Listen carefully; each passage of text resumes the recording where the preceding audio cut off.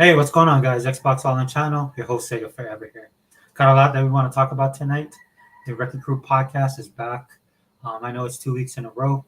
Um, for those of you guys who are keeping track, since we're doing the podcast this week, next week we won't have one, and then we'll resume in the week after.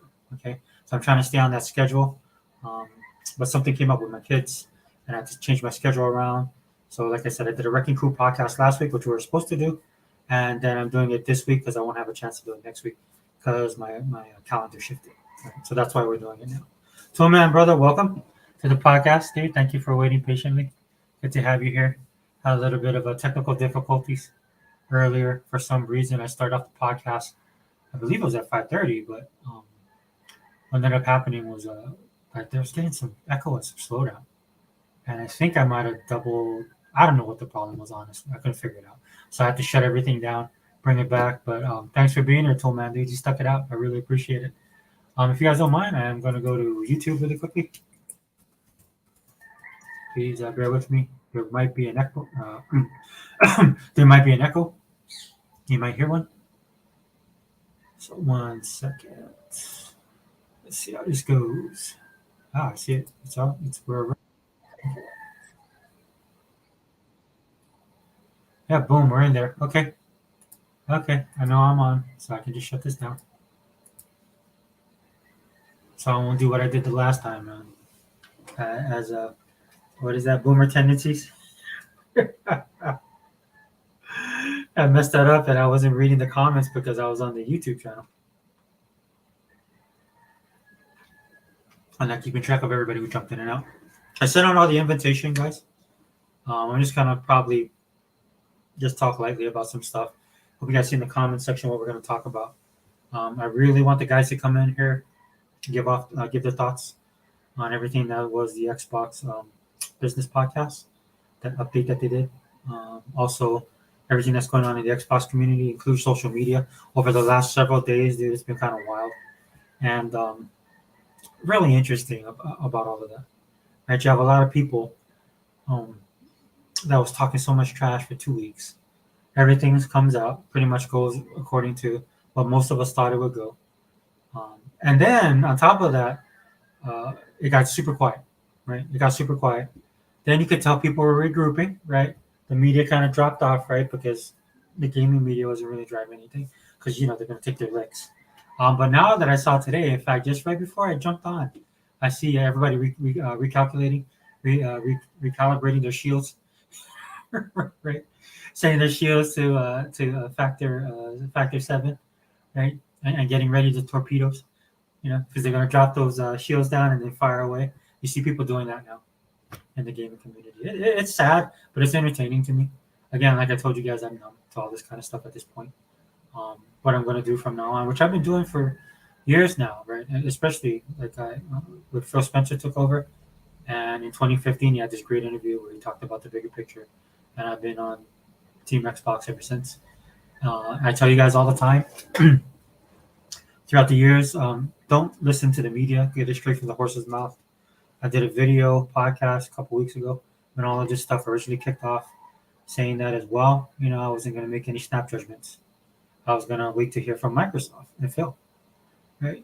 And then I went through this whole diatribe of why I did that. I won't rehash that again.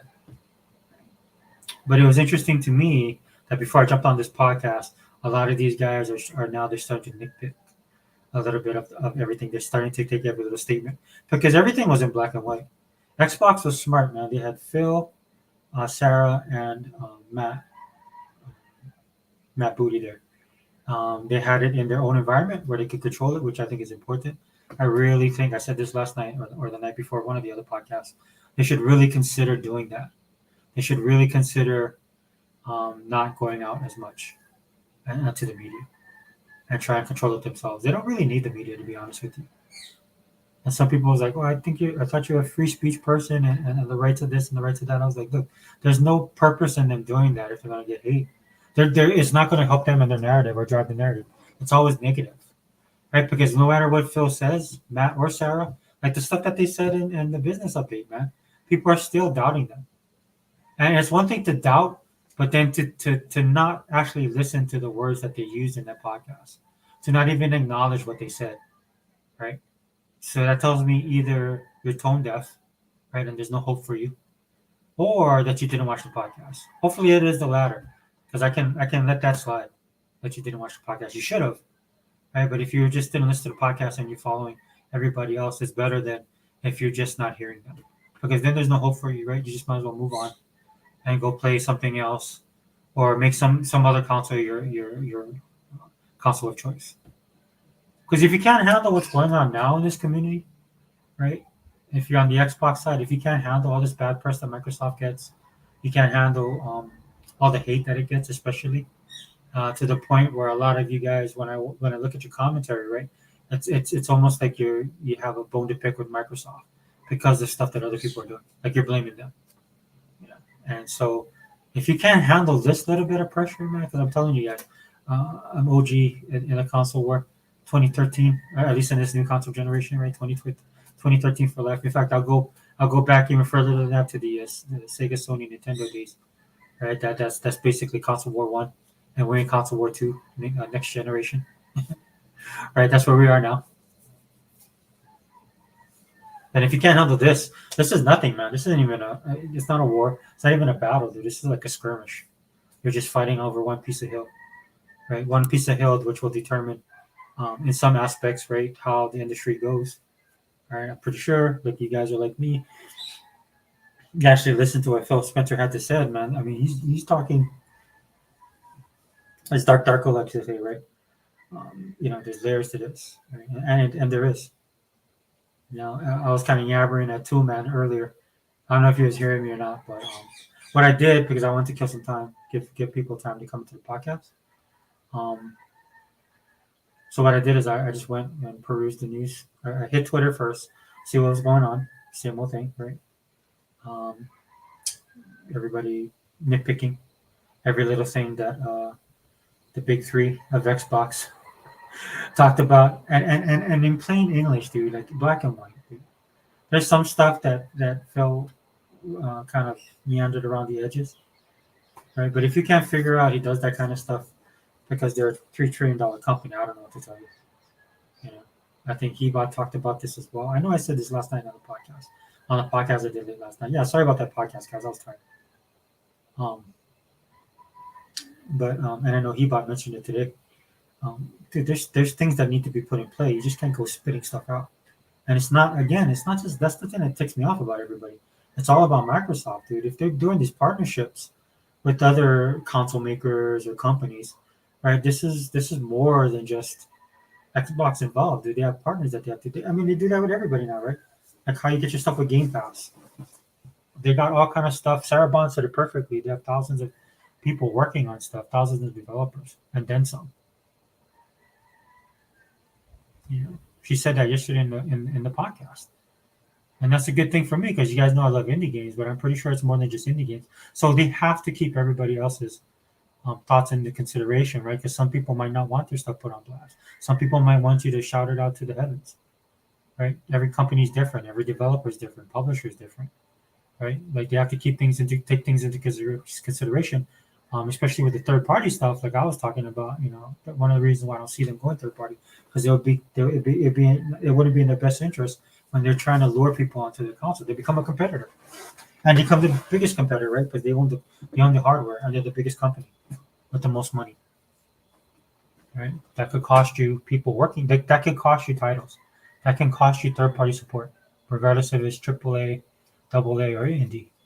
All these kind of things, man. All of this minutia that goes on behind the scenes that we have no idea what's going on, and to be honest with you, we don't need to know, especially in this day and age when people can't handle stuff that's being told to them. This is why they don't really talk to you guys, right? If I were them after all of this, I wouldn't say anything at all. I just wrap it up in a nice present, in a nice package, put a bow on it, and hand it to the consumer now.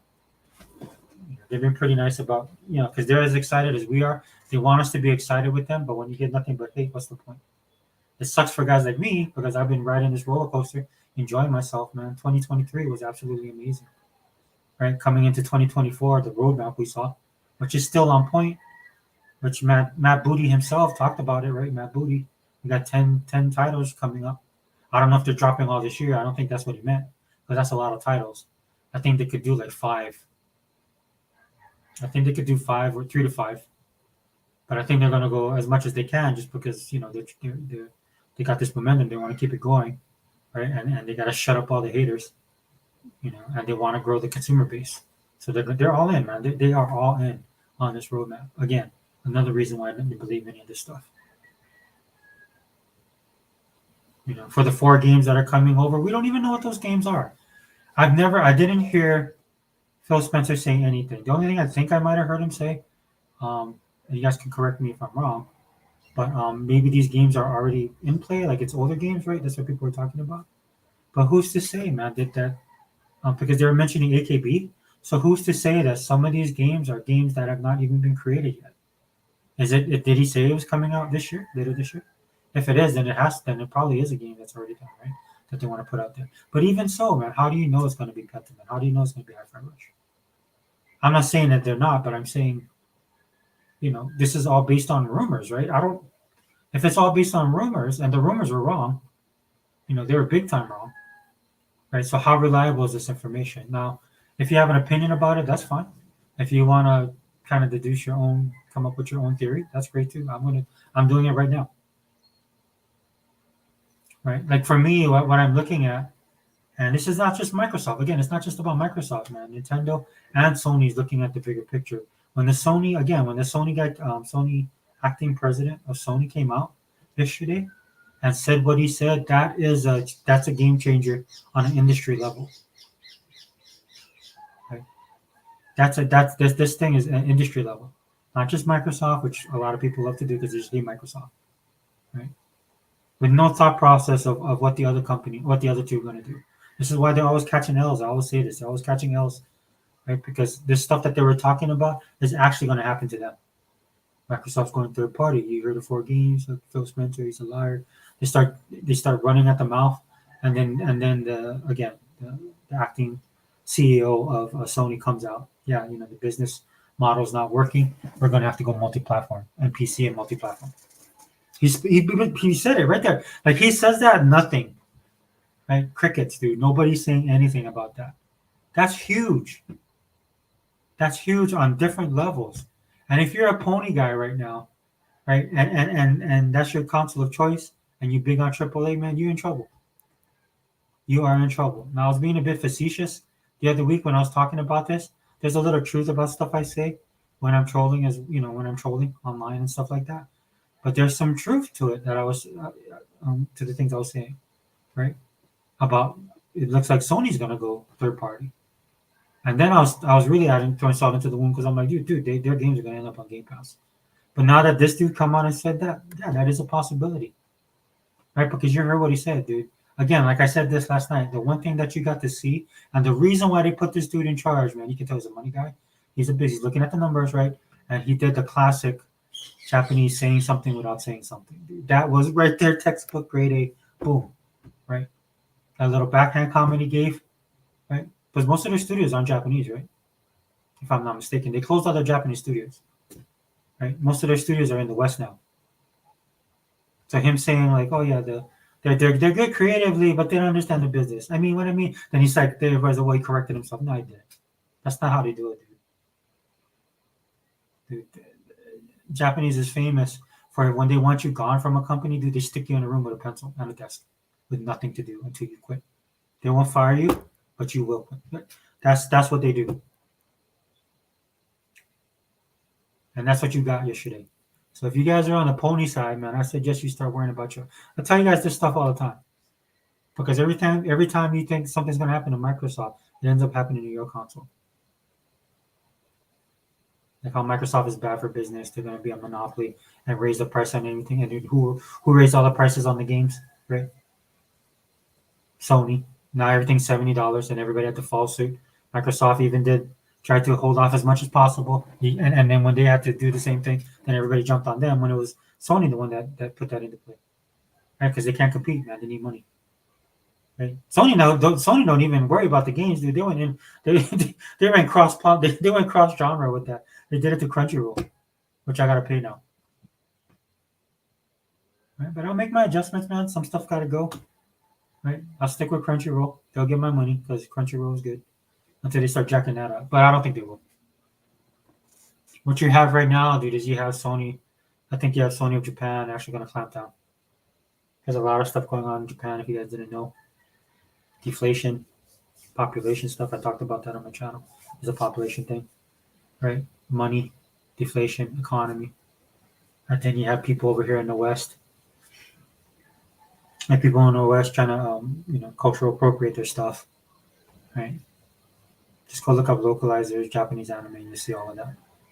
Right? The people here with a certain type of ideology want to tell other people what to do, which is ironic because those same people years ago said that it's not good to cultural appropriate and that America should mind their own business, right? But now these guys are doing it, right? Because it's their ideology, it's their thought process, it's them wanting to impose what they want upon other people, right? And I know this for a fact, you're not going to do that to them. And don't get it twisted because some people are like, well, it's happening, it's happening. It's like, dude, things don't happen there unless they want it to happen. And right now, the push is so hard on one side that they're rebelling. They're not. It's not going to happen. Right. And some people say, I say all this, and so shouldn't that be good for Sony? No, because the thing about like these companies from Japan, man, is they have this innate ability to just go inside themselves. Right. It's amazing to watch. I've seen it for decades. Like they will shut themselves off and just focus on themselves, on their culture, on their thing, right? You see that, right? Dude? Anyway, I don't want to get off on a tangent on that, but that's my whole point in that is that the PlayStation guys really should be worried about their own piece of plastic, because I'm telling you right now that this stuff is changing real quick. The stuff that Phil Spencer was talking about was also on a grander scale, on an industry level, right? The stuff about being competitive, but also mostly about profit, making money, right? You got to show profit and for the work that you do, right? And again, I keep on hammering this home to everybody, man, because the bottom line, it's about the economy, you guys. Right? It's about the economy, right? To me, like I said last night, 35 million is awesome, but I know, dude, if the economy was better, they'd be at 50 already. Because people were sharing that earlier that they were once at 25. It's taken them this nice steady climb, nice jumps right in between for them to get to the number that they're at now, right? But once people start realizing the value of it, and that it's the cheaper option as far as consoles, right? Because you can get an S. Squash all this stuff about the S bringing the X down, dude. Majority of the people, and I know I'm not the only one that says that. People in the crew all says this as well, man. Nobody cares, dude. Most gamers do not care. They'll care if something's wrong with the console, right? They care if you're trying to play a game and it crashes, right? They care if the hardware overheats, stuff like that, at that level, right? But most people are not hardcore gamers. We're the guys that go out there and buy first adopters and stuff like that, right? I bought the X and the S the day it launched, so that's what we do. But for most people, they don't do that. They just don't. They just want to play the game, and if they have something that's affordable, right, and then you add Game Pass to that, right, because they can be introduced to a bunch of different games, have their choices. Some might say it's a bit much. That's something they could work on. I'm not going to argue with that, right? But what that allows you to do is basically have all these games at your fingerprints at affordable price. That adds value, right? And at the same time, you get to do what you love to do, which is play games. Right, and again, you hear it all the time. Sarabon talked about this, right? You're getting games across every genre, right? People are discovering games or playing games that they never would have thought they would play or never thought they'd play. And then that's how you build a community. Well, I would say community. That's how you build a consumer base, right? And getting that consumer base, you can hopefully turn them into a fan. Hey, what's up, Faded? Yeah, what's up, guys? Like Tom Warren is pissing me off. Yeah, dude, that dude. Man, I was looking at the stuff that he was posting, man. He's like, I don't know. He like switches, right, dude? First he's talking trash and then he plays the victim. Like I say all the time, watching this stuff is more entertaining than the stuff we have on television. Netflix can make a series about this stuff, man. It's entertaining to me, Faded. Yeah, I mean, I'm not, dude. I understand that, you're mad, and you have a right to be mad because these people are dude. This dude, you just should say, right, that he probably got some information from some people, like he had interviews with Phil and stuff like that, but the stuff that he heard was not true. And you see some of these guys now backtracking, kind of. They started to backtrack because it was bad. It looked really bad for them. But what they did was they backtracked, but they gave themselves some time. Now they're coming up like picking every little statement that Phil said or not said, that Sarah said or not said. Some of them blatantly lying to the point where I'm like, dude, you're lying, or you didn't watch that podcast at all, or you're picking and choosing what they want to talk about, like the 34 million, right? They're trying to dissect that, right? They again like Mr. 100 says, these guys turn into financial analysts. now they're numbers people, right? They have PhD in mathematics because they're over here dissecting what they think, dude. Not what they know, what they think. Which would be fine, man. I have no problem doing this, dude. I've been a member of fandom for the longest time, dude. You hear my podcast, dude. This is one of the great things of being a fan. But these guys are not fans in no sense, right? Right? They're dissecting everything, looking for anything to nitpick so that they can go negative, dude. Because they're busted. They got busted. He basically put out an article saying Starfield still coming to PS5 after Phil. Yeah, Phil said no. And then other people are like, well, Phil said no, but later on, or Phil, but what happened was Phil said no because of all the blowback he was getting. I don't believe any of that. Because already, right? If you guys follow, not you guys in the chat, I know you guys do, but for anybody else that comes across this, dude, you guys got to remember, we follow these dudes. We bleed green, right? So we already know what Todd Howard says. You know, one of the advantages of doing Starfield on just one console and for one system and one ecosystem, which is Xbox. And if you guys didn't know this, Microsoft actually owns Bethesda. Maybe some of you guys forgot, but Microsoft owns them, right? That's another thing you might want to consider. Another thing you might want to consider that yesterday Phil, Sarah, and Matt did a podcast, and Phil said no. No, it's not. It's not coming. I don't know how much more clear you want him to be. And then for those of you guys saying, no, he's lying, he'll do it later, or he left some wiggle room. He said, no, he put it out there. He works for Microsoft, guys. He's the head of Microsoft Games working for Microsoft. You can't lie like that. You can't give a definitive no. This is why from some of the other stuff, Phil was kind of talking around it. And then everybody just assumed he was trying to lie or hide or had some ulterior plans. And then Hebot was on Sega Man's podcast, and Hebot nailed it on the head perfectly with what he said. You know, that there's probably deals, right? They'll probably have to work with stuff. You don't wanna step on any toes right now. You're in a partnership. Dude, just look at your guys' Game Pass. You know, all those games and stuff like that, they come from. So you can tell that there's particular companies working directly with Microsoft, with Xbox, right? Shout out to Sarah. She's the bomb, right? She put in that legwork, man. That girl's amazing. I love her to death. Sarah Bond, right? You can tell that they've developed relationships because it's just not one or two games, dude. They got it's like their whole catalog of games going to look at Humble Games. Look at Humble Games on Xbox. Because I know for some of you guys, this is why I love Game Pass. Guys, it's put me back into that gamer mode that I used to do when I was younger, back when I was hardcore Sega. I knew the developers, I knew the team. It's like when I used to read comic books, man. I knew the artist, I knew the inker, I knew the guy who did the cover. Like you were in that culture, right? You lived it, you breathed it, right? And you enjoyed being in it. That's what I'm talking about with this stuff. Right? Oh, dude. Hey, what's up, Sega Man? Hey, brother, can you hear me? Yeah, dude. You're coming in loud and clear. Are you available or? Yeah, I just got home, man. Hey, guess what? There's like almost 2 or 3 inches of snow down here, man. Oh, you guys got snowed? Yeah. Man, dude. Well, yeah. We're getting clobbered down here with snow, brother. What's going on? Is that a late? It started around like 5 o'clock when I was at work, and then when I got off at 11, I go out. My car is like caked with snow. Dude, that's nuts. I'm man. I used to live on the East Coast, though I was in Florida. I was a little bit more cognizant of the weather, right? Now that I'm in Hawaii, dude, like I'm lost, dude. We're like in our own little. well, island technically, right? We're in the middle of the ocean, so stuff like that, dude. I've forgotten all about that stuff. You know? Oh man, it's crazy though. You know. No, I'm not gonna lie, bro. I miss it, dude. I told you, right? My dream vacation is Pittsburgh.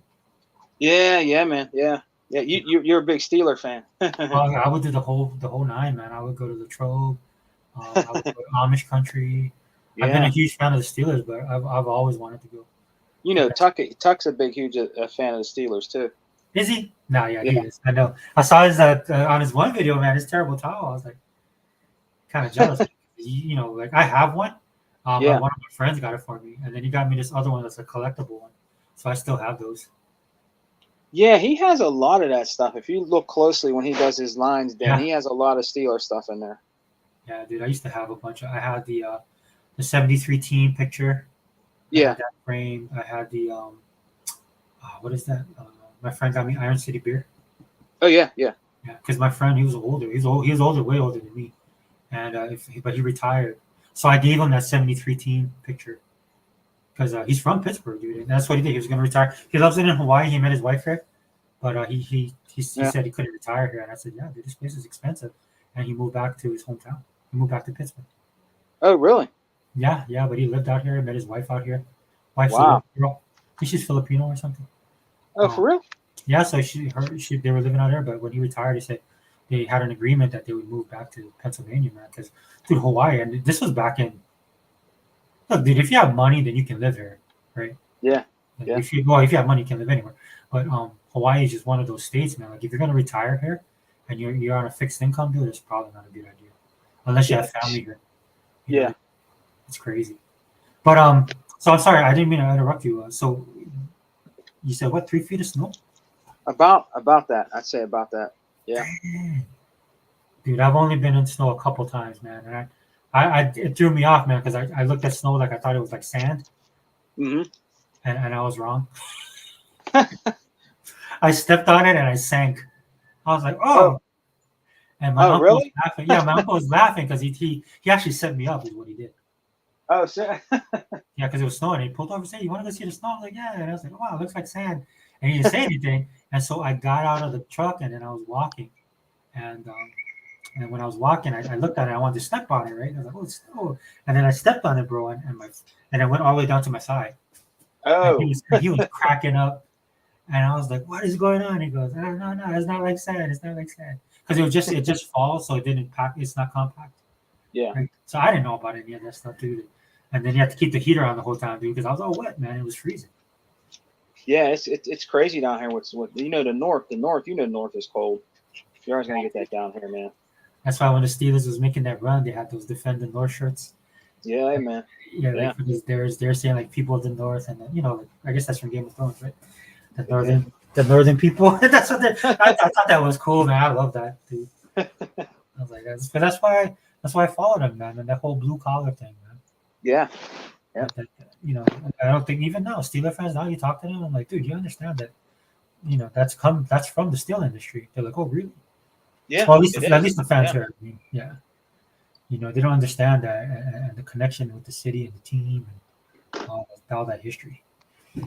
Oh yeah. Yeah, sorry, but we got faded here, man. Faded's going off, dude. Did you see what he wrote? Let me read this to you, dude. He said, well, let me read you. So Faded's first comment was, "What's up, guys? Like Tom Warren is pissing me off." And I was telling him, I was like, yeah, dude. I was like, instead of that guy coming out and admitting that he was wrong, he's like trying to weasel his way into other stuff, and these guys. I was just like, dude, just admit it, man. You guys listen to the wrong people, or the people that you listen to. I don't know what your problem is, but Phil came on and basically laid it all out there. Phil, Sarah, and Matt, and they basically told you guys what was going on. Yeah. And Brother Sega forever. That what really bothers me, Brother Sega forever, because we've been in for the game for a long time. Even though Phil and Sarah Vaughn and Matt Booty and them did the show and was telling people exactly what was going on, they're still being non-believers, bro. They're still like, well, they're lying, or no, these games are going to come later. Like they're trying to. I don't know what's wrong with these dudes, Brother Sega forever. I don't know what's wrong with these dudes, man. I mean, you're hearing it from the horse's mouth. This is the dude that runs Xbox, man, and it's just it's crazy, man. It's really crazy, man. That they don't believe them. They just say, oh, they're lying, or yeah, we think these games are going to come later after these four. Like they're just in denial, brother. It's really crazy, man. I mean, at this point, I would be like, if you guys don't like it here, and I'm not saying you have to go, but obviously, and I'm talking about the guys on our side, not the ponies. Guess what? Breaking news, man. What's up? Breaking news just came up on my X Twitter. Twitter, it says Wolf Darkness confirms by Sarah Bond this holiday will reveal cutting edge Xbox hardware. Did you say specifically what it was? Is it a console, or people are saying it's a handheld? By any chance? It's a here. Let's see while we're talking. I'll go to it. It says confirmed Sarah Bond the holiday. Hey, brother, are you there? Sega man?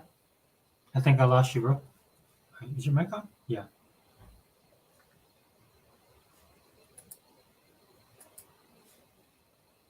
All right. I think Sega man's audio. Yeah, he might be on his phone. Sega man, I think maybe I lost. Yeah. So, shoot, I wanted to hear what he had to say. But yeah, I know Sarah Bond was saying something about the about having an announcement later in the year, and yeah, man, let's see what Sega Man says about it. Well, we can continue on until Sega Man comes back. It's getting snow right now, guys. I'm in the middle of the Pacific Ocean. He's all the way on the east coast of the U.S., so um, it's amazing to me that we can even do this kind of stuff. So once Sega Man is cool, then we'll he can pick up where he left off. But Faded said he basically put out an article saying Starfield's still coming to PS5 after Phil said no. Yeah, I saw that too, Faded, please. I saw that one, and I'm all in on Phil, dude. I'll believe Phil over any of these guys. And these guys, the difference between Phil, Sarah, and Matt over a lot of the guys online is that I've seen things like the stuff that they said they've done it, and a lot of the people online, dude, they haven't proven.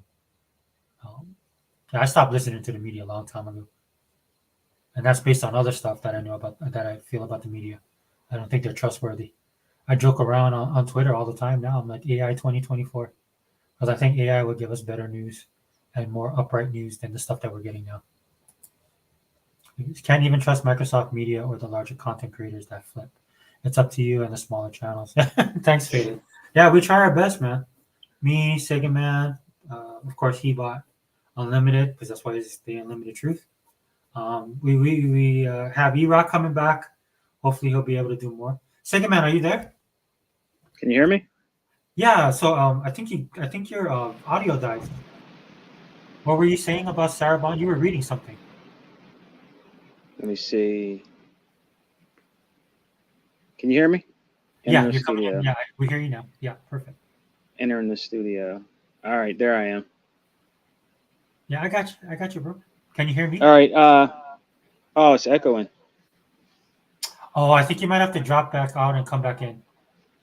All right. Yeah, and I'm on. I'm actually on. I'm not like the last time, bro. I'm on. I'm actually on StreamYard. Last time I was on YouTube, that was horrible. Sega Man, you there? Can you? Go ahead, bro. I can hear Can you hear me? Yeah, you're coming in loud and clear. Perfect. It's weird though. I can't I can't see the chat or anything. It says Oh, we lost you, bro. He'll be back in. I think something's going on because I had problems earlier.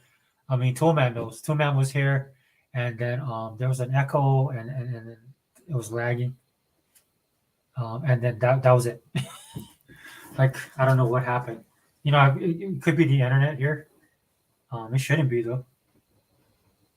I know I picked this time of the evening specifically for this. The traffic shouldn't be so high. Because I know a lot of the guys tend to come in and they're from all over the country, so I try and keep that in mind when I'm doing it. Can't even trust Microsoft Media or larger content creators. Yes, I think that Microsoft really should take that into consideration. Faded, right? And what I mean by that is They should control more of the narrative, right? I mean, it doesn't matter to me now at this point. Just they're gonna get hate, but it doesn't matter. They get hate anyway. So to me, they have to do stuff that's in their best interest. If I'm being honest, brother, are you there? You hear me, brother? Yeah, loud and clear. You know Perfect. what? You know what happened, brother Sega Forever. When I went in to go to my Twitter, it did that. It cut me. It kicked me out. I think when I was trying to read the Sarah Bond thing to you, but it was saying something about cutting edge Xbox hardware coming holiday season something. Then I lost you. So I would have to actually go on my Instagram, like maybe on my PC. Like I can't do it on my phone. But it was saying that she said this holiday season cutting edge Xbox hardware. So something's going on. We might see something during the holiday. And Well, it was by Sarah Bond. You'll have to go check it out. Maybe you can do it while we're on there, but yeah, it just popped up when we were talking. I guess somebody I follow Sarah Bond, and it popped up. I'm looking. I'm trying to. She a lot of people were hoping for a VR or Yeah, a handheld. That's what people were talking about. Um, the next big thing that how people speculate yeah. about what the next big thing And could be. if she said it, then I think she said it because it had her picture, and it was like it said cutting edge Xbox hardware coming something holiday season. So maybe they're doing something with that. I guess around Christmas 2024. I mean, we'll see if it could be true, brother. I don't know. It could possibly be true. I don't know. I would definitely take her at face value because of all Yeah, the stuff yeah, she's done. The thing that really upsets me when people talk negatively about her is they don't realize a lot of the stuff they're getting right now. She did a lot of that legwork. yeah, yeah, There's man. a reason she got promoted. You don't get promoted in a company like that because you're a slouch. You know what I'm saying?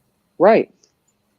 And Um, it's Sega Forever, brother. I don't know why there's people that don't like her, and I don't know why. She's great for us, man. She's great for Xbox. She's a great spokesman for Xbox, man. I think she would be phenomenal after Phil retires, man. I believe she would like just take over the helm and just take it further, bro. I really believe that, man.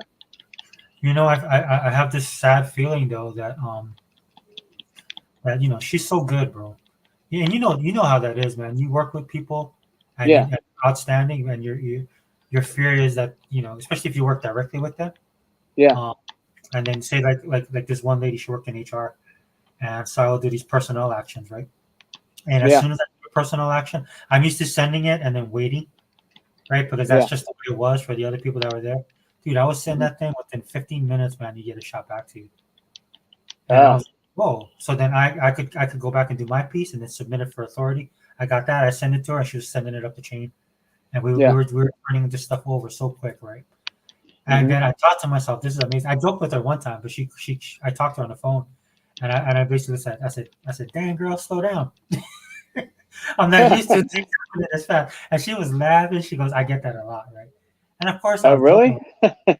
Yeah, because she's that quick, you know what I mean. So, Yeah, but as soon as I, like this was like a what we call a 7 position, yeah. and I knew I was like, dude, this girl will probably be here for a year. That's usually what the probation is 1 year, and she's gone. And sure enough, dude, because nobody's gonna sleep on that girl, man. They're Oh, gonna yeah, yeah, move up, and that's what I'm afraid with Sarah, dude. The way she's able to connect to people, the connection she's been making. I think a yeah, lot of the stuff that's going on in Japan is because she put in the legwork and she just has this innate ability to have people like her. You know what I'm saying? yeah, Um, yeah, on that level, all this stuff online is just uh, fanboy BS, dude. So I don't even consider any of the stuff that they say about her. But people in business, people in the know, you know what I mean? They have nothing but positives to say about her. Even the girl that left, man, Lulu Mastervey, yeah, yeah.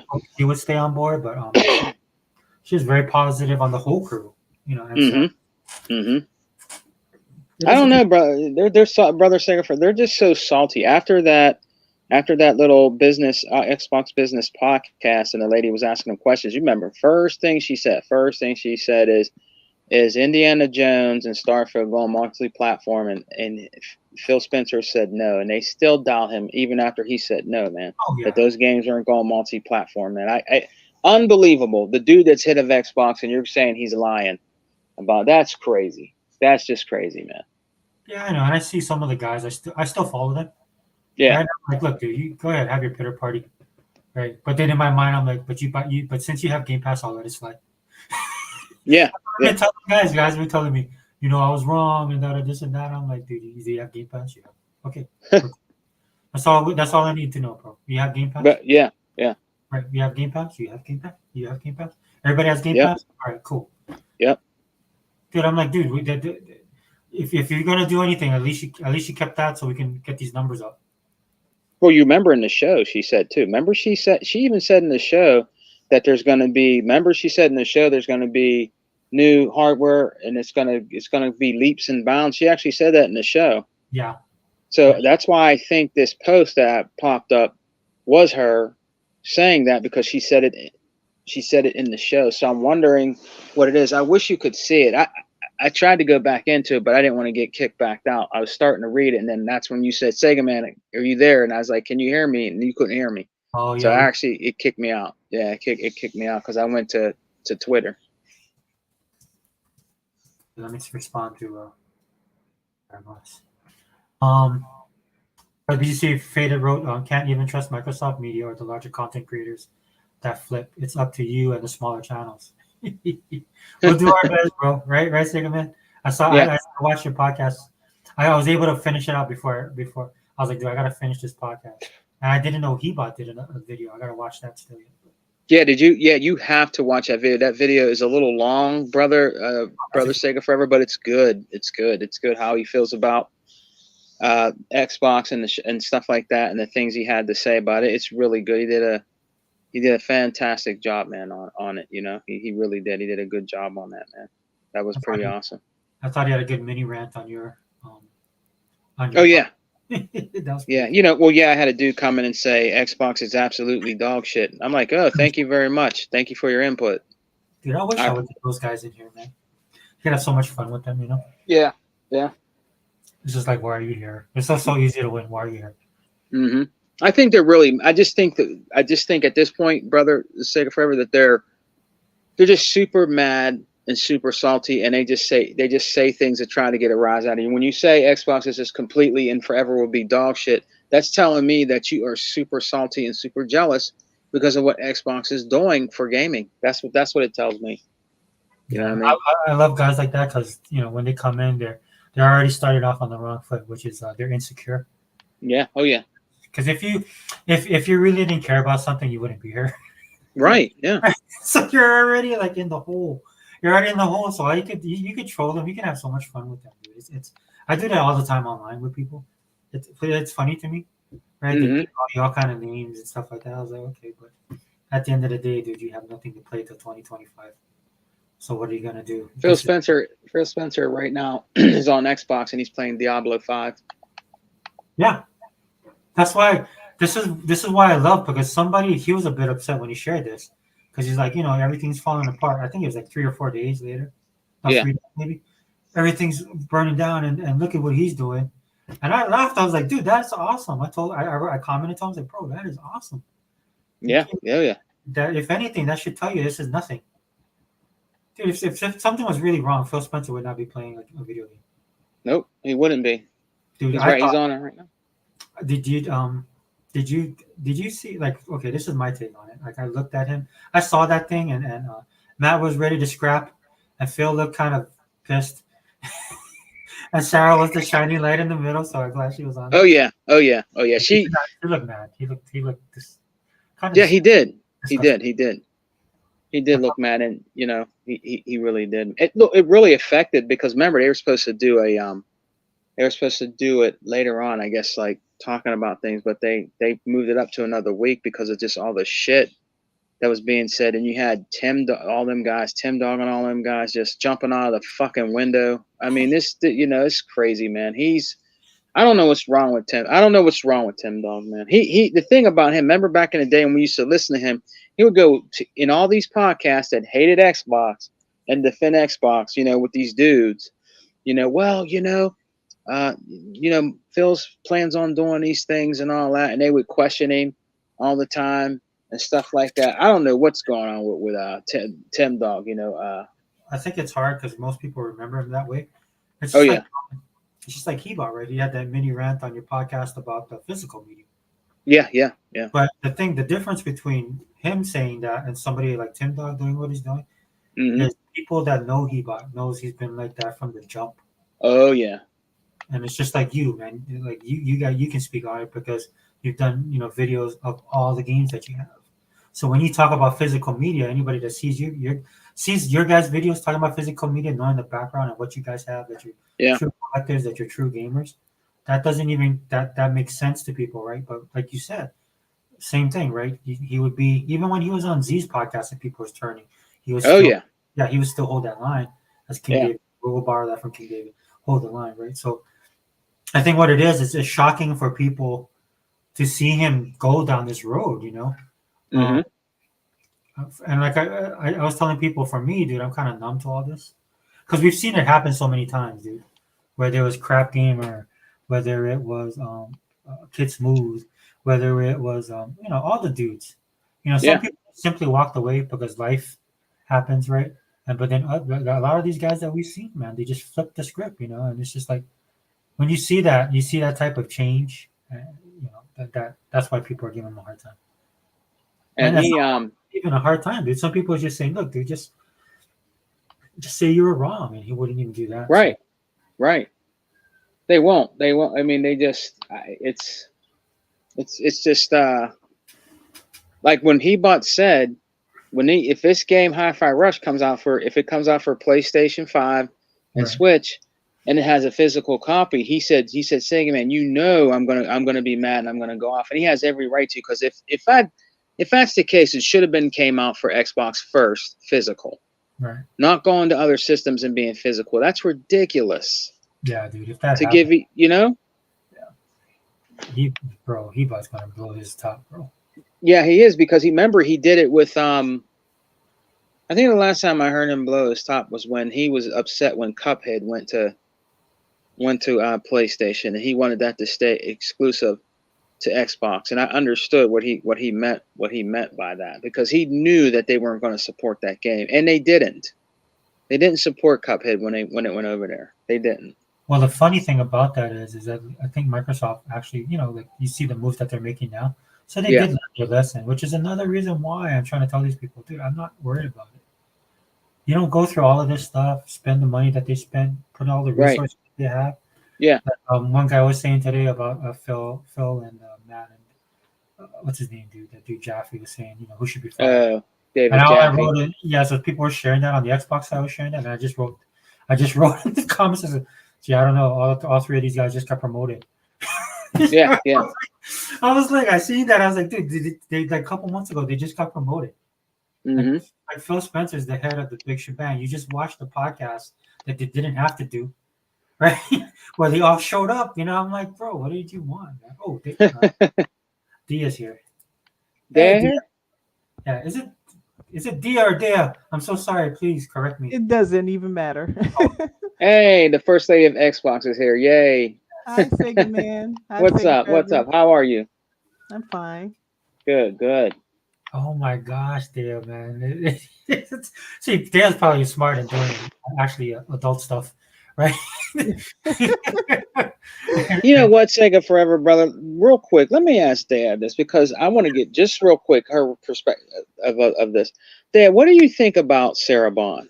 I think Sarah Bond's great. I think she would be a great spokesman for Xbox, and when Phil steps down. But you always hear a lot of people always like doubting her, saying things about Sarah Bond and stuff like that. Dad, what do you think about her? I think she would be great. Um, I have two frames of mind when I think of Sarah. On one end, I think that she's a very capable, educated woman who appears to definitely be qualified for that job and trained by under Phil. So I Yeah. think that if people would be concerned. I don't see why they would be concerned when it's her time. I don't believe it's now, but when it's her time to fully take over, like Right. just her, um, I think people can feel comfortable with that because if you liked Phil and she is the one that Phil is training, he's going to leave it in good hands. And you can, clearly from um whatever that was, that business podcast that they did, Yeah. um you can get a good sense that Phil Spencer really cares about the future of Xbox and what it's going to be like long after him. I think he's thinking like that now. Yeah. Yes. He's Yes. preparing Xbox for the day when he won't be around. And I Right. also believe that he's guiding Sarah Bond more than people think that he is, even now. I think that Yeah. he's helping her. And so from that perspective, I think that she's doing well. I mean, if she wasn't, I think we would know. But Yeah. on the other end, I can also tell that Sarah's not quite used to taking on that much responsibility. I think she's learning as she's go. I can still see it, Mm-hmm. and that's a good thing, Yeah. because that's a big job. And I sometimes don't even know how Phil Spencer did it because he came in such a rough time of Xbox's history. So I think I still see that sometimes I think Sarah's not as comfortable dealing with the issues that come up with the community. Yeah. um I don't see her engaging quite as much as Phil does, and I just don't think that's her, or that's her comfort zone. I think Yeah. she's okay in certain venues, but Mm-hmm. not doing how Phil does. Phil will go into the lion's den and he'll still pull out, his professionalism. And not Right. that Sarah can't. She's very professional. But Mm-hmm. I think that what she was dealing with this whole rumor thing, I think was just something that she probably had never dealt with before, Mm-hmm. and was just completely it is the strangest thing because I can't even recall a time I saw anything like that. The hysteria that spread throughout the internet over this Oh stuff. yeah. So Oh yeah. um That was epic. and it's a good lesson for Sarah on how look how Phil led that. When he did the podcast, he was the first to address the issues and he took on the hardest issues. Right. And then Matt, I think Matt has a lot of experience. He's been in this for a long time. So Yeah. he kind of spoke up when he needed to, and then they kind of handed it over to Sarah easily, Mm-hmm. because the reason why it could have easily been something like, I was hearing in some of the rumor bills that, oh yeah, they setting Sarah to take the fall. They're doing this as if Sarah is kind of incompetent and inexperienced, and she Really? is not incompetent, but would she be inexperienced with something like that? Not with Yeah. her work, no. But I Yeah. think that with some of these situations, yes, I do. I don't think she's used to dealing with that. But that's what I was hearing. And like I said, I think some people look down on Sarah Bond because I don't know. I do not like to pull this card. I really don't, because this is not how I think in my daily life. But I wonder sometimes if it is that she's a woman and she's so high up the rungs of the corporate ladder, because when she first got into her position, and I was surprised by this, I know Jeff Keighley doesn't like Xbox, okay, I get it, but they at Yeah. least try to pretend they care, right? Right. you know Oh, but hell they yeah. didn't even congratulate her as being the new head of Xbox. That's a Like, shame. I personally do not believe they would have done that if she had been some prominent man. Mm-hmm. And like I said, I don't like to pull the sexist card. I don't like to do that. But I couldn't figure out for the life of me why they didn't say something like, she's sitting in the audience. She's the new head of Xbox. Xbox is one of the big three, and you don't say anything about that? Right. Yeah. Yeah. Yeah, I think that has more to do with Xbox. I mean, Okay. personally, because Okay, it could. because they don't acknowledge Matt Booty. Matt Booty's been in the industry for a long time. And Really long time. He's yeah, he's like, gaming is in his veins. He's been in it for such a long I time. think the problem with Matt is, and I think, and I know he's cognizant of it, like you see him, but if you saw how he's sitting, I mean, if they let him off the leash, man, that dude would go all in on I people. think so too. Yeah. Yeah. So Who? that, Matt Booty? yeah, Yes, I believe he's way more dangerous than people think. Even though we saw that little glimpse of him, I think Matt Booty is just he's that type that doesn't he won't say it. Like, he's not irrational to the point that you see it on his face and his actions. I think it's behind the scenes. I think he would. Oh, okay. I think what it is that they kind of. I think he holds his p's and q's. So But does Yes, he I kind of do. got that Yep. Don Matrix swag a little bit? no, I think he's a fighter, dude. I I do really Oh, too. okay, Yeah, I okay. do too. he would choose violence, is what I'm saying. I bet you he disagrees with Phil sometimes too, more often than we think. Yeah, and that's why it's a good combination that they have. The one thing I love about Sarah, and I think her strongest suit is, which matters the most to me, because that leadership thing will come, especially if Phil's her mentor. He will. I just don't think she's quite there yet, but I No, definitely think she will get there. And I think she's handling some issues that she's probably not used to dealing with. Because this would have been something that Phil would have handled himself. But now that she's head, she has to be there. She well, has Yeah, to well, because deal with some of that.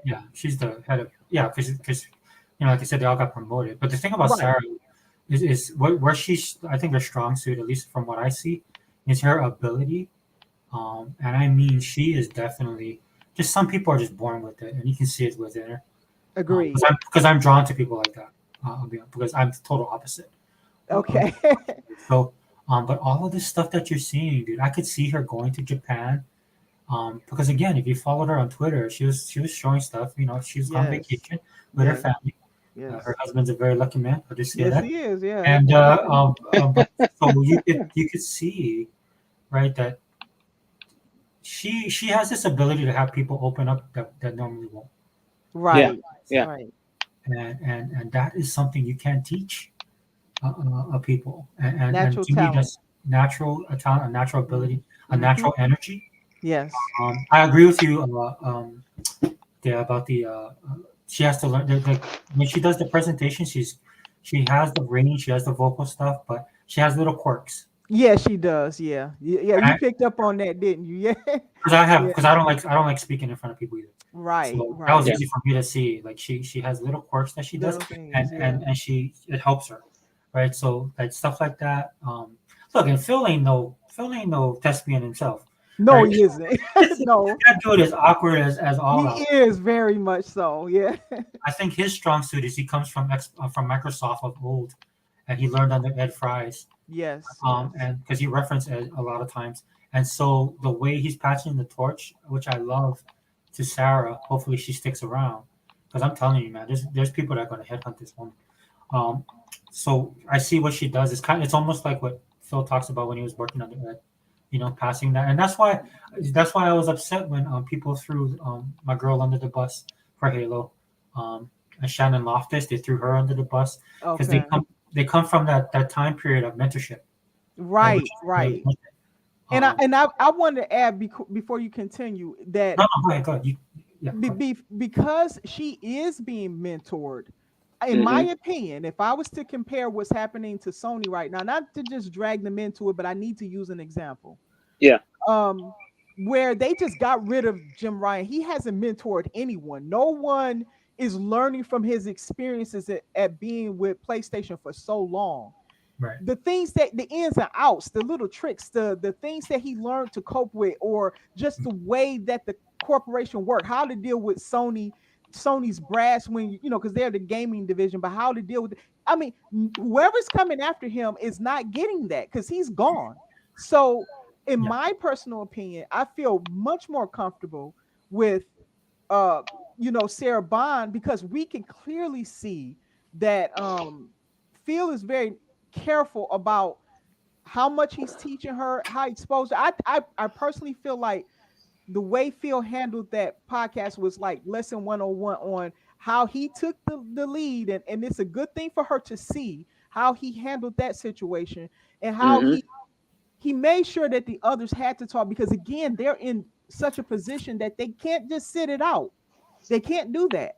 It was in case, like I said, it was some people demanding to hear from Sarah Bond, Right. because of what was going on. So, and again, I don't believe she was comfortable or used to a situation like that, because that wouldn't be something she would normally deal with. So, I think that that was a good lesson for her to see and learn from Phil, how he handled that. He probably orchestrated a lot of that. You can clearly tell it was rehearsed, because they have to be very careful about what they say. Because I think that what was being said there from whoever leaked it was a lot of stuff that was not supposed to come out. Right. I believe that whatever they were discussing were sensitive things that wasn't supposed to come out. And kind that of, I kind of said that earlier on social media because I right, was frustrated as well. Because I'm like, look, the stuff that you heard, the stuff that we weren't supposed to be privy to. right. And for me, it's just like, dude, if this stuff sets you off, then you guys need to leave because there's probably a 500 million type of conversations like this that are going on, dude. They are in a Exactly. business. Exactly. That's why I harp on stuff like the economy and stuff like that, dude. It's not about Microsoft, like people are saying they're bankrupt or, dude, they wouldn't do any of the moves they would be doing right now if it was money was an issue, Oh right? Right. yeah, But they got to keep a and even Phil talked about that, right? Like, um, getting profit to that they can reinvest Mm-hmm. the money into these. Well, sorry, Exactly. go ahead. Yeah, I didn't mean to interrupt you. Sorry. Oh no, no, no. So I'm gonna wrap this part up because I will talk about what I thought personally about Yeah, please what do. I saw. But Right. just to wrap up with Sarah Bond, I'm very proud of her.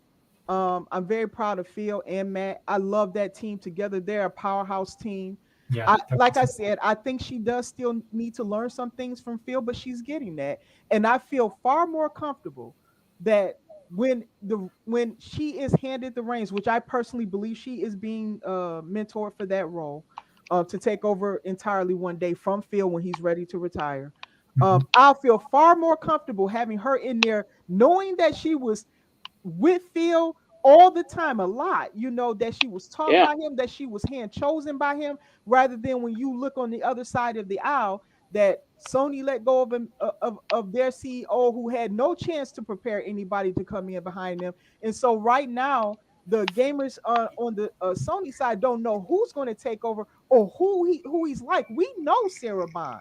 Yeah. We've yeah. been bonding with her. We Mm-hmm. understand where she comes from. We understand what she thinks. She talks. That's another thing I like about Microsoft. They talk to their consumer base. The people on the other side don't know what's coming over the hill. They don't know. And it's a very uncertain time for them. And if I was a PlayStation gamer still, I would be very nervous of who's going to come, because what if they get a deep money guy who really doesn't care about anything? They just don't know who they're going to get and who's going to pick that person. Oh, Right. you So talking about Sony? yeah, Sony. Yeah, I'm Yeah, talking no, about Sony. they got the money person. Oh, you So, think that guy's going to permanently? Isn't he supposed to be an interim? no, he's the result of Jim Ryan. Oh, you think he's going to stay though on that? No, I don't think he's gonna stay because that's not his forte in the leadership position. But what Mhm. they have is a person in there that's strong in their business culture. You remember, like I was saying about this earlier, like Japan got Sony or Japan studios are gone, right? And so All of them? Wait a minute, wait a minute. They I'm got rid pretty. of I think all they of them? shut down. Yeah, I think they closed down all the Japan studios. Oh, Chat, wow. correct me if I'm Okay. wrong. But the thing about it is, was this dude made a comment, right? Like, okay, yeah, these guys are great creatively, but and this is straight up localized. It's not the localized we'd be having in anime. This is Yeah. Oh straight up. goodness, no. Yeah. This is Yeah. business side, right? So he basically said, they're good. They're very creative, but they don't really know business. They're kind of an off comment. And then he kind of corrected himself, and people was like saying, "Well, you shouldn't have said that." He corrected himself. I'm like, no, no, he meant to say that, dude. But that's why I've been Wow. telling people on the podcast. What you experienced right there is the art of Japan, and in Japan is the art of saying something without saying something. Right. They Right. they are infamous for that kind of stuff. Trust me, I know, dude. I've experienced that myself. Okay. Wow. And that's what you got straight up. They are telling you right now that they're looking in a different way. Right now, Japan is not happy. They're experiencing deflation, right? Their culture is being overtaken by a bunch of blue-haired, pink-haired weirdos. Oh you know, goodness. Yeah. right? Yeah. It's true. It's true. So what they're doing to me is like they're refocusing again. Right. Right. Right. Which I think I mean, look, I'm not a Sony fan, but to me, that's what I think they need to do. I And agree. the Yeah. telling part is what he actually said: multi-platform. Multi-platform. And honestly, it makes a lot. Look, when you guys know. First off, before I start this, I want to address the chat real quick. Yeah, I go want ahead. to say number one, hello to everyone. I'm sorry I didn't type that in. Hello to Fireboss, Two Man, um, Faded Blaze, the Realist. Thank you guys for coming. And also the realist said he would like to see Booty Lee. That's not bad. I can say that he definitely has the experience. But I put it this way, I don't believe, this is just my personal belief. I don't believe the Booty is Phil Spencer. So you'll get a different taste of that leadership through him. I do not believe that Booty would be Kumbaya Booty. I don't think. Yeah. I would look at his win-loss record realist in the industry. I think that's the only negative for him. Yeah. But yeah, he would. I mean, if you guys thought the console war was over, man, we'd be in console war World All War the III. time. I really do. Yeah. He'd be I trying to think take he everybody. is like that. I really believe that. I believe behind the scenes he's like that, man. And so yeah, I don't think you'd get a if you like that. I think Phil does what he has to do. I do believe that he did try to reach out because I think I believe in the beginning he thought that the other companies was thinking like him. He cares about the future of the industry. Like, and he kind of sees that the console people who have been there for the longest, who have helped build it and stuff, that they're kind of like the gatekeepers of it. That's what I have gathered based on things he said in the past. He hasn't said it in those exact words, but that's what I've extrapolated from him. Okay. So I think that's how he views it. And by the way, you can see hints of that in this in his speech when in some of the things he answered in this last podcast. I really believe that he cares about the health of the industry, and he's always thinking like that. He is thinking about the health of Xbox and all that, but he's always paying attention to what is happening to the industry as a whole. And by the way, in my personal opinion, I believe Phil is acting as if in my opinion, I believe this, but this is not what the market is saying. But he's acting as if Xbox is already a market leader, and they're leading everybody else into where he feels they need to be. I think he's finally realizing after all these years. I don't think he wanted to go down this path, but he definitely is. That's the takeaway. I'm sorry, Diego, real quick. That's the takeaway. Yeah, that's the takeaway I got from the 4 games thing. People are thinking that this is like them selling out. To me, it's kind of more Machiavellian. I agree. That's what I think he's going to do with that. And then I had this thought earlier today, and I think I put it on Twitter. But I had this thought earlier today because they referenced Activision King Blizzard. So Activision has 2 games that I want them to bring back. One of them is Skylanders, and the other one is Guitar Hero. Now, yes, Guitar Hero needs to come back. Yeah, yeah. Now, who's to say that those aren't the games that Phil was talking about for the future, right? Because they're looking at games of service, games of transactions, right? Because what they want to do, right, is because they're having success with Sea of Thieves, Halo, and stuff like that, right? Sea of Thieves is very successful. Don't let nobody tell you otherwise. That game is successful. Oh yeah. Now, from the outside, right? With Activision King Blizzard, I think you get a little bit more leeway. Like Overwatch, they technically own Overwatch. My daughter just dropped 40 bones on the new. Yeah, Overwatch is popular. I mean, it's not what it was, but it still got a lot of people that play it. Begrudgingly, because my daughter will complain. My daughter will complain about that stuff, but she's still great. So to me, it's like if they're looking at a bigger picture, imagine them doing Skylanders on that level. Or imagine doing Guitar Hero on that level. On that level, I never even considered that. Yeah, so I think they're thinking stuff like that as well. So this is why I understand you guys, man. I'm very frustrated. Everybody in the chat, I'm very frustrated as well because I'm not the sharpest tool in the shed, and even I can think about stuff like this. But we get stuck. I don't agree. You are smart, and you teach me sometimes when we sit and talk, and I'm like, wow, I didn't think of something that way, or I like your perspective. So no, you are. He definitely knows what he's talking about. Yes, he does. But I guess I respect your opinions. I just want, I've told you that before. I believe that I respect your opinions. Yes. Thank you. But I think because we're all gamers, we would all come to some kind of conclusion like that. Mm-hmm. Eventually, right? It's just like that's one thing I like about our community, and by our community, I mean like everybody that we hang out with, to include the chat, right? Like Realist, like when Realist comes on here and he gives his 2 cents, Fireboss coming from the background that he has. Fireboss. Well, why is the Fireboss in here? I'm surprised. Well, I sent you guys the link, Realist, Fireboss. I sent you links on Twitter. If you want to jump, I sent everybody the link. Oh, okay. I just sent it out before the. Yeah, I wonder where He-Bot is. He might be sleeping somewhere. He should show up because I know he had a long video earlier. I did watch that. What do you think about that, Dad? I think he did really good. That was good. He did, and I thought he always made some good points. He was saying a lot of that stuff though before the podcast, the business podcast. I don't know what it's called. the Xbox thing they did. I just call it the business podcast. Yeah. I don't It know was Yeah. the if that's business update. business update. Okay, That's how business update. ridiculous that podcast was. I would like to think they did that on purpose to tell people this is ridiculous. Yeah, Because when it you look felt at like Phil's that. face, you look at Phil's face. I was just looking at him like, yeah, bro. I know you'd rather be leveling up your character in Diablo instead of sitting here Yeah, because you know babysitting Phil is this addicted fragile to community. Diablo. He is addicted to Diablo. I think that game, He's like, playing it right now. oh my God, Phil, he's always playing that game. My goodness. Yep, he's on there right now, Dad, playing it. Yep. Oh my goodness. He I busted got him on himself. my list. I just sometimes I see him in there, but gee, I haven't He, even. he, he busted himself in a story where he said he was playing his games. He was playing his game, and then he had to put it down because he was talking to Satya.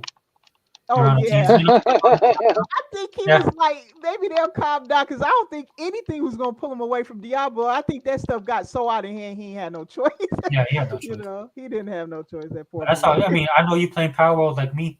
Yeah. I'd be pissed if I had to do something like that. I'm like, Yeah, look, dude, man. You know, you were in the middle and stuff. You might be trying to catch some legendary shiny you see running Yeah. around out there, stuff, and then all of a sudden you got to stop. You know, you this close. You know, you got this plan to get this thing, and you know you sought it out, and all of a sudden, you know, yeah, you got to deal with something stupid like this. You know, you know, like some rumor. I know, dude. It's just like, dude, didn't I? Especially that's kind of a like that's how my family is too, man. It's like, dude, they talk once. That's how I was raised. I talk once, and then I shouldn't talk at all. So that's how I would be like. I was like, man, didn't I tell you guys this in 2015? And then we told you in 2016. I told you at the show when nobody else had shows, and I did a show for you. Didn't I tell you? See, so I couldn't run a business, yeah, because I am very petty. Like I Yeah. said earlier on Twitter, I was like, dude, if I was Phil, I would have been like, before I'm like, oh yeah, by the way, I'm raising the price on you guys. I'm out. Oh man. 29. You And know, then a they lot of- dropped the then Oh, they I'm dropped a sorry. bombshell. Remember, Dad? They dropped a bombshell on there. Boom. Diablo coming to Game Pass. Yeah, Ooh. yeah. I was like, what? Diablo? I wasn't expecting that. I was expecting some smaller ABK gamers or games like that, but no, they went Yeah. straight for Diablo. Wow. Can I say something real quick? Because that kind of Yeah, man. Go ahead. So that irritated me, not because it was cool when I heard it. Yeah. Of course, Sarah said it, so I love everything she says. Right, so I love that, but then this feeling of I was disappointed as well because you know what? I think that would have been one of those games, right? That would have came out. You know, like they announced the games for March because they come in. Yes, that's March. what you know. The podcast was supposed to happen in March. Oh, was They it? had yes, they had to push Oh, it yeah, up Sega Man, because you of said this that. whole thing. Yeah. Huh? They was gonna I think they was holding that because they wanted to announce that and then shortly afterward, boom, we would be able to play it in Game Pass. That's what I think they were trying to set that up for. I believe they always was going to do that. They just wasn't going to do it over a rumor. Like I believe they were Mhm. always going to talk about that. But even a couple of the games going out, I think they was always going to mention that. But they probably wasn't going to mention what games because again, they want those announced. I think the announcement could tie to when Nintendo. I'm hearing rumors that they're going to come out with their new console. It could be closer to when they come out with that. You never know. They might want to kind of capitalize on that. And that's a good time to capitalize on it because a lot of people are going to be buying switches and stuff whenever that is. I don't know when they're going to do that, but that'd be a great time for Xbox to drop some games there. I don't know what's going on with Sony because they came out and saying they're going multiplayer. So I don't know how to predict anything with it. So I think the best games that Sony could get is the gas games. So like Sea of Thieves. And I'm here. I don't know what the second game is, but if it's grounded, they better thank they lucky stars they get in that game because I beat that game. That was a fantastic game. Oh, that game's awesome. Fantastic Yeah, game. they got real quiet the other day when that new CEO came out and said, "Hey, I really believe that I want the Sony games to go multi-platform." It got Mhm. quiet out here in these troll streets. It Very quiet. And They ain't by- saying nothing about it. And by the way, I think Sony is well aware that because I think some people think that none of those games will ever come to Game Pass, but they're wrong. I think they've been paying attention to MLB to see how Xbox gamers game, and they proven they game, and they do multiplayer very well. So yes, if they do. Sony ever wants to make more money, I'm not saying that the biggest audience is here, but I'm just saying, look, I'd rather have a smaller audience, but most of the audience actually game on, actually play their games. They're not just doing one game. They buy software. That's what Xbox gamers do.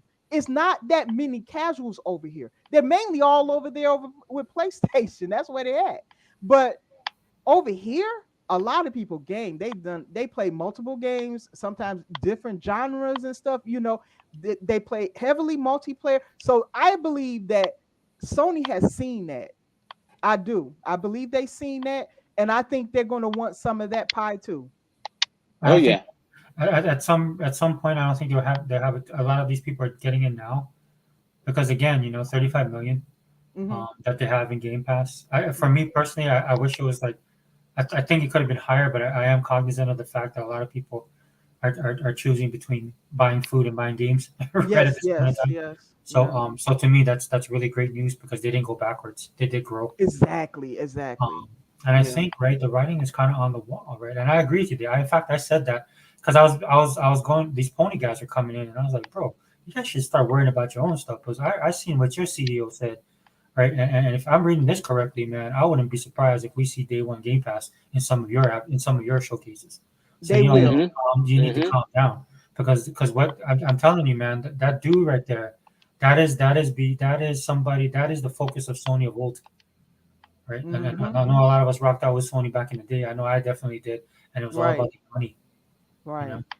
And so they should be careful with the things they say, and that's why it's like karma with these dudes, man. They think they say about Xbox, it comes back and it just blasts them in the face, because I'm telling you, dude, if any, like you just said, and even Sega, man, I forgot about I forgot about Bugsnax, Sega, man. I forgot all about Bugsnax. Had already come over. Yeah, Bugsnax did come over. That's right, Sega, man. That's true. Yeah, that's right, and that's what I mean. Look, when those games like Bugsnax come over and Stray, Xbox supports their game over here. They buy them and they play them. They play and buy more over here. I think Bugsnax is a fantastic game for kids. I tried it out and I said, this is wonderful. Like, I would be comfortable having young people play that game. I think it's a great game for kids. I know people was doing whatever because it was on PlayStation first, but I don't do that. I look at, I've said this before, I look at games on their own merit. I think ponies do that junk, where they won't give Xbox games a chance because they come from Xbox, but they're missing out on so many great games. And then, like Unlimited said this before, how people was just not discovering Quantum Break and other games that were already on Xbox because they never gave it a chance the first time, So I don't do that. I try to look at games on their own merit because, you got different developers and, they got their skills and I want to see what they bring to the table. And I thought Bugsnax was a very good game for children. Yeah, don't worry about the PlayStation guys. They don't even experience their own game. So no, that's true. Oh, look at who we have here. Box. Welcome, Box. Hey, Box, what's up? Hey, Fireboss, is that you? Fireboss? Yeah, Cheston. Oh, there you go. I was wondering where you at? I gave you up here. Yeah. I'm sorry. I'm so sorry. I was about to tease him and stuff here. New phone. It's a new phone and stuff, and I just had to make sure a lot of things are already set up and ready to rock and roll. All right, brother. Well, welcome, man. Because I shot it. What I did this time is I shot the links out to everybody before I started. That was just a good to make sure idea. I didn't forget. Yeah, that was a good idea because that's how I found it. I checked my Instagram. I said, "Oh, okay, he has a show going on," so I hopped in. My kids remind me that I'm old, so I was like, "I am old. I better do this ahead of time." Nah, I got kind of tied up working on some stuff, so I didn't realize it until like I saw that you was live, and my original plan was just to poke my head in and just say hi, listen for a little bit, and get back to what I was doing. And then I saw that you said that, I sent you a leak. And I was like, oh shit, no. So I've been recruited. Yeah, you've been recruited. You can't deny it. You drafted. Well, like I said, I appreciate it and stuff like that. So how's everybody doing tonight? Pretty good. It's can't complain. Great. Shoot.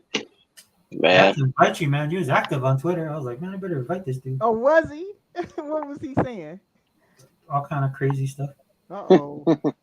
Some Same stuff I old. couldn't repost. I was like, looking at that. Language. I also felt like Captain America. Language. Uh-oh. Oh, I love when he said that too. That took me Yeah, back. that was funny. No, it's just it's more or less it's nothing no different than what y'all already saying. You're already preaching to the choir and stuff, and that Right. it's just if there's anything that needs to be done, and see, you know, I caught when Sega Forever was saying like man, I couldn't be running things because I'd be petty, and I'm like no, that wouldn't stop you because I keep telling y'all there's no business more pettier than big business and stuff like Right. that. I Right. mean, think about it. Nintendo and Sony has proven that over and over again, and Microsoft of old has proven that time and time again. All right. And I think there's been cases even under Sadia that Microsoft has done has pulled the petty card as well. Right. So yeah, I mean, and the thing about it is that it's like for everything that the likes of Jazz and Colt and all of them have done and stuff like that. I mean, dude, I'd be pulling press passes. I I, agree. I, Absolutely. I, I mean, cause to me, it's like if Sony can do it, and y'all want to sit there and gaslight Survivor and say nothing about it and stuff like that, Mhm. then okay, then shoot, we gonna do it too because you painting us in a foul light and stuff like that. And I know there's some people who will argue that, saying that no, you can't do that. And to me, it's like it's like, do you see any sort of benefit in being wrapped up in a cozy blanket with a rattlesnake? That's right. Do you see any benefit in wading in a pond that's full of electric eels? Right.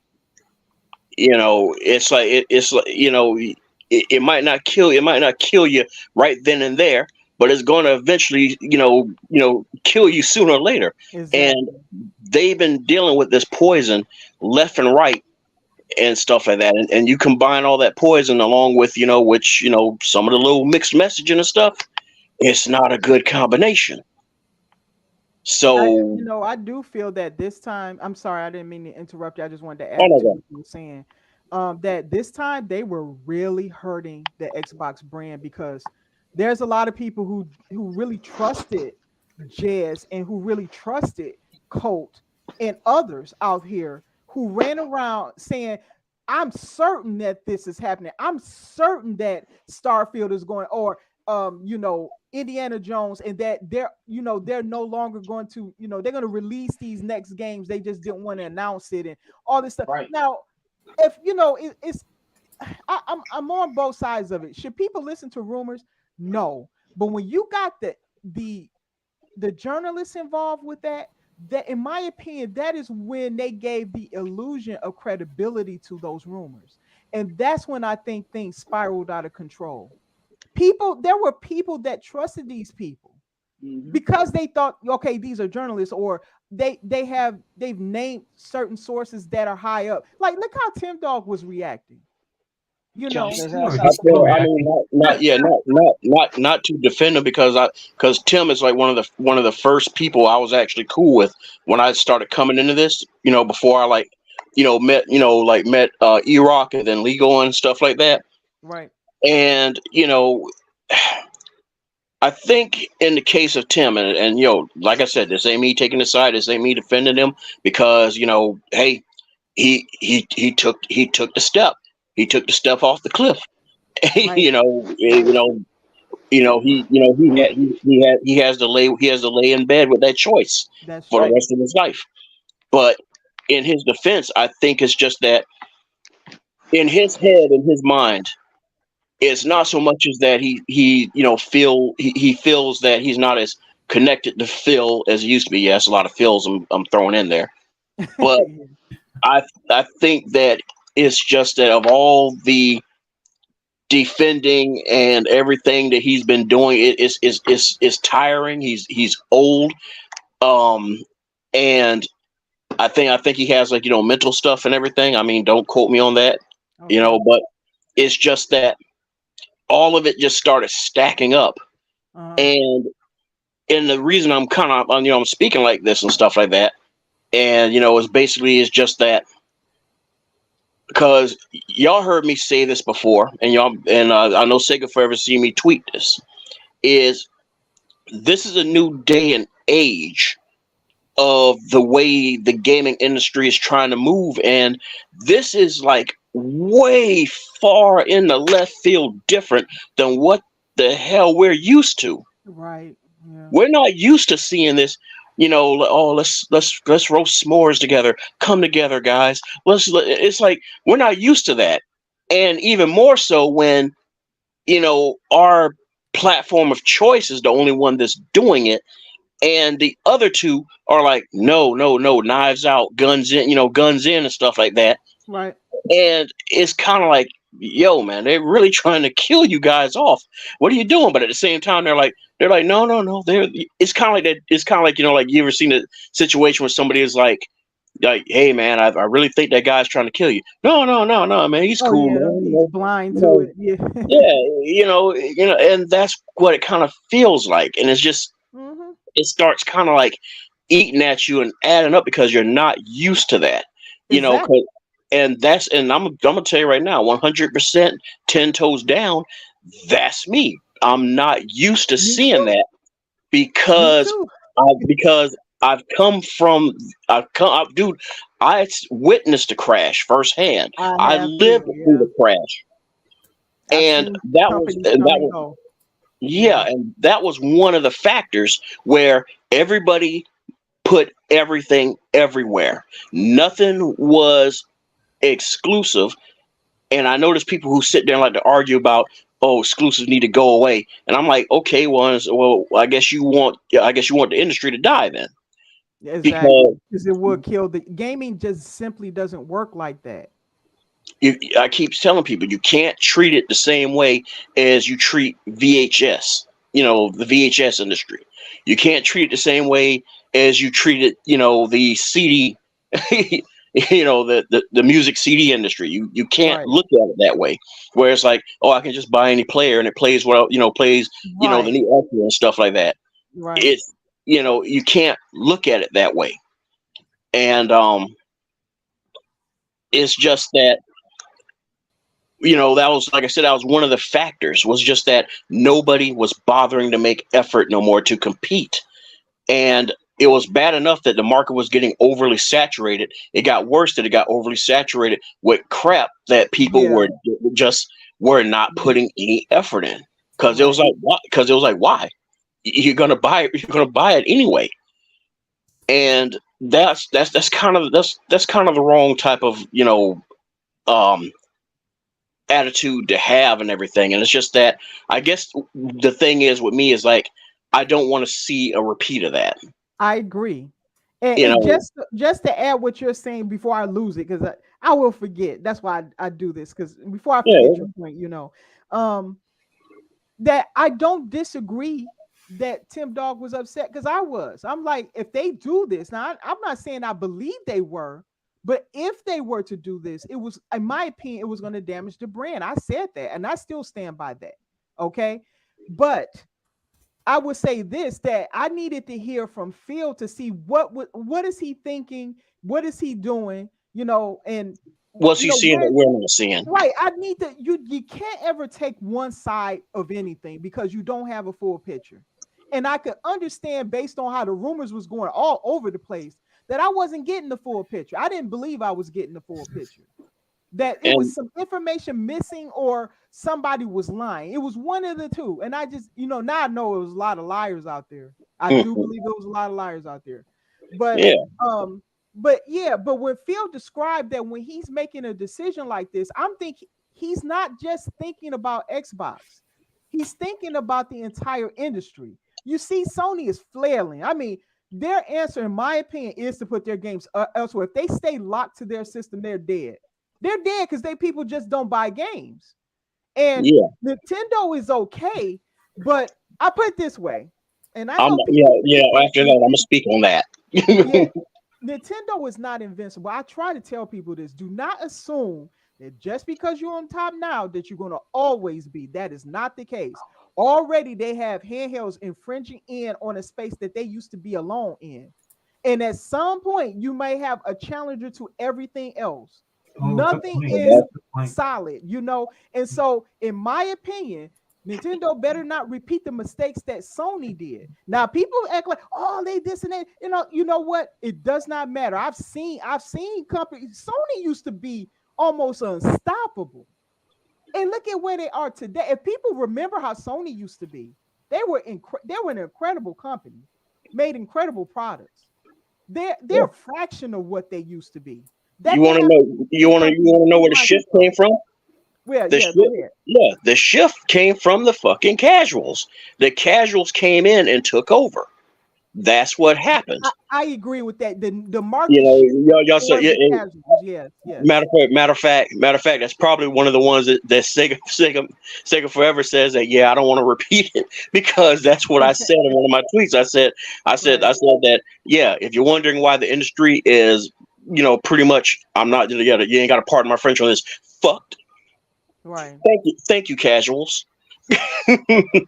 Yeah, And, because their gaming patterns and the fact they don't buy a lot of games and things like that causes these companies to make some strange decisions. Whereas, look, I bet you everybody here either already know the games that you're going to buy this year or already have started. Okay. yeah. GTA is already on fucking pre-order for just about almost everybody across the Okay. globe. And, Along with the next Call of Duty, right. and all the stuff like that. They already know this For stuff. people on Game Pass, we don't really have to worry about it, but Yeah, you know, that stuff's already yeah, not on the lock time. and everything. Yeah. And it's just because when Matt when he was talking, when he went into, like, it used to be where everything revolved around the hardware, everything tucked in, Right. just like you said, everything tucked in under the platform. But when you have a Roblox and a Fortnite come in and flip all that logic on its head, Mhm. then and that's why I said that. Yeah, thank you, casuals. Yeah, Thank because you. that's who mainly. Yeah, that's true. Young people and casuals mainly play those games. I mean, hardcores just don't. They play a lot of different stuff. Yeah, You know. yeah, we'll play those games, but we play so much more other stuff. Yeah. And but it's just that the thing is like what happened over time was, like I said, it's just that the casuals, they came in, they took over, they locked in on a small select few games. Yeah. And they stayed to those games religiously. Oh, I like this, so I'm going to play the next iteration. I like Right. this, I'm going to play the next iteration. And it just kept going and going and going. Right. And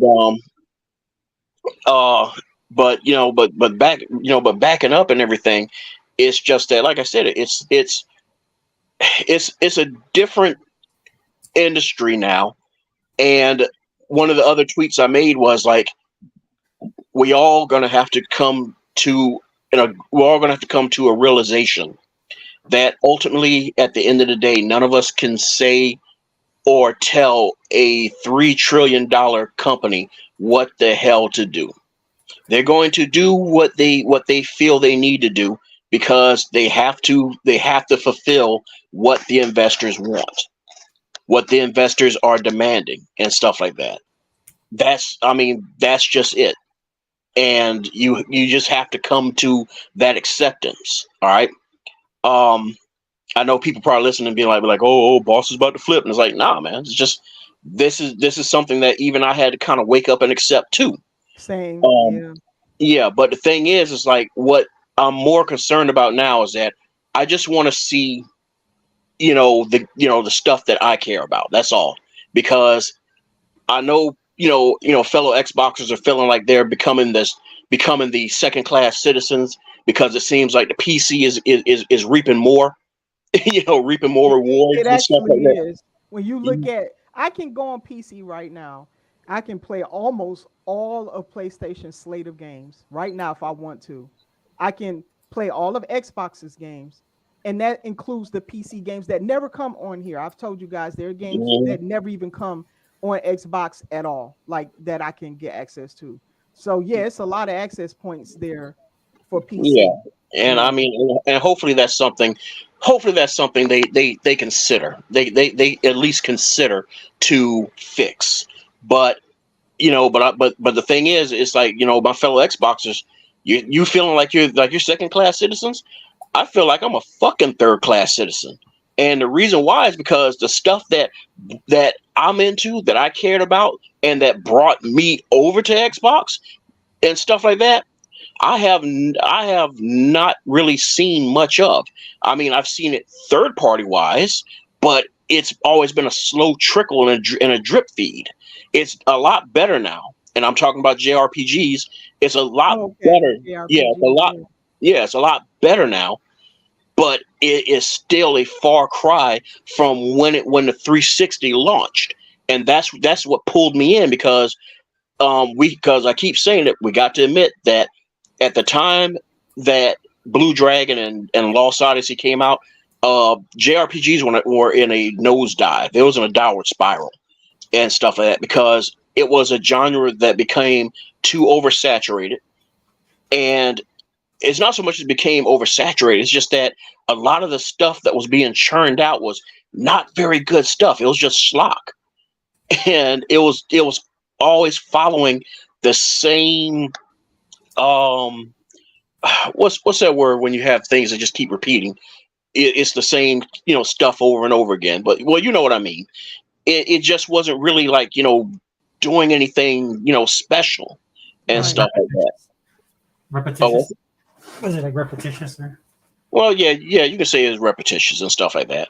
And so for people who are very adamant about it, about it being a garbage genre, or they just never could get into it, or they didn't care, then that's probably why, because they probably got a hold of that schlock and was kind of like, okay, this is garbage, and they moved on, back to fast-paced shooters and hack and slash and stuff like that. Right. But then it's so because at this time I was still a PS gamer. And plus I had, my GameCube, and it's just neither one of them was really giving me anything I really cared for. It's like once I played and beat Wind Waker, that was it. I lost all interest in Nintendo's home consoles, especially how they did us with Twilight Princess, where Twilight Princess was supposed to have launched on the Cube first. But because they wanted to sell that Wii, they held Twilight Princess hostage for over 6 months. Oh wow. That pissed me the fuck off, and I took that damn cube back, because I was like, nah, I'm done. Because see, by then I already bought my 360, and I was already like playing and enjoying Blue Dragon and Enchanted Arms and all that stuff like that. So it really wasn't getting that much action anymore and stuff. And the last JRPG I played on my PlayStation, well, it wasn't my PlayStation, it was my father's PlayStation and stuff like that, was Breath of Fire. I think it was Breath of Fire 5 or 4, and that was horrible. I mean, it's like if you ever heard anything about Breath of Fire, it's always been championed as a really great series. Capcom kind of lost touch with what the fuck they were doing. Oh yeah, it was a time that Capcom lost their way. It seemed like all that's understood. Companies had, like those Japanese companies, at one point lost their way at some point. Yeah, it's like if it wasn't Street Fighter or Mega Man or Devil May Cry or Resident Evil and stuff like that, yeah, it's like they lost touch with everything else that they had in their portfolio, and they just kind of just tucked it all away, into a back room and stuff, because they just didn't know what else to do with it. but reining this back in and everything. It's just that's the stuff I want to see come back. But the problem is, and it's kind of like, even as Realist always points out, to me and stuff like that, is that's not their focus no more. And apparently, he's right. It's not their focus no more, and that cuts deep, because it's like, dude, this is what you baited me in with. And it's like, yeah, I'm still enjoying other stuff, but I would love to be able to bite down into a new Lost Odyssey, a new Blue Dragon. It's I've heard people really want Lost Odyssey back. Yeah. It's like, come on, man. It's like, it's like, for all you that sit there and thump your chest for a new Banjo and for KI2 and stuff like that. It's like, well, how about us, man? Don't leave us out too. And that's one of the things that drives me crazy about this community, is we're so damn splintered. It's like, I agree. It's like, sometimes too, I think people be like, well, you see a lot of those games on PlayStation, so an Xbox gamer isn't supposed to like that stuff, and that shouldn't be the case. You should be able to enjoy any of those type of games. Unfortunately, look, Xbox, in my opinion, because it's a smaller user base, that wasn't as attractive to a lot of the Japanese companies, a lot of companies for that matter. But this is why I was like getting nervous about the whole thing with the games going everywhere and all that, because to me, it was threatening Game Pass, and I want Game Pass to grow so that when the numbers are high, none of these companies have any incentive to refuse Xbox and to put those games there. That's what I want. That's the way you counter that. So we need to be hoping that Game Pass grows as big as possible. That's because Game Pass is Xbox now, you guys. You do realize that, right? Of course. Well, we kind of had no choice but to realize it. Right. It is Xbox. That's Xbox's identity is Game Pass.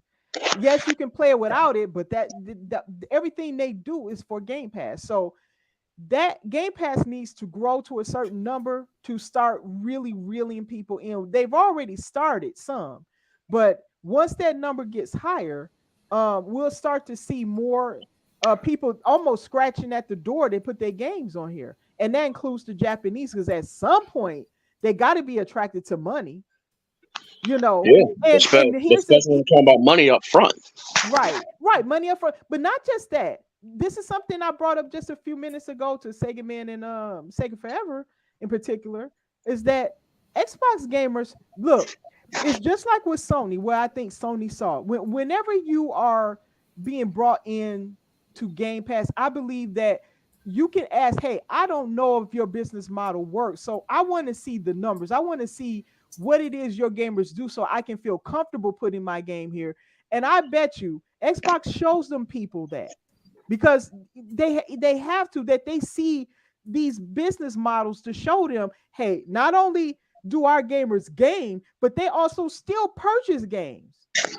We play, we play for longer and stuff, and also it's like, sorry to interject and stuff like that. It's also go ahead and add. Yeah, it's also, see, because what you was like saying earlier before I went into the JRPG spill and everything like that is that the thing, I believe this is kind of an experiment that's kind of twofold. I believe this is something to also kind of like shove into the face of the FTC. Right. And also it's also to shove down the throats of the more hard pressed money people and investors, because it's like a lot of the stuff that we're like, stuff like this that we're seeing that we don't care for, or it's like making us scratch our heads. This is that Tim Stewart and Brad Smith stuff. They only care about numbers. You're saying the money people. Right? Yeah, they don't. It's like they don't have a true grasp of what is here on the ground with console. They just know about money, and and folding money to make more money. That's all they know, but they don't comprehend that the way you're trying to approach it, you can't approach it the same way you can't approach selling, Office and window Exactly. OEM licenses and stuff like that. You can't Right. think it that way, and that's what you guys are doing. But I don't but think I thought, but I think what that proved though, that podcast is that was all overblown because you need the money guys telling you what it is. The problem is they don't know the culture of gaming, so they shouldn't be stepping over. yeah, yeah, there you go. Because the thing is, it's like, see, it's like I couldn't be Phil because my whole thing is that you put me here for a reason because I've had many cases where I was in a supervisor position, and I made it clear. I'm like, look, I ain't trying to like buck the boat. I ain't trying to be a smart ass with you, but I'm just being real. You put me here for a reason, to fix something, to get something done. I can't do that if you keep coming here or you keep sending, one of your little, one of your little snaggletooth, so and so's to keep looking over my shoulder, asking my people 20 something damn questions and shit like that, and they don't even understand what is going on here. It's like, Mhm. it's counterproductive. I You put me agree. here. Yeah, you put me here for a reason. Let me cook. Exactly. You And put you me in the kitchen. You put the damn Chef Boyardee hat on me. You, Chef Brady. you put That's that's exactly how I feel. Is that my biggest issue with this whole mess was that I'm like, you guys haven't even released a single game from back when you bought the first studios. At least try out and see how these games may draw people to Game Pass. And COD hasn't even come in yet. And let us see that. And then if it's not growing, if it's stagnant, if it's looking like it's in a downward turn, then I'm all for it. Do what you got to do to save Xbox. Do what you got to do to save gaming. yeah, I may not like it, but do what you have to do. yeah, But because give it a chance first. That was my whole point. So I think that's what you're saying, and I'm all for that. But you yeah, got to give the model a chance. I mean, we haven't even got the first Hellblade hasn't even come out yet, so we yeah, haven't even seen what Xbox's games can do under this new model. Not yeah. really, you You know. know, and the thing is, it's like I'm looking at Brad Smith, and I'm like, okay, who's this dude, and why is he here speaking for Xbox?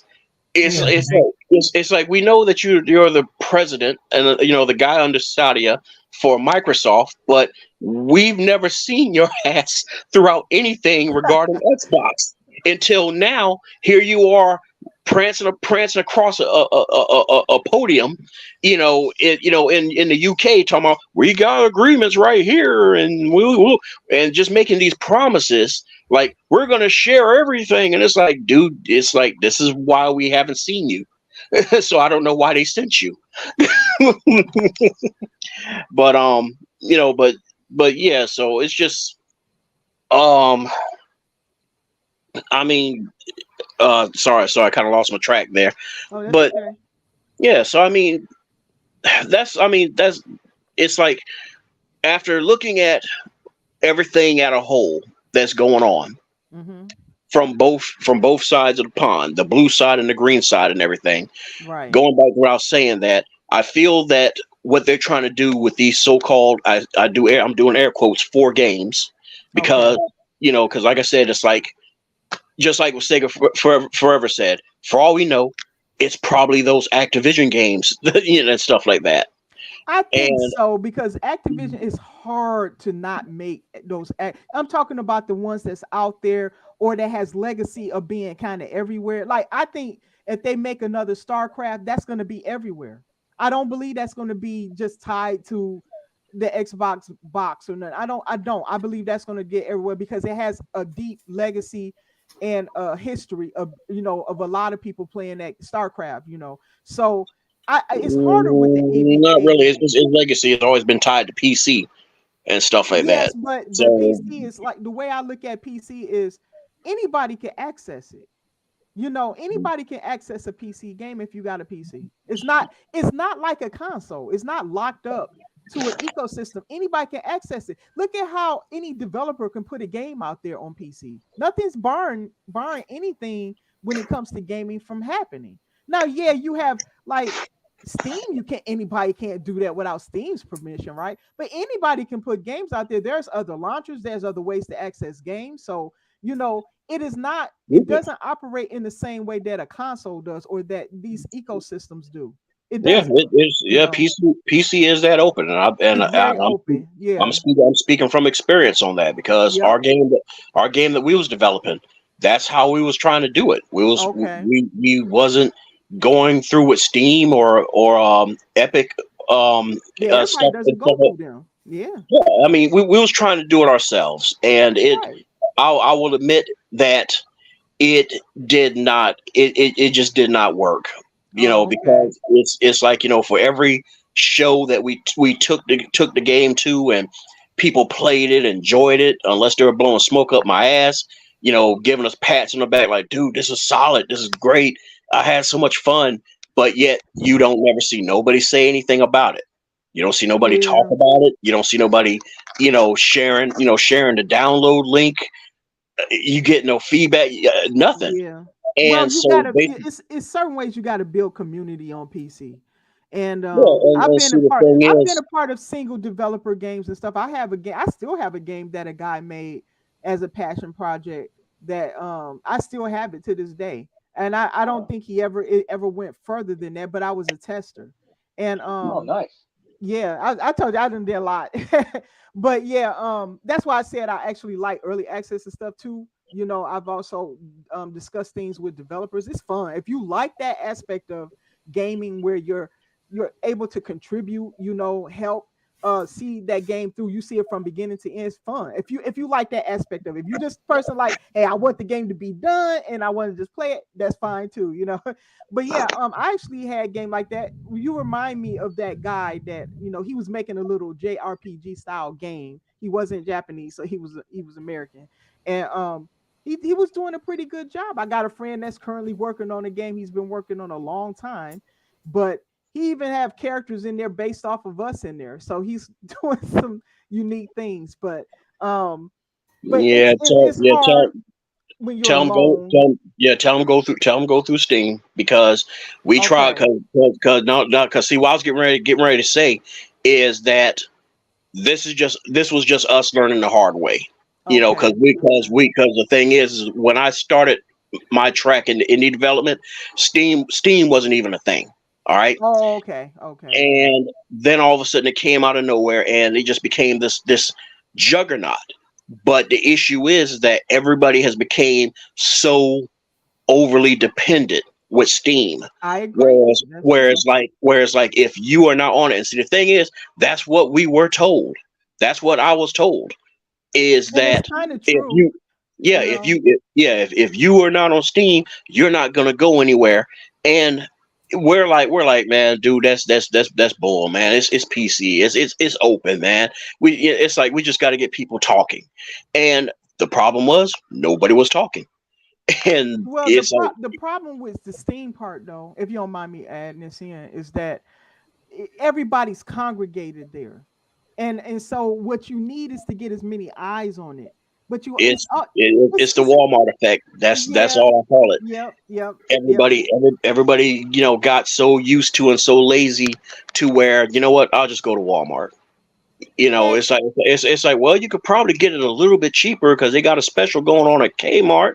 I don't know, man. Walmart's like right there, well, and next thing you know, it's Delta also Kmart. too that you get eyeballs on your game that okay, let's say I'm interested in playing a farming sim, okay, and I'm looking on Steam and I'm looking for a good farming sim, but then I happen to come across your game and say, whoa, that game looks pretty darn good. Let me check it out. So I click on the little trailer and stuff, and I see it and I say, wow, that looks really good. Oh, this game is in early access. It's going to be released in what, 6 months? Okay, let me put that on my wish list. you know. And then when the game comes up, because the way the software works, once it's getting close to release, then you get reminders on your home page. So now, you know, like it's a lot of games I didn't even forgot I put on my wish list that work like that. Now I know this is before all that time for you, but I'm just giving you an example how things work today. And so, like, I've been privy to games and really started keeping an eye on the game that just caught my attention. So it's like that's how grocery stores work. That's how the Walmarts work. Is that because everything is in one place, you get eyeballs on your product that you probably wouldn't because people were going there for specific things. But because everything is there, it's a good chance that people might see other stuff that might interest them. Yeah, and see, Works. and see, that's why I said that if the person you know is not doing that, tell them learn from our mistake and just go ahead and do it because Right. because at the time it's like when I started and everything like that, it wasn't it wasn't big like that Right. and stuff like that. But as time went on, when we finally got our feet dug in and was finally making inroads and stuff like that, to where it's now playable, and you can now select like 6 characters, and you can now play versus mode, and versus mode is like extremely competitive and fun and everything. It's like, by that time, because I mean we went through a team change almost every damn year and stuff like that. Oh And wow. I mean we changed engines and code base and everything, and it was a nightmare and stuff like that. Just Yeah. just to get the game playable. And by the time Yeah. that we got it to where it was finally playable and it could be shared with everybody, now Steam is this indisputable juggernaut and stuff like that. And that's why I'm kind of like, yeah, just tell them go ahead and do it, because I was still dumb and naive and under that impression that we can make this work. PC is open, we could do it, and no, we did not, and we could not. So that's the world we live in. And Well, yeah. Zinc, Kmart cannot be wished back by the Dragon Balls. Yeah. Yeah. But you know what you're saying though is business 101. Oftentimes there is no real industry where you just place something in the middle of you got one dot in the middle of a sea and then people can just hone in on it. It doesn't work like that. You need some type of hub or a way to get things into one place so that people can kind of come across what you have. It's easier that way instead of them trying to search it out. I think that works in all kind of industries. And I'm sure if Zeke was ever to come on here, because he's a stranger and he doesn't like to get on these podcasts anymore, right, Zeke? He's the businessman here, but we can't get him on here. But anyway, I'm No, sure it's, he would agree with what I'm saying. That what I'm trying to tell you is that part of it. I'm glad that by the time you guys was done, that Steam was kind of to a place where you could utilize it. But I don't know how it worked exactly from behind the scenes with you guys. But yeah. I mean, trying to put it in on the we PC didn't and get the a chance PC to is local. utilize it.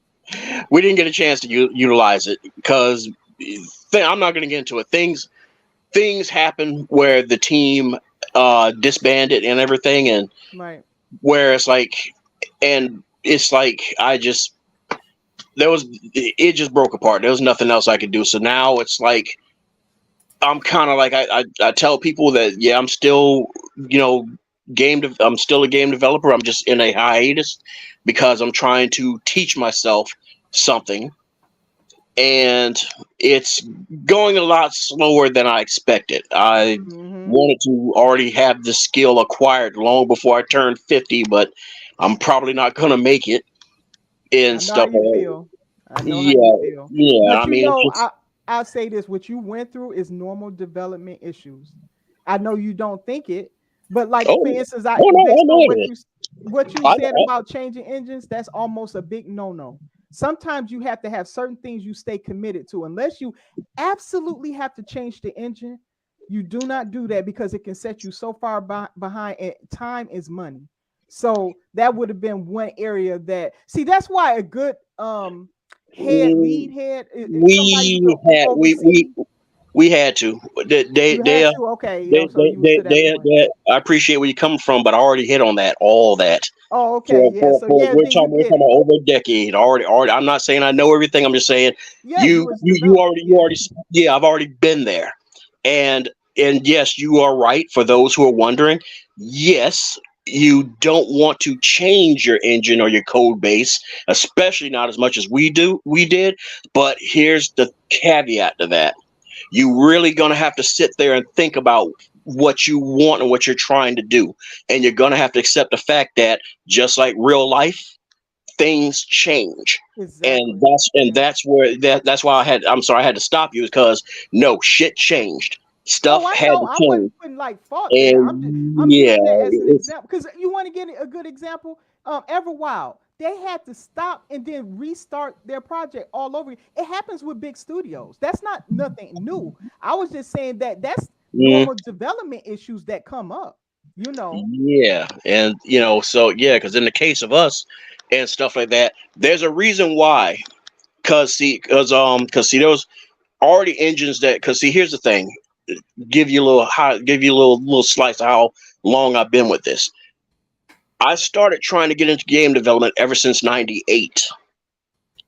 Yeah, that long ago. I tried to teach myself coding Mhm. and found out the hard way that no, I'm not built for that.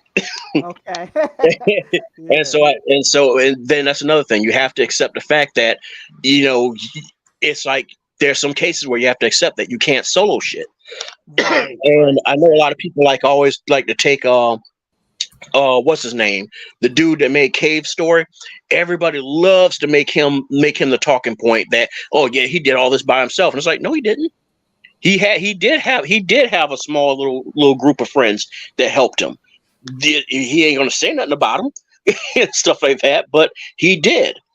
And and the thing is, it's like my old man always say, is like no man or a woman is an island unto themselves. you That's know right. Yeah. you find yourself needing help or getting something from somebody. All right. Exactly. And it's like, where I'm getting at is like, see, Unreal Engine wasn't, I don't think it was actually, no, I don't think it was around at that time and stuff like that. Well, it was because of the game Unreal, but it was not open for everybody to use. Right. It wasn't what we see today. I know. I remember. Yeah. Yeah. And stuff like that. So there was a lot of other engines around and stuff like that. So it wasn't until like, I want to say until like, God, like 2005-ish or something like that, that we finally got on a competent coder that wanted to use let's see, they wanted to use some engine. This is so long ago, I can't remember. And when we started, like, and this is where I had to like put on my business hat and stuff like that, and start like reading these licenses and stuff like that. And you have to kind of like really weigh on things, because you got to think like a whole year ahead of everything as to what you're going to do. Because one of the reasons as to why we did not use Unreal in our development, and we had to build our engine each time, build an engine, was because of the fact that there was stuff going on in that game. Even though it was an arcade puzzle game, there was stuff going on in it that Unreal is not built for. Right. It didn't address certain things that you needed in your game, right? Yeah, and there's a nice little interesting thing with engines like Unreal. You can't Mickey Mouse stuff in there without that owner's permission. If you do that, that's a breach of that license. You can't reverse engineer, none of that. Or you're opening yourself up to a whole can of litigation. You Right. can't do that. Right. And trying to sit there and hope for the community to give you an answer is kind of like the same way like trying to deal with the open the open source community with Linux and stuff Oh like that. yeah. Yeah. And so it just made sense and was more productive that we just did our own. Oh And yeah. Yeah. I agree with that. Yeah. yeah, but the only reason that it became so many engine and code changes was because there was all sorts of crap when it comes to dealing with free agents, other independents and stuff. you get people who, I guess you could say, it's kind of like when it came on, they were on board, but as time went on, they started trying to take over the ship. Right. You know, I've always said that the hardest thing to manage is people. I don't care what it is you do. I don't that's care an what project understatement. you work on. That's the Good hard, at Lord. least to me. Good Dealing Lord. with different personalities and different people's quirks, and you know, it's tough. It's hard. Like the fact Yeah. that you guys got as much work done is a miracle. Because I probably wouldn't have gotten that far. Man, I don't have the patience, you know. people are transformers. I'm gonna tell you that right now. They, I Yeah. mean, it's like the mules and stuff like that. It's like Astro Train. It's like one moment you're a space shuttle, the next moment you're a train, and then you're a robot, and then a train again. It's like, come on, man, make up your mind, man. Yeah, that's the toughest part. Like, it's like pick something. That's all I'm gonna say. Pick something, pick something, and just be it. And so it's like, by the time we got a fully competent coder and stuff like that, and it's safe enough for me to I can't say who he is, but he's somebody that happens to work for a Sony studio. Oh, okay. When he joined us, he was just coming off of the just freshly closed Disney Interactive. Oh, really? Oh, So once he how did you saw land the, that guy? I'm just curious. I mean, oh, what? he How did said, you get him to come to such a small project? no, it's just one of the thing about it is when you the indie dev community is very huge and vast. There's a lot of communities and sites out there that you can go to, and you look for people who are just, because a lot of guys who are like that, they're not that full of themselves. Graphic guys, on the other hand, which I'm ashamed to say, being that I'm an artist myself, the graphics community fucking shames me. All right, I'm shamed, because it's like, I get the whole thing of like, bills got to be paid, you got to feed yourself. I get that, because that's how, that's how I work. That's the job I do. But I guess you say there's certain things that you have to like factor in when you're dealing with independent projects. At least sit down and listen to or read what it is that's going on first. Don't come swinging in and stuff like, I expect $1,500 up front. Upon completion, I expect 30% of the profit. I expect, it's like, you can't do that, because a lot of these people who are just now coming in, dude, they're as broke as you. And a lot of the biggest games that we are seeing and we have played that were indies and stuff, this is how they started. They started off of what was called a profit share model. And people like this guy in question, and I think it was also the fact that he's been in the industry long enough, so his mind and his understanding and perspective was more mature. So he wasn't all like, well, because I worked for Disney Interactive and Konami, I expect to be paid this. He knew that I didn't have that type of fucking money. Oh, And right. yeah, because the thing is like, why would you even be on that community? So, but yeah, he did this on his spare time, while That's he was, really cool. while he was like looking for other work and stuff. Right. Yeah. And eventually he got picked up by Housemark before Sony acquired them. Oh, And okay. That so, was before. Okay. Yeah. yeah, Okay. so yeah, he's one of the people that brought us um Resogun, as well as Oh. uh what's that damn game, the shooting game, Do Sega Man or Sega Forever remember? it's the crap that that's came out for the PS5 that they kept bragging because of the loading and all that stuff. Goddamn. The loading. It was a shooter. Man, I don't play PS5, man. Yeah, I don't have a PS5, so I'm trying to Hey, remember what game that was. chat, help me out because my damn old brain is not working. It freezes up at times. My Does old brain. anybody know what game that was? Heartsmart made that. You said that Housemart made that. It's a shooter. Like Yeah, I know what he's talking about, but I ain't gonna say it. Huh. You said you're he not ain't gonna gonna say it say it. because his old brain shut off too. Oh, Returnal. We only There Xbox. you go. We only Xbox. Okay, yeah, man, that's bad. You can tell we don't play no Yeah, PlayStation 5 games because we couldn't remember that for nothing, man. I'm so sorry. yeah. Hey, what's up, I mean, Hey, realist. Hey, there you What's go. up? Other Zink has a comment. This- hey. Other Zink said, could we get to the fake Xbox YouTubers and media? No, You came too late. Bit. You came too late. You should have came early. Yeah. You should have came on time. You're late. That's a write up. Basically, I mean, what's late here? That is true. We are in maritime. Yeah, there's no sense of time in this podcast, so yeah. Time does doesn't not flow apply. in marathon. Yeah. Sega Forever just basically just cut a pocket dimension in That's time and it. space That's it. Yeah. where time has no meaning. Oh, look what Zink put. POS Returnal. POS return. Oh man, Z.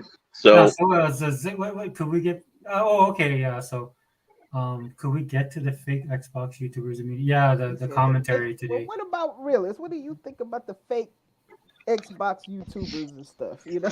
Yeah. Well, I mean, this. I pretty much stick with the underground. And if I sound like crap, y'all let me know, man. Shout out to the Kansas City Chiefs. And, Oh yeah. I had said the Chiefs was gonna win. And shout out to Shane G. I see him in the chat. And shout out. But no, check it out. And shout out to the Patrick Mahomes hater that was behind me in the bar. Shout out to the San Francisco 49ers party where they had the 49ers tablecloths and 49ers jerseys on the back of all their bar stools.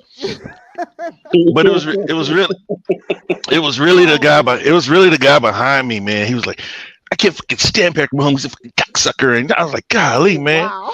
I look at my wife, I said, man, he hates Patrick Mahomes. I just became a Chiefs fan. Because see, I'm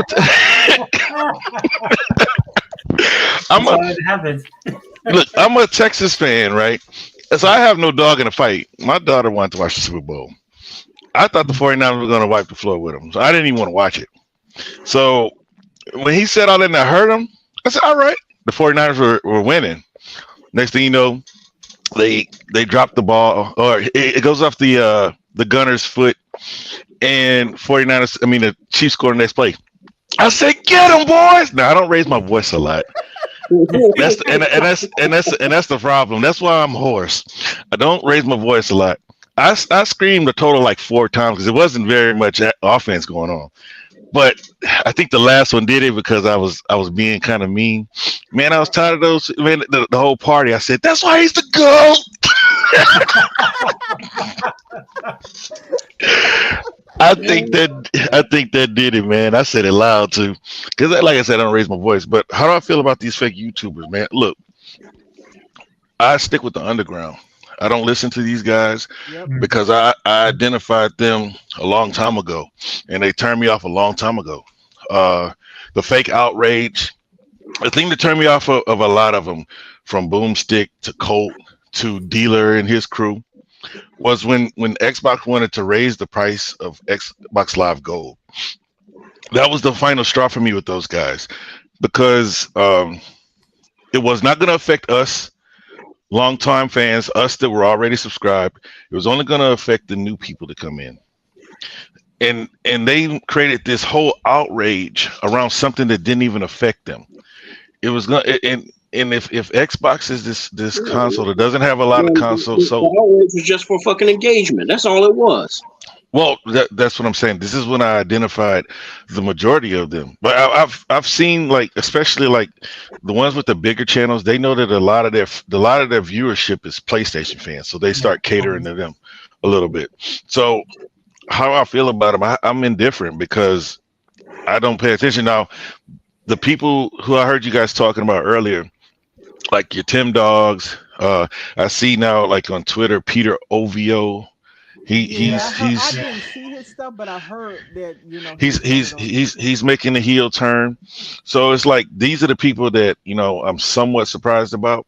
But then at the end of the day, they're there for engagement for him, especially like Peter Ovo. I don't know how to say it, Ovio or Ovo.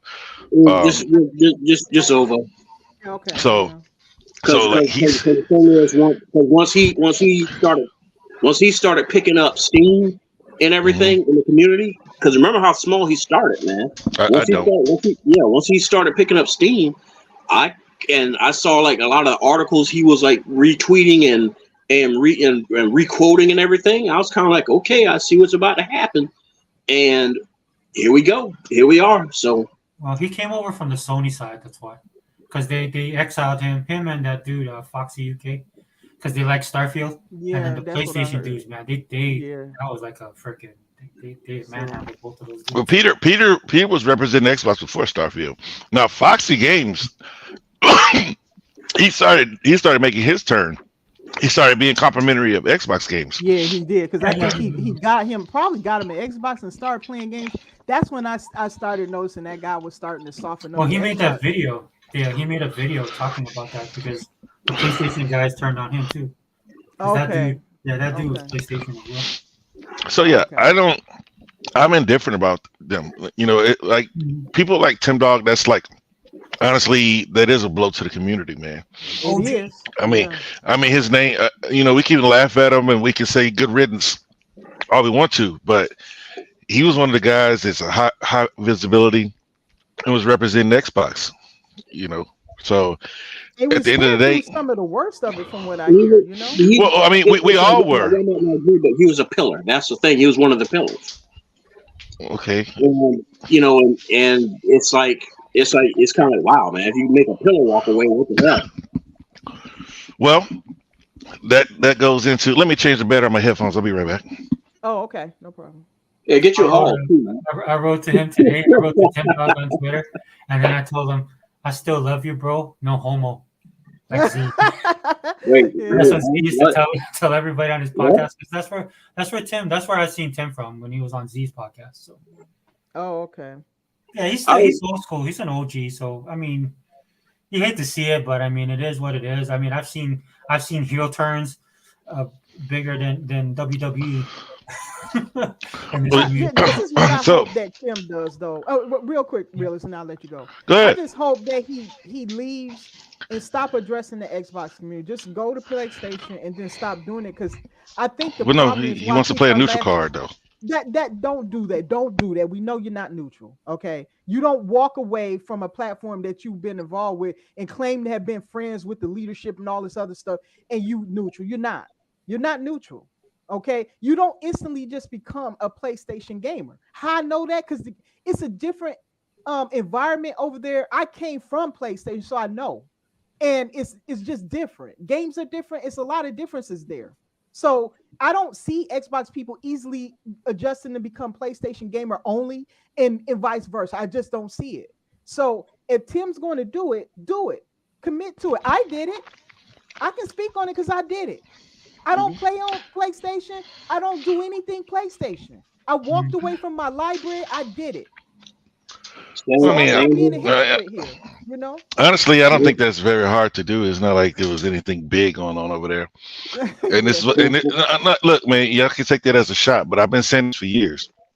As a No, guy who yeah, never you're who right. never wanted to buy a PlayStation, because I was like, what do they have that I really want that I'm missing on my Xbox Nah, or I my think know what I Nintendo? was. Yeah. Because I don't have it. I get like every other Nintendo.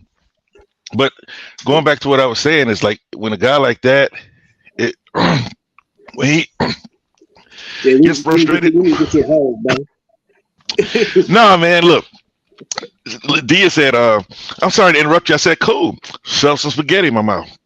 And it was look, and I got this. What? I got this. I had I had this little piece of herb stuck in my throat now. What was the spiel about? What was the spiel about? I might be sounding bad because I've been fighting and stuff like that. Well, look. I listened to the podcast that I was on yesterday. The podcast that I was on yesterday, I didn't sound that bad to me, But like, but to my family, they say I sound like crap. Six said that I sounded bad. I know the longer I talk, the worse it gets. But anyway, so when a guy like that leaves, you said, what does it take, right? When people can't adjust, Right. you have to pay attention to what Phil Spencer said. And it's about to be a brave new world out there for us console warriors. People like myself. People like myself who said that I'm still saying it. I'm going to console war as long as there's a console war over. And this is nothing serious. My wife laughs at me. She doesn't think I'm a weirdo or a loser because I'm a normal functioning man. I do this for fun. I've been doing it since I was young, and it's fun. I don't take it seriously. I'm not attacking anybody's family. I'm not gonna attack anybody personally. But for us console warriors, they're gonna take the ammo away from us, and they're gonna boil the frog slowly. Same thing PlayStation's doing over there on the other side. They're slowly bringing those games to PC, and if they could do it faster, they would. Whereas Xbox, let's just say that it is CFDs, which I hope to God it isn't. Right? Honestly, PlayStation's made their entire existence about killing off everybody who opposed them, including Xbox. Let me get it, man, because y'all cut me off already. Oh no, I was going to say some of those PS games might be coming over to us too. Well, we'll see. That's going to come in time, right? PlayStation's going to be a little bit more deliberate, and Xbox is going to be a lot more willing to do it because of their marketing positions. And I think Xbox doesn't have as much respect for the console as we do. So they're more than willing to put their games in other places. It's like this might be the last ride. This might be the Nintendo Switch. This might be Xbox's Nintendo Switch. Just from the things, because I listened to somebody talk about the things that Phil said, and on that video, things were typed up. So when Phil says things like, I don't think games should skip any platforms. PlayStation fans look at it like, oh, that's third party. What I see is Phil Spencer making a plea to these Japanese developers. I'm about to say the other word, but I just learned that you can't say that no more. To the Japanese developers to stop skipping our platform because it doesn't help your game to skip any platform that exists. No, that's third party. It doesn't help you at all. What you say, man? Now saying, this day and age, if you third party, that doesn't help you. Well, but see, the thing is they don't even need financial incentive to skip Xbox at times, right? A lot of these games barely move 200,000 units. I feel like anywhere you can put it, anywhere it'll run, you need to put it there. Because if your game's not moving big units, you can't afford to skip platforms. This ain't like when the iPhone. This ain't like when the iPhone skipped Verizon. You know what I'm saying? It's like everybody was buying the iPhone and they were leaving their carriers to go to freaking AT&T. Whereas nobody is going to go buy a Switch for the JRPG games. A lot of times, from what I see is they're buying them because they're there and they want to carry it with them on the go over there in Japan. Because JRPGs are niche. And I keep saying, and Sega Forever and I had like an hour and a half conversation about this. I really hope Microsoft would just leave it alone over there. But there has to be some area of opportunity that somebody's identified. And so they keep going there. And you guys said like Brad Smith, I think Firebox, Brad Smith doesn't know this or that. He doesn't need to, right? The other guy, the guy who first let the cat out of the bag when they're going to put games on other platforms, especially platforms that we once considered as competitors. He doesn't need to know anything because there's somebody that they pay to know this for him. These people, you want to know what let me know that these people are not as ignorant as we make them out to be because they don't know gaming and they don't know the Spider-Man Marvel contract. That let me know, that opened my eyes that these people pay attention more than we realize, and I don't know why we underestimate them. They get paid big money, way above our pay grades, to know these things, or to get somebody who does know and get and them have to put their neck on the line for feeding them this information. So everybody's running on good information until something they do doesn't work. But Microsoft is, I don't know how else to say it, man. I mean, it's slowly but surely. I mean, I can't blame the PlayStation fans for feeling the way they feel, because we say, "Oh, they don't believe what Phil Spencer said." But yeah, when you open that door, they shouldn't be I sending any agree. games over. You shouldn't I be sending agree. any games over there. I You know feel what I the mean? exact same way. I agree with you that I know that a lot of Xbox people ain't gonna like when I say this because I haven't voiced everything that I thought leading up to the podcast, but I think that Microsoft doesn't really the financial doesn't really care about the console. I think they see it as a liability, and that It is. yeah, they'd be perfectly fine because that's a software company, so they'd be perfectly fine with dropping the console and moving on with just the software because they see that as being more valuable. And I know a lot of Xbox people ain't gonna want to hear that, but if you're gonna say Microsoft is chasing after money, if they truly chasing after it, that's what they had to have seen that. That's just a fact. So the industry is moving in that direction, but the problem that I had, and I believe everything you said with that, but the problem I had is they were moving too fast. Like they were moving too fast for me. And if you making these drastic shifts and stuff like that, then I have to reevaluate what my relationship with you is. That's Well, what it because came down to. Because I can't tell I, them what to do. because I said this, it's like, man, I hate to say it, man. I've been an Xbox fan since the OG Xbox. Ever since I've been playing. I started off playing Mech Assault and Tom Clancy Splinter Cell. Those are my first two games. Those are the games that I bought with my Xbox that came with no games. Right?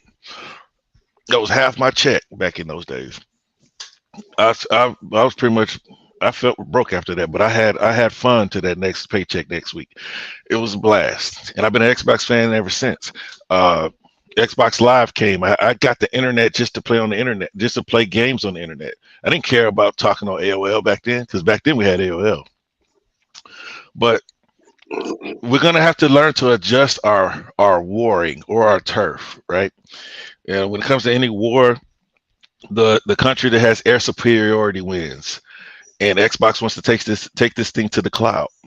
We're just gonna have to learn to adjust to a different type of console war. It's not even gonna be a console war, it'll be a content war. It's a content. That's what I was And gonna and say. and Yeah. and the way Microsoft's been viewing this thing is, we need to get money, right? Everything has to be making money. So they come up with Game Pass. People saying Game Pass isn't profitable, after Phil Spencer said several times that it is. So I don't quite understand where they get that from. How profitable, we don't know, but as long as it's profitable, and they said that Yeah, they said themselves that it funds games, it funds game development. yeah, it's the thing where they like to call the man a liar until he says something that feeds their narrative. That's all it is. That's why I'm like, man, you can't waste your time with this joker. But no, like I was saying, what I'm saying is, the plan of it, right? As far as I'm concerned, as long as they're making some money, and as long as they're able to put games in Game Pass, make new creative decisions, right? Because the problem with gaming right now, you said it yourself, it's a whole lot of repetition, a whole lot of same old, and as soon as one thing works, everybody else tries to do the same thing.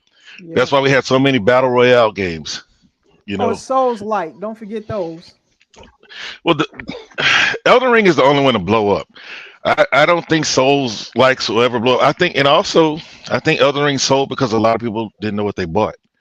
A lot of people, that was fresh off of Game of Thrones, and a lot of people thought that they were going to get a Game of Thrones RPG. It's just what I believe, and I think that on PC, that's where it did the best, and those are the people who knew what they were getting into. On console, I'd have to. Last time I looked, the completion percentage wasn't that high Yeah, I didn't when it came bother to the with it. console. I didn't get it because it's just not my type of game. My son wanted it, and I said, "Son, you don't want to play that," because he quit Sekiro. Oh, okay. Yeah, then You know what yeah, I'm it's saying? hard to I play played then. that. I said, "Son, you quit this." He's like, "No, man." I guess people at school were talking about it. But anyway, yeah, we're gonna have to learn how to adjust our strategy if we want to participate in the banter, we want to participate, we're gonna have to change up our strategy, because you don't put any games on a platform, because you can say, but see, the good thing about it is that Xbox has PlayStation following right behind them like the little duckling. Right. They're following them. Yeah. But what I told Legal this, he wanted me to talk about it last night, but I really think I did sound like crap after doing the first show. They both understand that they did it wrong. They went about this whole console thing all wrong. PlayStation came in and they pushed everybody away from Nintendo. But what did that do? That made them beholden to a whole bunch of publishers that they own no part of.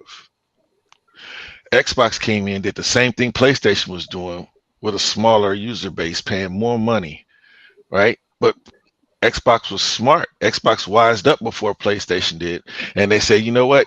You want timed exclusivity? Go ahead. You're going to be bidding against yourself and won't participate.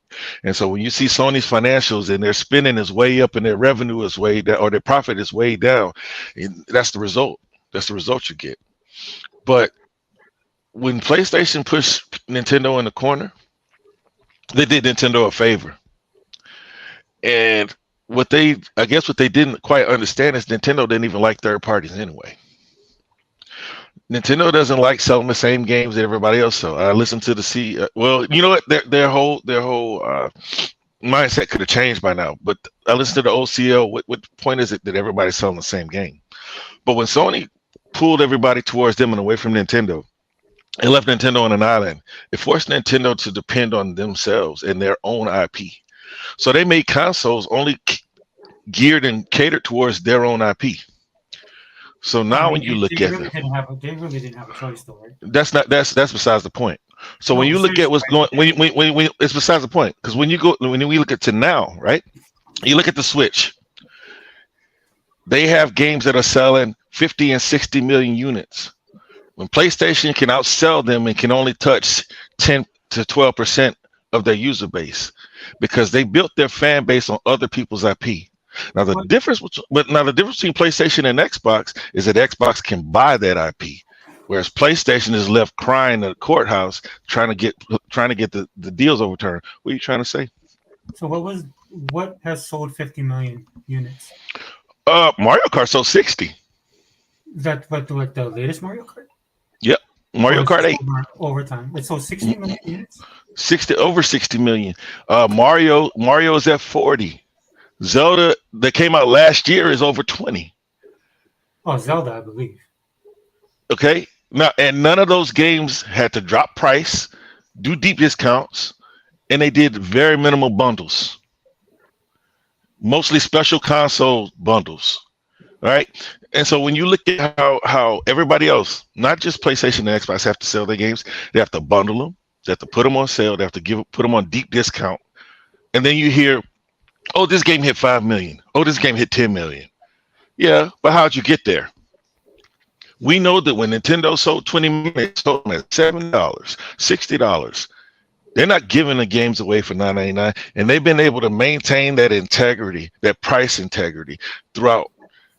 And so when you look at PlayStation and Microsoft, they're like, what do we do to sell more units? So how long does it take them to put out a Zelda game? The first one came out in 2017. That's what the console launched with, and then this one came out in 23. So 6 years. 6 years, right? Okay. Because the only problem I have Nintendo, dude, because I don't give Nintendo any credit because I don't want to be stuck in that ecosystem, right? Because a lot of people, they have a hardcore audience. It's almost like Disney in a sense, right? And they have dedicated fans. Plus, they have a built-in audience in kids, right? Like parents will buy their kids. I know this for a fact because I got 2 kids that play Switch. But eventually, those people move on, and then the other group of kids come in there, right? And they start doing that. But the problem with this generation of kids that are coming in, man, a lot of them are going straight to PC. I see it myself. That's what I was going to say. That they're not. I think people they're going to PC and mobile. Yes, thank you. That's why I was trying to say early that the kids that's coming up behind them are playing on their phones or they're playing on PC. So you think it was? You think the Nintendo? But I guess you guys didn't see the metrics where the majority of Nintendo's audience, their demographic is adults. No, That's It's even not. worse. It's not. Realize It's not that's children. That's common. even worse. So, It's not no, common. no. What I'm saying is, children play games with their adults. I mean, with their parents. And so you say they're gonna go to tablet and PC, but what are they playing? They're playing a lot of games on there. Yeah. They're First playing. off, They're playing. They're I playing. know They're playing. They're playing. They're playing Fortnite and Roblox. yes, No, a that's game just you can Konokai get anywhere. Star. Konokai Who? Star. There's a bunch of games. What'd you say? A game Konokai you can Star? get anywhere. Konokai That Rail? Nintendo is not isolated to Nintendo. That's the most Look. popular games, number one. And then because they're not doing no Fortnite numbers, you know. Well, And then, Well, Fortnite is a free to play game available right, everywhere. everywhere. That's the point. And then when you're talking about what young kids are doing, I'm just saying PC and phone is what they're playing on. They're not doing. In fact, they're not caring about handhelds. They're not. You know. So Oh. who's Hi, who's Jake. playing? Welcome. So Hey, who's so Jake. who's Let me playing? What get up, some of Zay? this realist. Let me get some of this real quick. Hey, first of all, the Oh, we Nintendo got Zeke demographic. and Reels. Oh Yep, no. Nintendo they're here. demographic is 12 and under. Nah, I bro. hey, listen, It's hear me out. adults. Realist. Hear no. Adults purchase the Nintendo for their children. My sister, I told her to get her daughter a Nintendo Switch because she's by herself. She's an only child.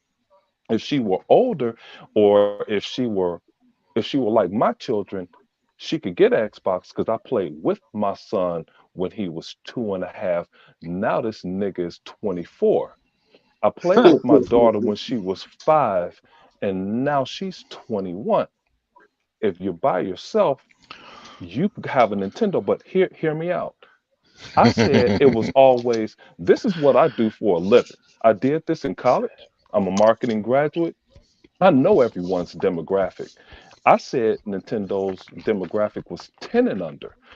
The Nintendo president said it was 12 and under. I'll give them 12 and under.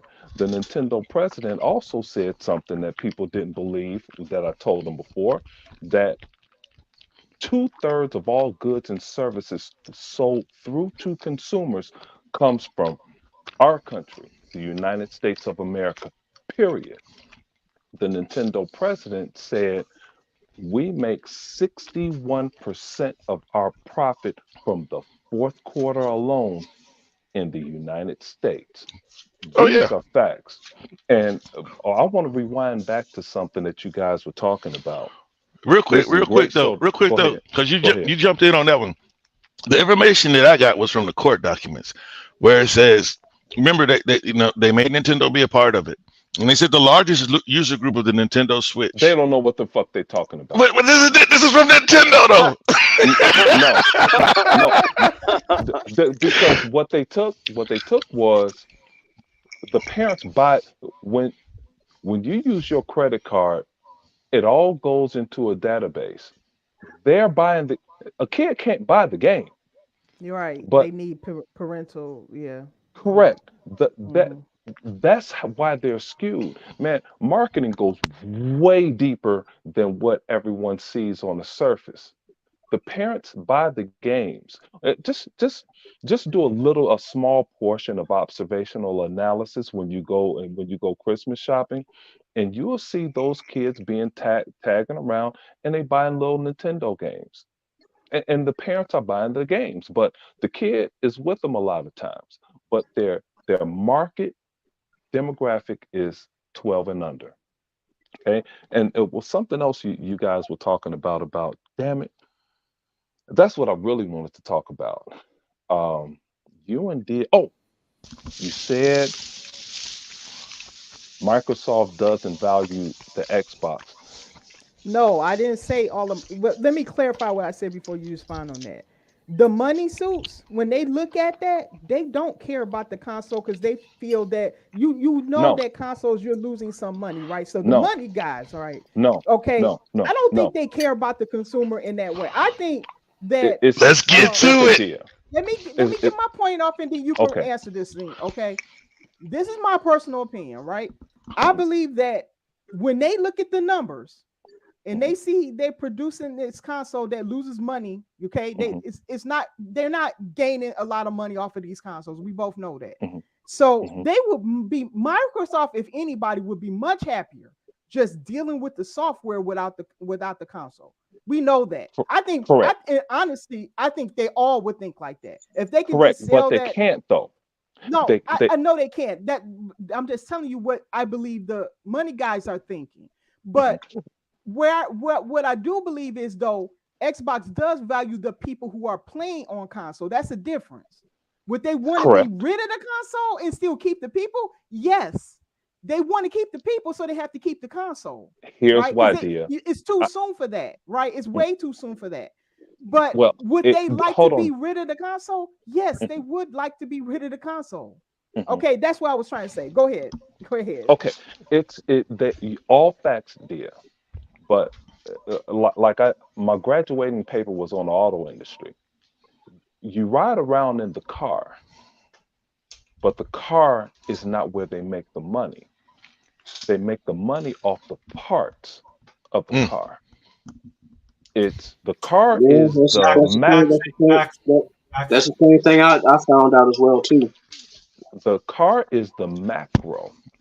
The micro are the parts that are the most expensive. And what you're saying and what the realist is saying is 100% correct. They love to, but if I have to, my day actually starts at 4 a.m., but I choose to start it at 5 a.m. because the market's open. But when you listen to Satya Nadella, he has to be factual in what he's saying. And Satya Nadella said the Xbox is integral to our success. Microsoft, yes, it is. I agree. Microsoft is the leader in AI right now, because it's partly because they purchased a company, some company I never heard of in my life. Then this other guy explained them to me and their patents. Microsoft bought them, so now you're talking about Nuance. Hey man, I wrote it in my notes. I've been up all day, so I would look at my notes and say exactly who. Realist, you might be right. I have no idea, but what just of what I'm saying is, he said about maybe 3 weeks ago. It's probably a week or two before their actual earnings report. He said the Xbox is integral to our success because a lot of our innovation came from the Xbox division in AI. And when he said that, dude, I sat up, I looked around, I didn't have shit to do. Hey, I forgot everything I was supposed to do. I wound up being late for an appointment. Okay. Zink, who did you say that? Can you repeat that, please? That Satya Nadella. Satya Nadella, the boss, said that. And people think that there are a lot of suits above Phil Spencer. There's no one above Phil Spencer other than Satya Nadella, and I'm going to call Amy Hood. I was about to say maybe Amy Hood. I was correct. I was going to say Amy Hood is Steve Ballmer when Bill Gates was ready to, kind of step away a little bit and not deal in the day to day. Amy Hood is Steve Ballmer. And those are the only two people that could shut him down. But the way Microsoft operates, Phil wanted something, and Phil said long time ago, he said, I don't have to ask to buy something. I just do it. Tell the financials, I'm going to buy this, and that's it. But when it came to Activision, it was a little bit bigger than that. So he had to spell everything out. But you see the support he had because the whole squad showed up to San Francisco. Everybody was there. From the boss on down, everybody was there to support the Xbox division because, and listen, here's the part people want to forget, and then you can go realist. I just wanted to throw something in there. Go ahead. You can finish, but like when he brought that to Satya was ready to go. He just called in and ran the numbers by finance, and then they came back with okay. That's a must. Because it was such a good deal. I was talking to Legal about this earlier. Mm-hmm. The company was worth 109. It All had facts. fallen all the way below to the low 50s, and Hey, they were realist, I think I could have bought it. It fell so low. But go ahead. that's cap. But I get you though. Yeah, I'm tripping. but but the deal was in place by the offer was in place by the next day, and they told them to shop around. Correct. Right. That's Yeah. it. And it was but they was you said something in the beginning. I was going to say something else to go along with what you were saying. But anyway, long story short, the, they'll have so much support because of what. Oh, that's what I was going to say. Pe- People think the Connect was a failure. No, it wasn't. Connectors in hospitals. Correct. And it was such terrific technology that there's like, okay, Ryan McCaffrey, Angry Joe, IGN, Kotaku, they're so stupid. We don't want them to ruin this product. So we'll go ahead and take it away and we'll use it because the technology is too advanced. And uh, the other guy that's on here said something about programming, and programming is above my head. I have to get Dia's number one Fireboss. Fireball. So I have to get Dia's number one fan Ramo when I deal in tech. That's his field of expertise. And when you're talking about tech, you're in a different ball game. Now I know about it, but I'm not at his level. So even before I buy a TV that I know about, a stereo receiver that I know about, or my like one of the marketing guys I work with, uh, he's going to buy a computer. I said, hold on.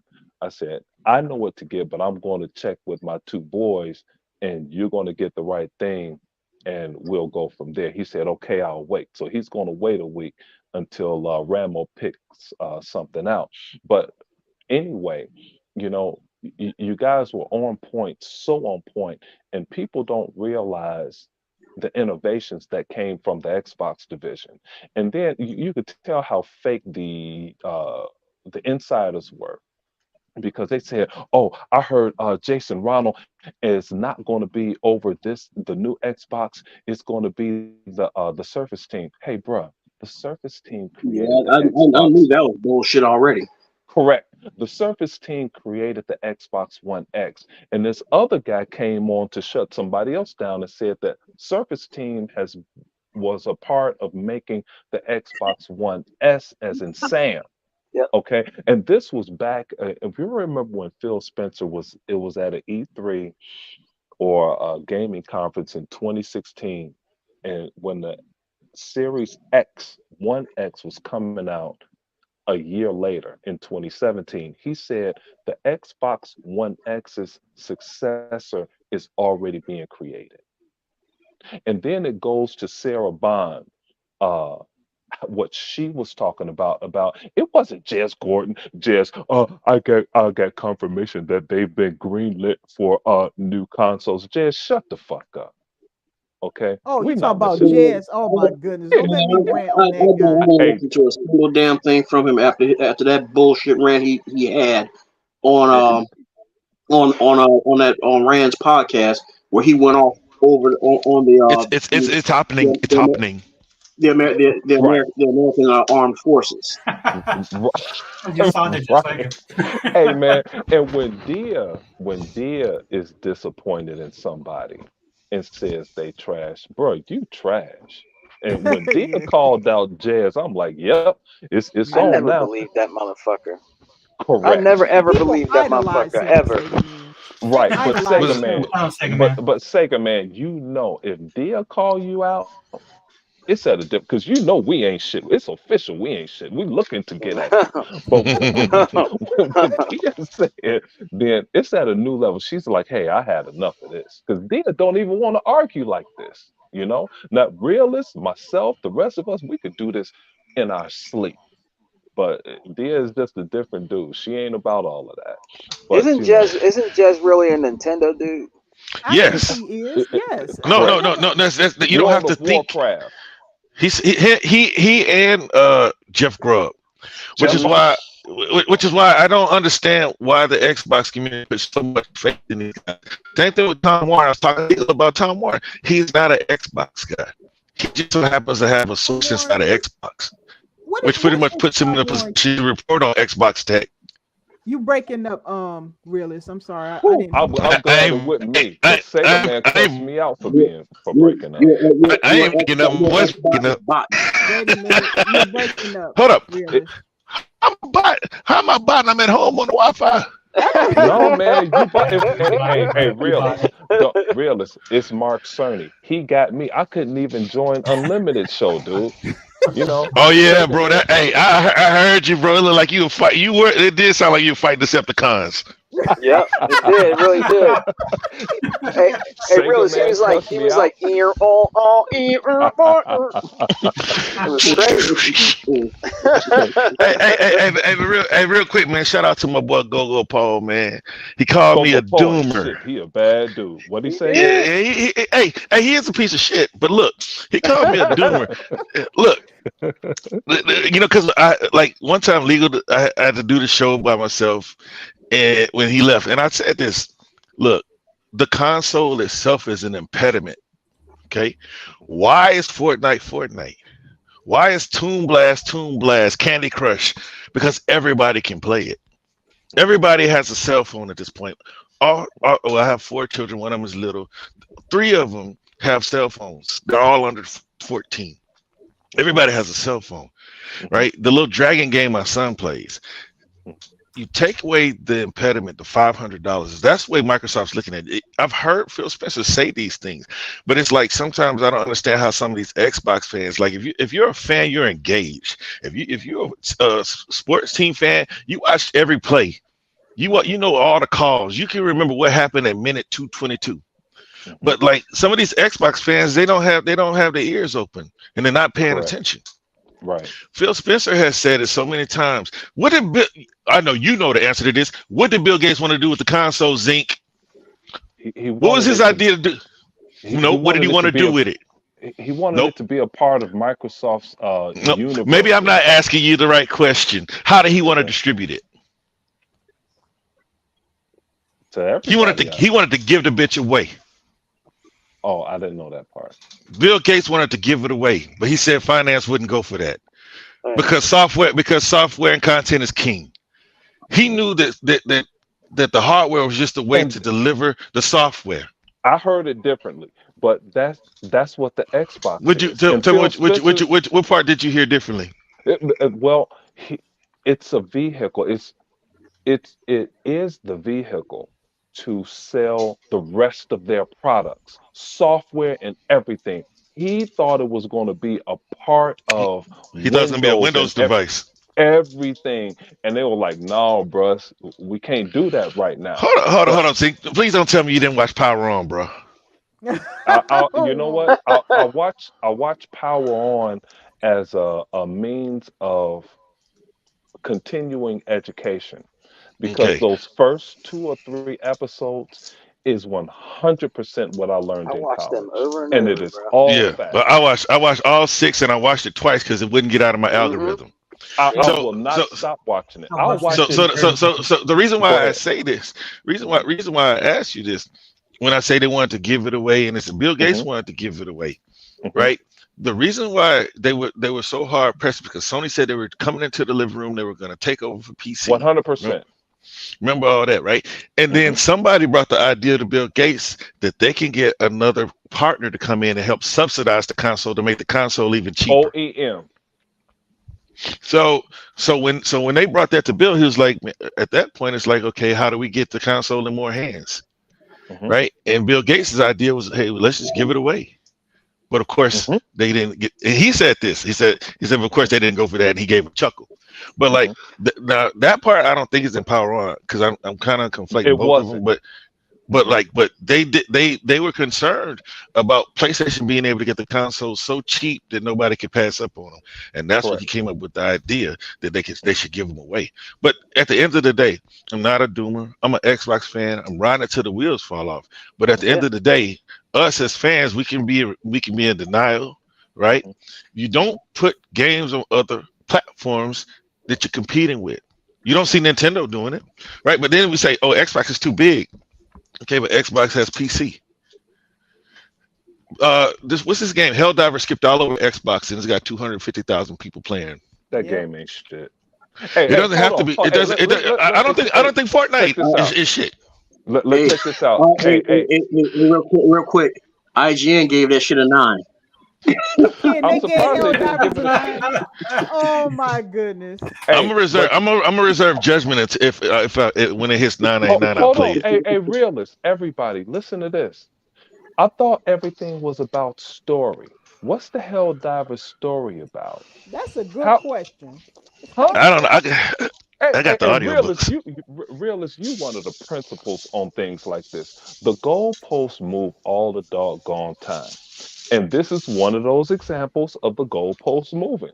Where's the story in Helldivers? No one ever talks about it. They say, oh, it's fun. Okay, bro, it's cool if it's just fun. I get that. I play Bejeweled.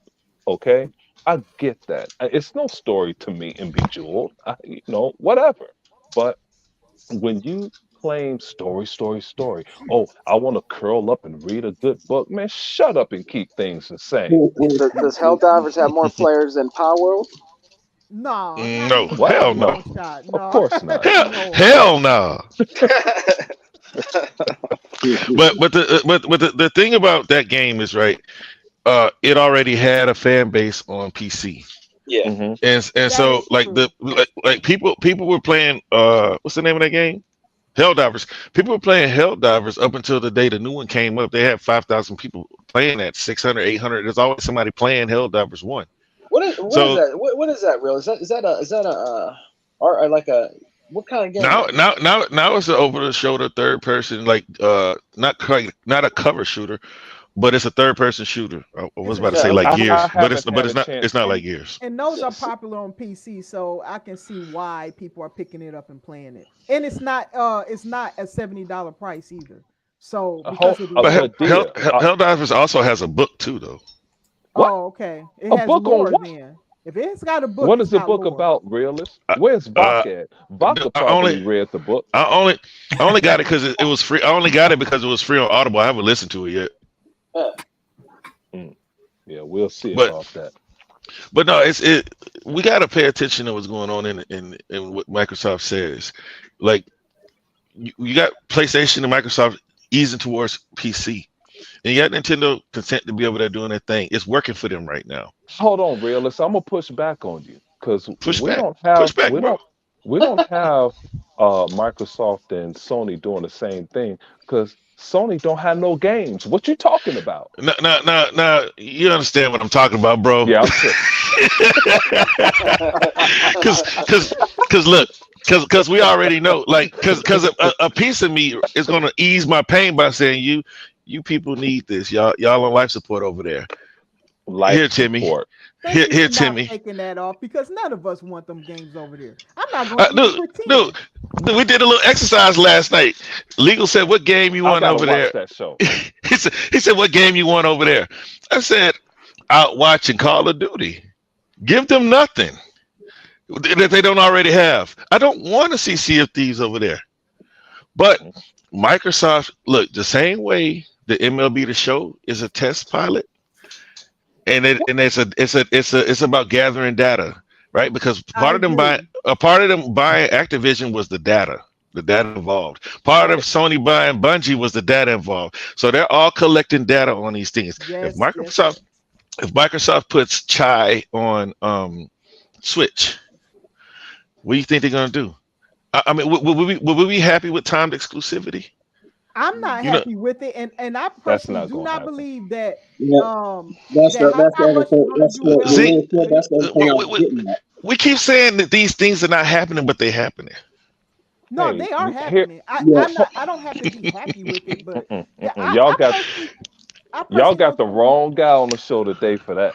I got the right guy because I'm gonna tell you something. I'm gonna tell you something. I need somebody to put me into submission, slap me into submission. Because legal tried it. Now legal like, you know what, man? I've been thinking about it. I got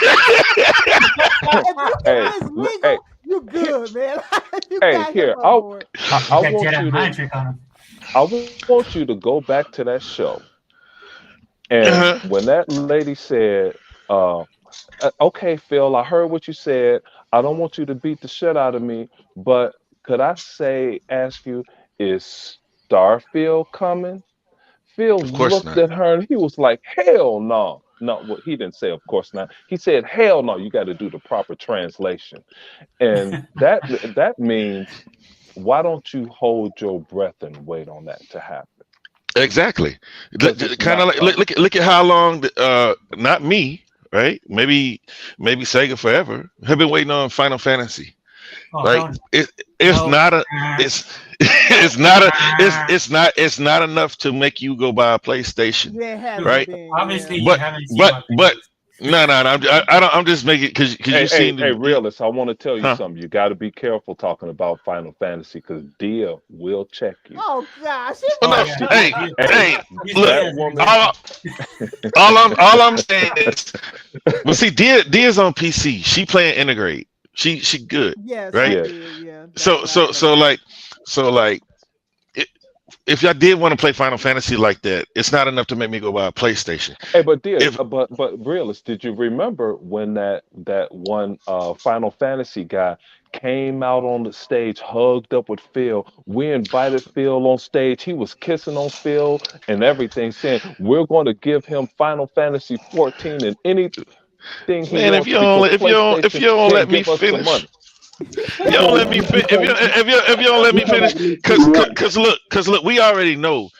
Like 'cause I said earlier, Phil Spencer is getting through to these publishers. Like I've been saying Hmm. for years, and nobody can answer this. What other third party is doing timed exclusivity? What other AAA third party publisher is doing timed exclusivity? Only Square. That And is now true. and Yeah. and now and now those walls are broken down. Hmm. Right. So now Phil's got to help the smaller ones understand because they can't fund 300 different Japanese games every year because Hmm. that's what a lot of them use the same excuse. We don't have enough money. But Hmm. Square has no business skipping platforms. They I have the Nope. agree. money, and every time they release a performance report, they hate the results. So Correct. we know things have changed now. I'm just using Final Fantasy as an example. That's a game that maybe I'll play if it was on Xbox, but I'm not going to PlayStation for it. There's going to be some games on Xbox that, hey, I don't want to buy an Xbox for it, but if it came over here, I'd play it. Look at all these. You see how excited these people got for Halo? They Man, start. They they I they, thought they were they hated Halo.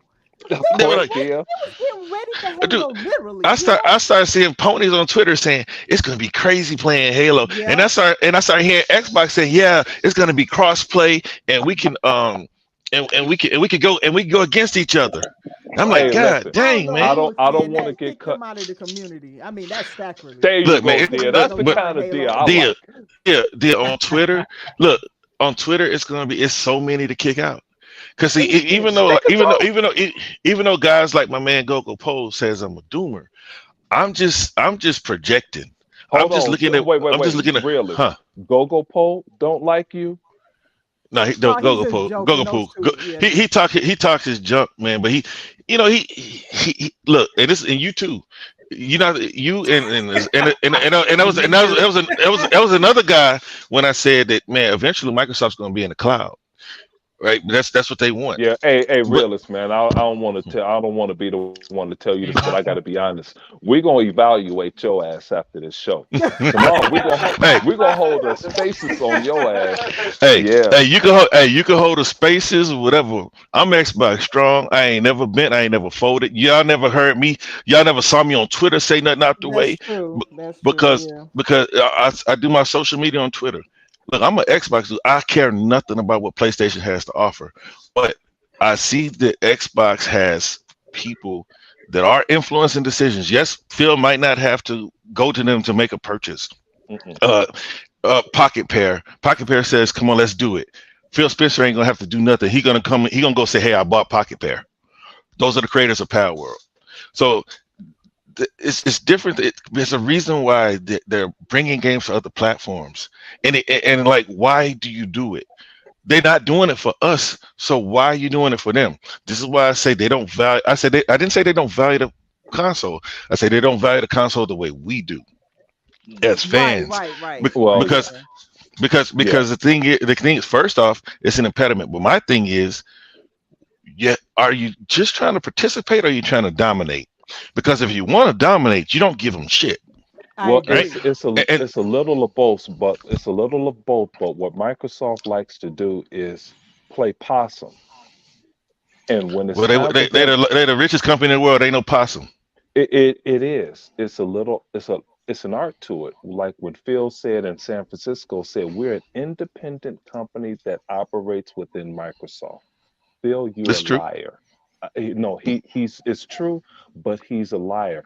He's flying under the radar, and he Oh, that's what knows. I said. I'm glad you said that. Go ahead. Yeah, yeah, he's flying under the radar, and he can kill them at any point in time. So when the original pony bot named by Flip Money, Rand, when he talks all of this dumb shit and everybody corroborates his story, Phil could lean back and say, yeah, Sony is number one. How is Sony number one when the Xbox division is worth $700 billion?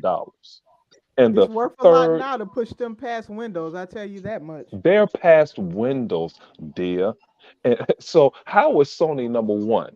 Well, no, Well, Sony ain't number one in nothing, man. they ain't number nothing. Sony is number one in spend, not in profit. I heard you say that. Yeah. Hey, dude, I heard when you said that, realist. I stood up. I'm like, somebody's listening.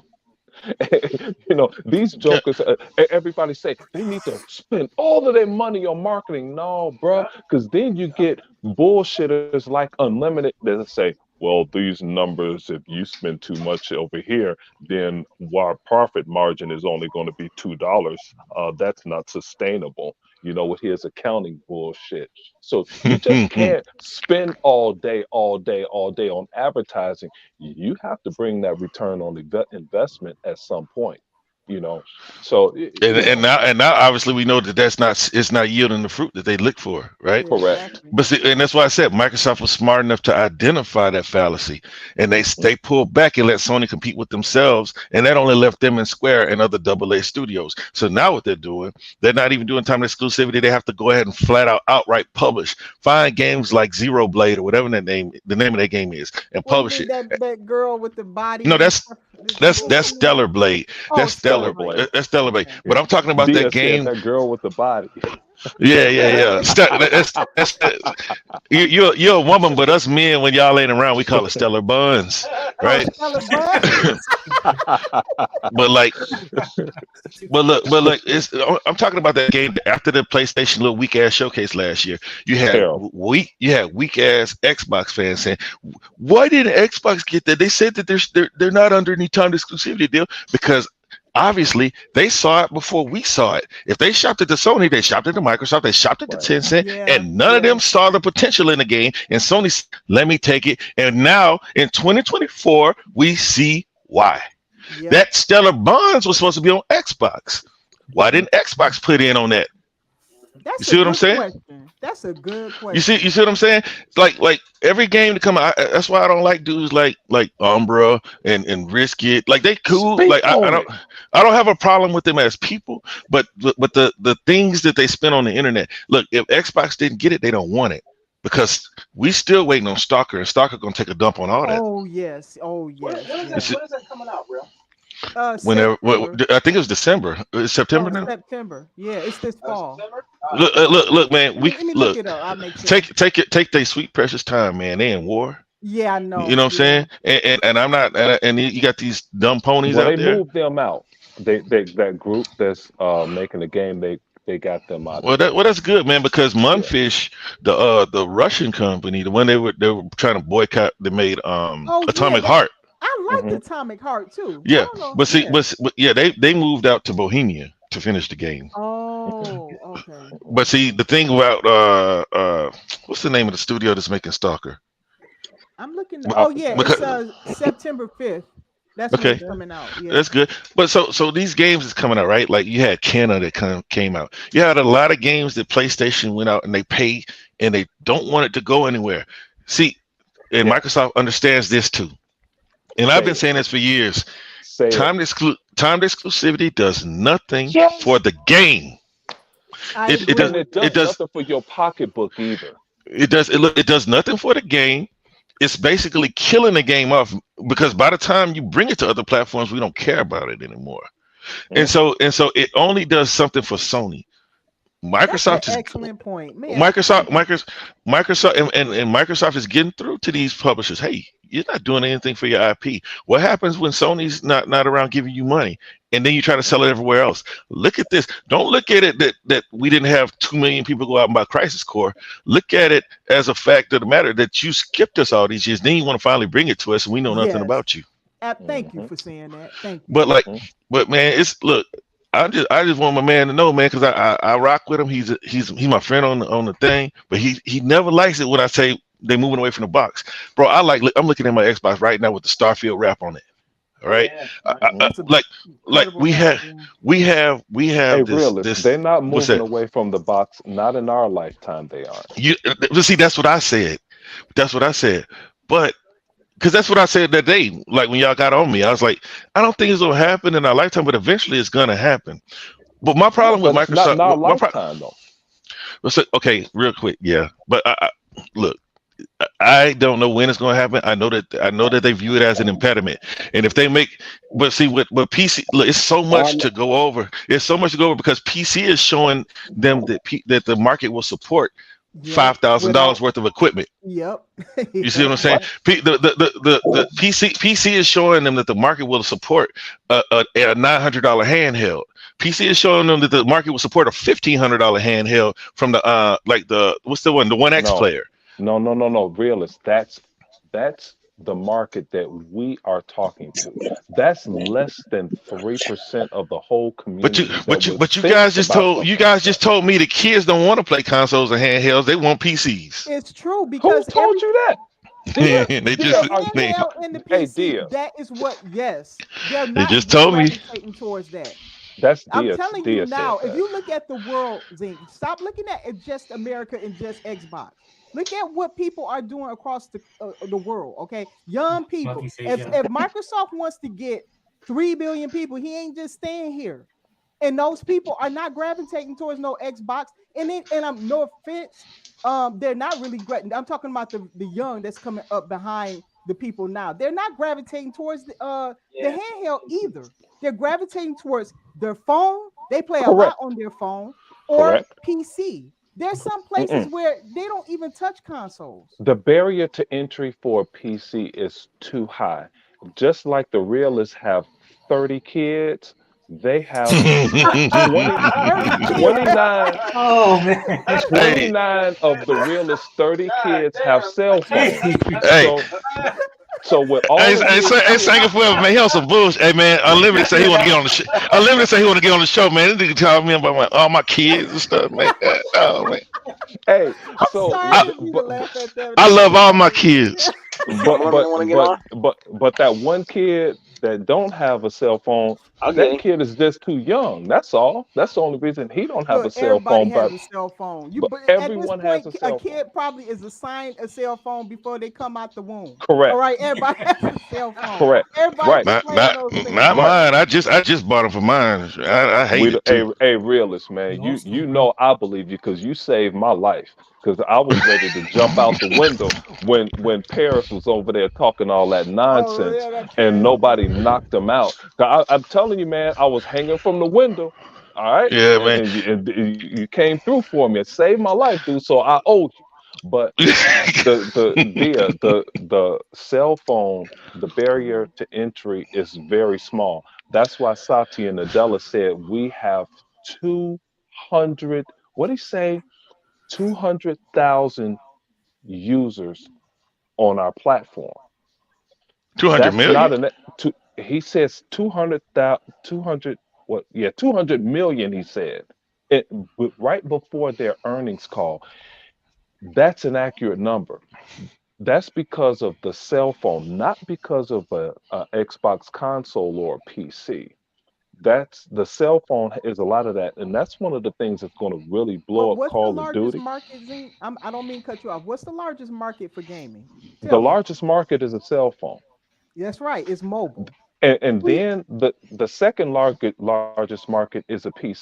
But the thing is, people don't use their PCs for gaming like we game. Oh, I know Our it's not, every PC is not a gaming device, right? correct. I Yeah, get that. Cause see, Microsoft owns the most popular game, huh? Solitaire. So to them, that's gaming. That's Mhm. true. Yeah, yeah. Thank you. Yeah, exactly. And also, Flight Simulator has been around for 40 years, you Hmm. know? It has And been. It's an old game. Yeah. yeah, yeah, but it just grew up and, I can't wait till some of my work subside because I want to get back into it. But, you start playing Flight Simulator, it's like 4 hours minimum to get into it, Because it's before you real can see time, bro. all facts, and that's Dia's number one fan's favorite. He bought a whole new terabyte memory card just for Flight Simulator. He bought so much shit in that game. Yeah. I But told you, them people who play Flight Sim is hardcores. They buy hardcore everything for that by stuff. everything. They spend Hey, that's Marco like my money. Rant. little brother, man. My little brother got a roll cage, four monitors, and he Wow. plays a trucker simulator though.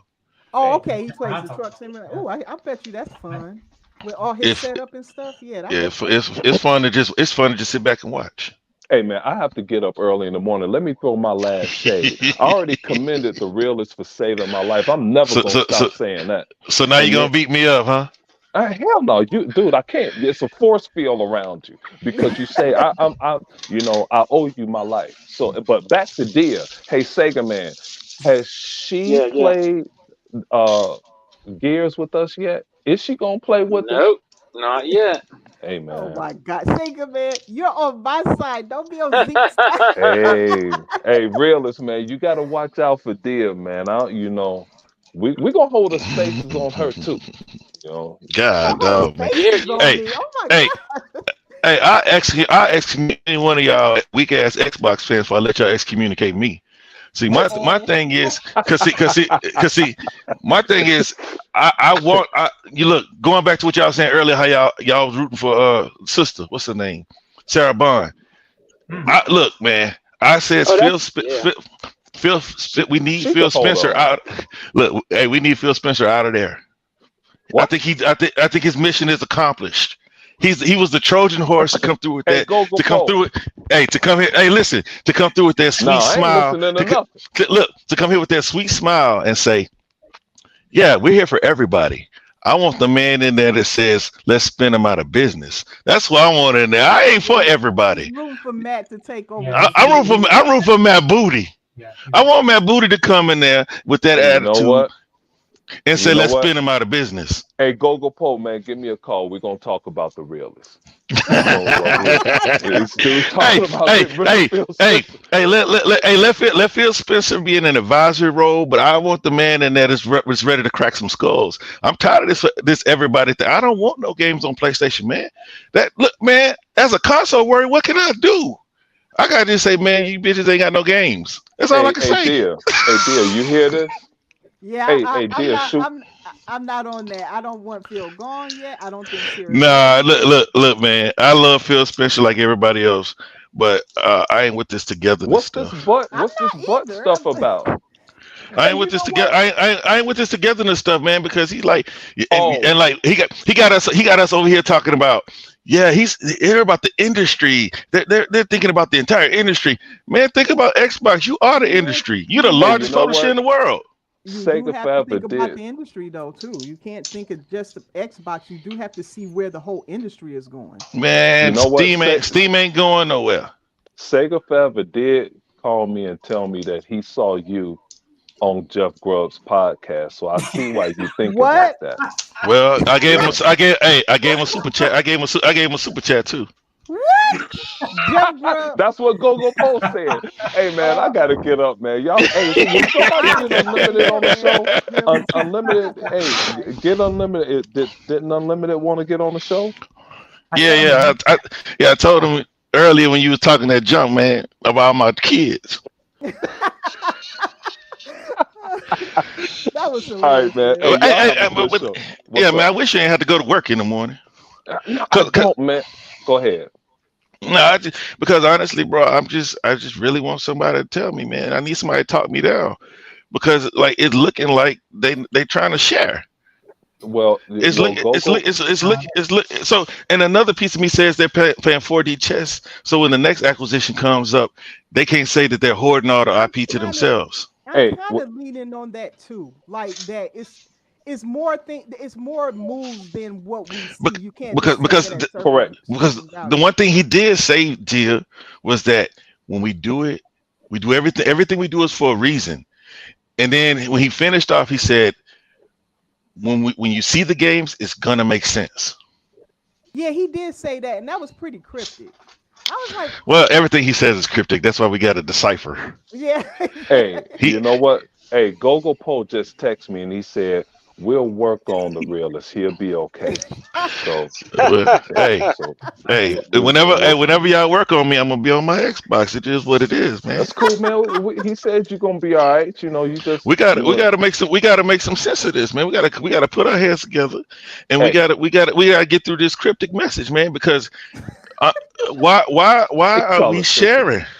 Hey, Why are we well, hey, sharing, hey, bro? hey, realist. The good thing is at least you're not like Tim Dog and took a running leap out the Yeah, window man. and just Man, cussed everybody out on He hurt a the lot of way down people, to his you death. know. well, if he hurt them, they weak. But for me, I just Well, muted they him. they kind of admired him because of everything he went through with Ain't Xbox, nothing, man. ain't nothing to admire, man.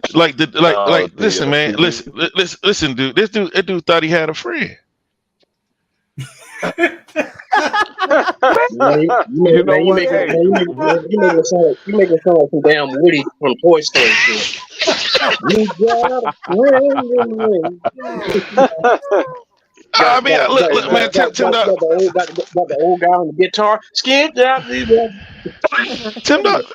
Tim Dog, Tim Dog is that's a right. sweet guy, man. But man, there's limits to what these He guys gonna tell you, bullshit. man. Ain't nothing special about you, homeboy. That's my problem. I think he No. thought, look, that's their job, and if it's not beneficial to them to share information with you, they won't do it. And why would he expect that? That's my thing. Because they shared with him in the past that he was in a room with Phil Spencer. You know You what know, it is, Man, and though. he this might joke. be right about that. That Xbox has maybe gone a little too far with the community, and they're too entitled at this point. That's You what watch I Martin, like. right? That's what I agree. You watch Martin, right? Yeah, yep. You remember when Martin thought him and Varnell Hill was friends? Oh yeah. The yams. He said, hey Fred, how many times have I invited you to my house? All the time, man. How many times you been there? Never. That's Tim Dog. Oh, you You see what know. I'm saying? No, but look, man, but like a lot of these guys, man, they are there for engagement on Twitter. But Tim Dog, I believe it really hit him in the heart. That's why I'm It did. kind of empathetic, Yeah. sympathetic to his plight. But at the Mhm. end of the day, you got to know your Hey, role, like The Rock said. you know, I got Oh, you're breaking up. Oh, You're breaking up. what you talking about, man? Robots in no. disguise, more than meets the eye. I don't know what's going on Oh, with people's Breaking man, that phone news calls for today. Megatron, you're going nowhere. Wow. I man, think he's back. forget him, dude. I never forget him talking that trash in July 2020, talking about Halo. I'm like, dude, will you shut up? Hey, you see how people now all of a sudden they using a pandemic to save Sony? Yes. Oh, the Where was pandemic. Yeah, I've heard that. Yeah. all of a sudden it's coming up, Sega man. Everybody want to use the pandemic now. When I said, hey, dude, how you expect Halo to come out on fire when these jokers can't go to work good yet? What you talking about? Where's Sony's game? Sony has nothing right now. Nothing, dude. To 2025? Are y'all But kidding man, me? think man, I was on the show surrounded by ponies. It was Doc Dark, Cowboy, and Queen Trash. Point them out. So I'm on the podcast with these dudes. I said, man, so there's no way that Sony can keep up with Microsoft's output. It was like Doc Dark, first one. Oh man, don't do that to yourself, realist. I said, there's no way. I said, PlayStation has about 5 studios that y'all actually know the games they make. Correct. I said, but Microsoft, they just bought, I named out as Everybody. 20 plus the 2017 studios. I said they can release one game per quarter like they promised, because they always said that from the beginning. They want to do one game per quarter. They They can do did. that now, Yep. because if they did that one studio per quarter, that means that they each get 4 years to make a game, right? 4 to 5 years to make a game. And so that's enough. That well, now shoot, they need 7 and 8. Hopefully AI will fix that. But like, they're like, no, don't do that to yourself. I'm like, God, dog, I thought I was on here with at least one bot. But Yeah, now, Dark Thank Dark you. ain't no bot. but So no, Deal. he not about. He showed me that day. Dude is fence sitter supreme. Well, no, no. exactly. He's a content creator. How's that? He's a Yeah, see, we Twitch. don't like He's a that. Twitch guy. But that day, I never let no Xbox fan tell me that he was an Xbox dude. Because, Oh, but good. Facts. Yeah. but from that day on, even though he's a nice guy, we cool. But like, he not an Xbox dude. But then No. you put Activision into the fold, right? With all the studios they have, it's a wrap. Like there's nothing that PlayStation can do. And this is what I said before this generation started. I said what PlayStation got away with last year, they hyped up PlayStation like it was something special last year because Xbox did next to nothing. I said, Right. now let's see what it looks like what Xbox is trying. I said all of those holes that they normally don't, where they don't have any games, because you got to remember they were called the indie, dropped a couple games. Then it went to almost the end of the generation before they started releasing games again, while Xbox only had like Ori and Sea of Thieves. So it made what they did look that much better. I Hey, said, but hold on. Realist, you Hmm. can't say only Sea of Thieves because Sea of Thieves only is only a or juggernaut right now. no. It wasn't when it dropped, but that's not the point. The point is they had two games, and when you look at what Xbox fans do, they argue on PlayStation fans' terms, right? Oh They, well, you but- see, I don't do that. I don't because play that game. because if that's why I hate the word the word quality right now, because Quality. Xbox doesn't have any quality games. So to them, so what is quality? Does quality means that you can see the sweat in a snot drip? Could I add to That's that for quality. Quality me, means over the shoulder. That's Well, what no, it's not to you. It's not. a It's, good point. what she say? She said quality means over the shoulder game. Well, to them, but see, to them it means realistic games. So they automatically discounted Sea of Thieves, and then Xbox fans be arguing on their terms.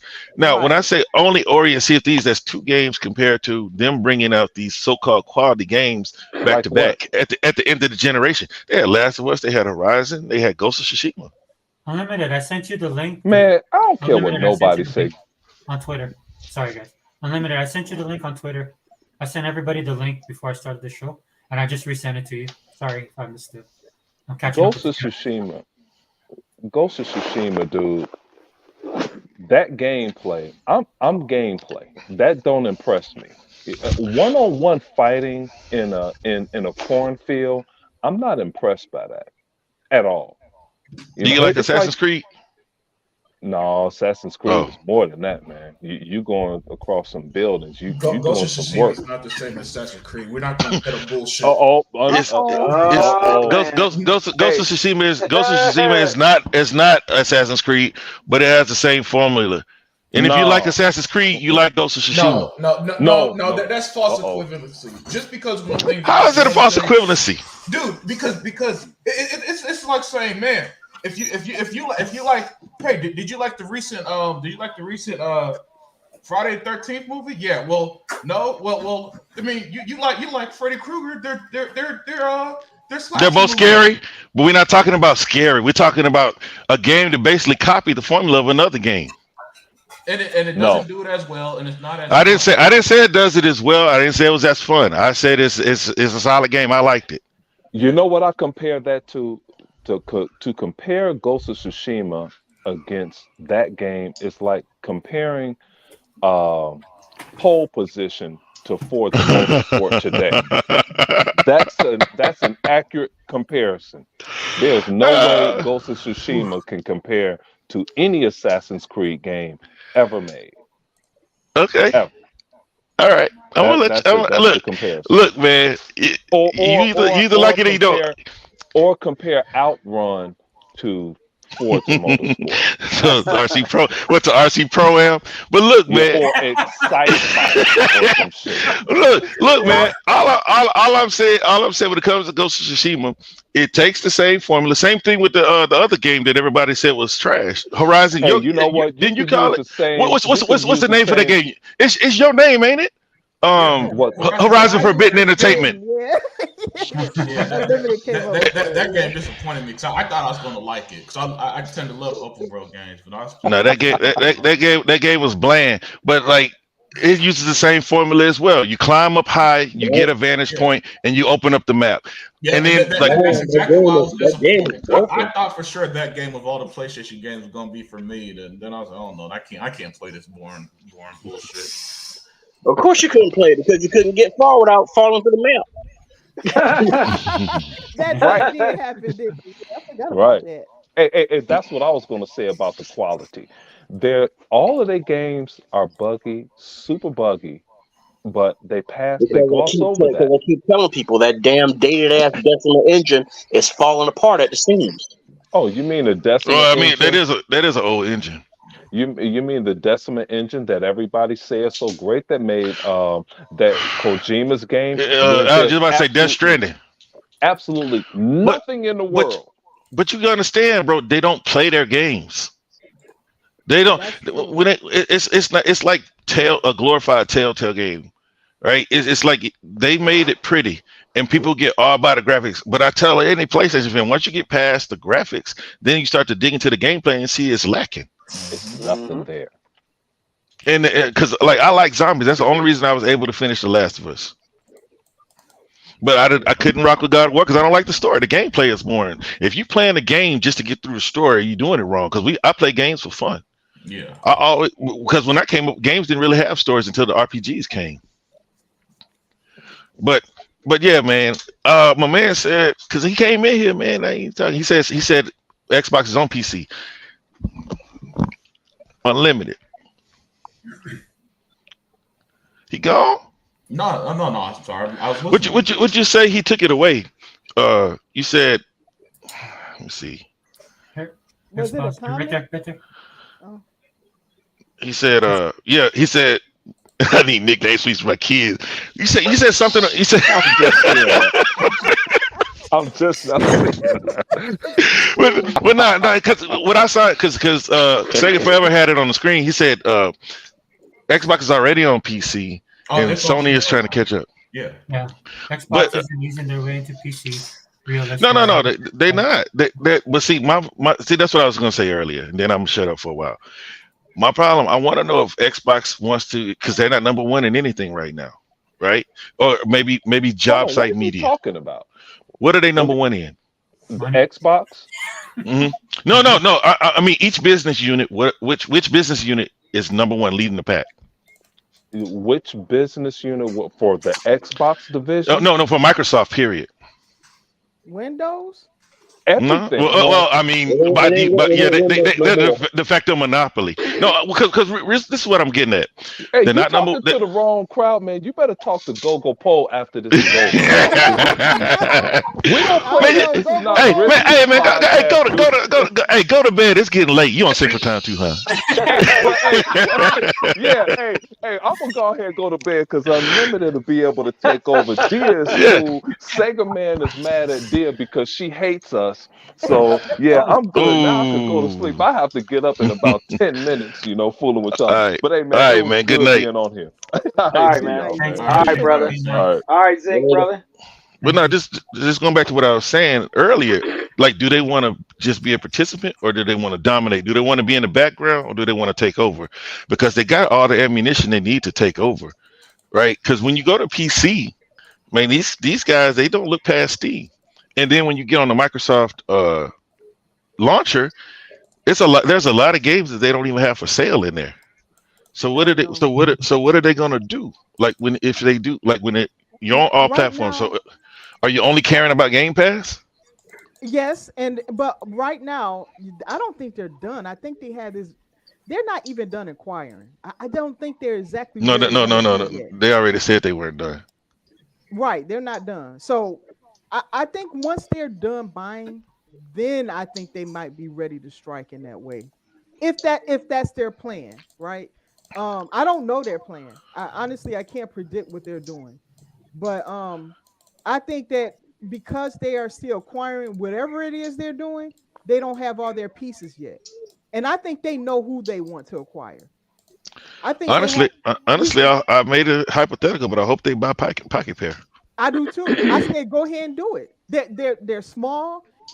That's a studio that has always only worked with Xbox. I played the first game they put on Game Pass, which was Craftopia. I played that game. I didn't know it was Pocket Pair. I didn't know who they were, but I played that game, and they've only that game has never been on PlayStation. So yeah, because it's been in early access forever. Right. But then they say they don't have any plans to go to PlayStation either, though.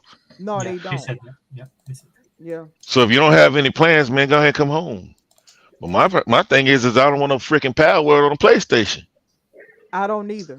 I think they got Genshin Impact. We should keep Power World. I sure hope Sea of Thieves don't go over there. I don't know, man. I think it's going. I think Sea of Thieves might because it's the gas game. Okay, they said it was a service. They said it was a service game, man. Like service game means the microtransactions. Is that what it means? Yeah. That's and what right I hope now, Microsoft does, man. I hope Microsoft does do microtransactions. I think so. Sea of Thieves has it. I can tell you now. You buy coins and stuff. You can buy ships and all kinds of stuff in there. So it's full of microtransactions in there. I think that's what they're gonna do. All that stuff they're gonna bring over there. It's gonna fit that mold because they're gonna make money off of that. There's no reason why they can't. I mean, like you were saying earlier, Realist. You know how the people here complain in this community. Yeah, that's why. So, because if Microsoft tries to do that in the Xbox community, people bitch and moan. So, well, the thing is no, they did good on microtransactions. Like the thing about microtransactions is they have to feel like they have some value. That was the problem with Halo. Like they had good ones, and then it was like, what else is next? Because I mean, everybody had cat ears or fox ears, whatever kind of ears those were. Ears was everywhere, yeah. You know what I mean? Like they just have to have enough, and they have to send. They should have capitalized on the cat ears. That's where they messed up on. Cause bro, I ain't gonna lie. I might get Ubisoft Plus and buy me a boat, bro. Cause I played the demo, and Skull and Bones, man. I became very invested in my ship in those 10 hours. Okay. Yeah. So I can see how it works, but I'm not gonna pay $70 to give you more money. Right. Yeah. So that's why I said I really want to keep my progression. The only way I play that thing is you know how Ubisoft, maybe in 2 months it'll be $20. So yeah, that's how I got a lot of games. They had a good sale. It was on PC. Sometimes I be wanting to get stuff on console, but I don't know. I just took advantage of it because the price was good. I bought a whole bunch of Ubisoft games. I play Xbox first, so like if a game can't be played, that's why I'm so disappointed in the Microsoft store, man. Because there's some games that I have to buy from other launchers because they're not in Windows. Right. I'd rather have my achievements over whatever Steam got going on over there or Epic, because a lot of games on Epic don't even have achievements.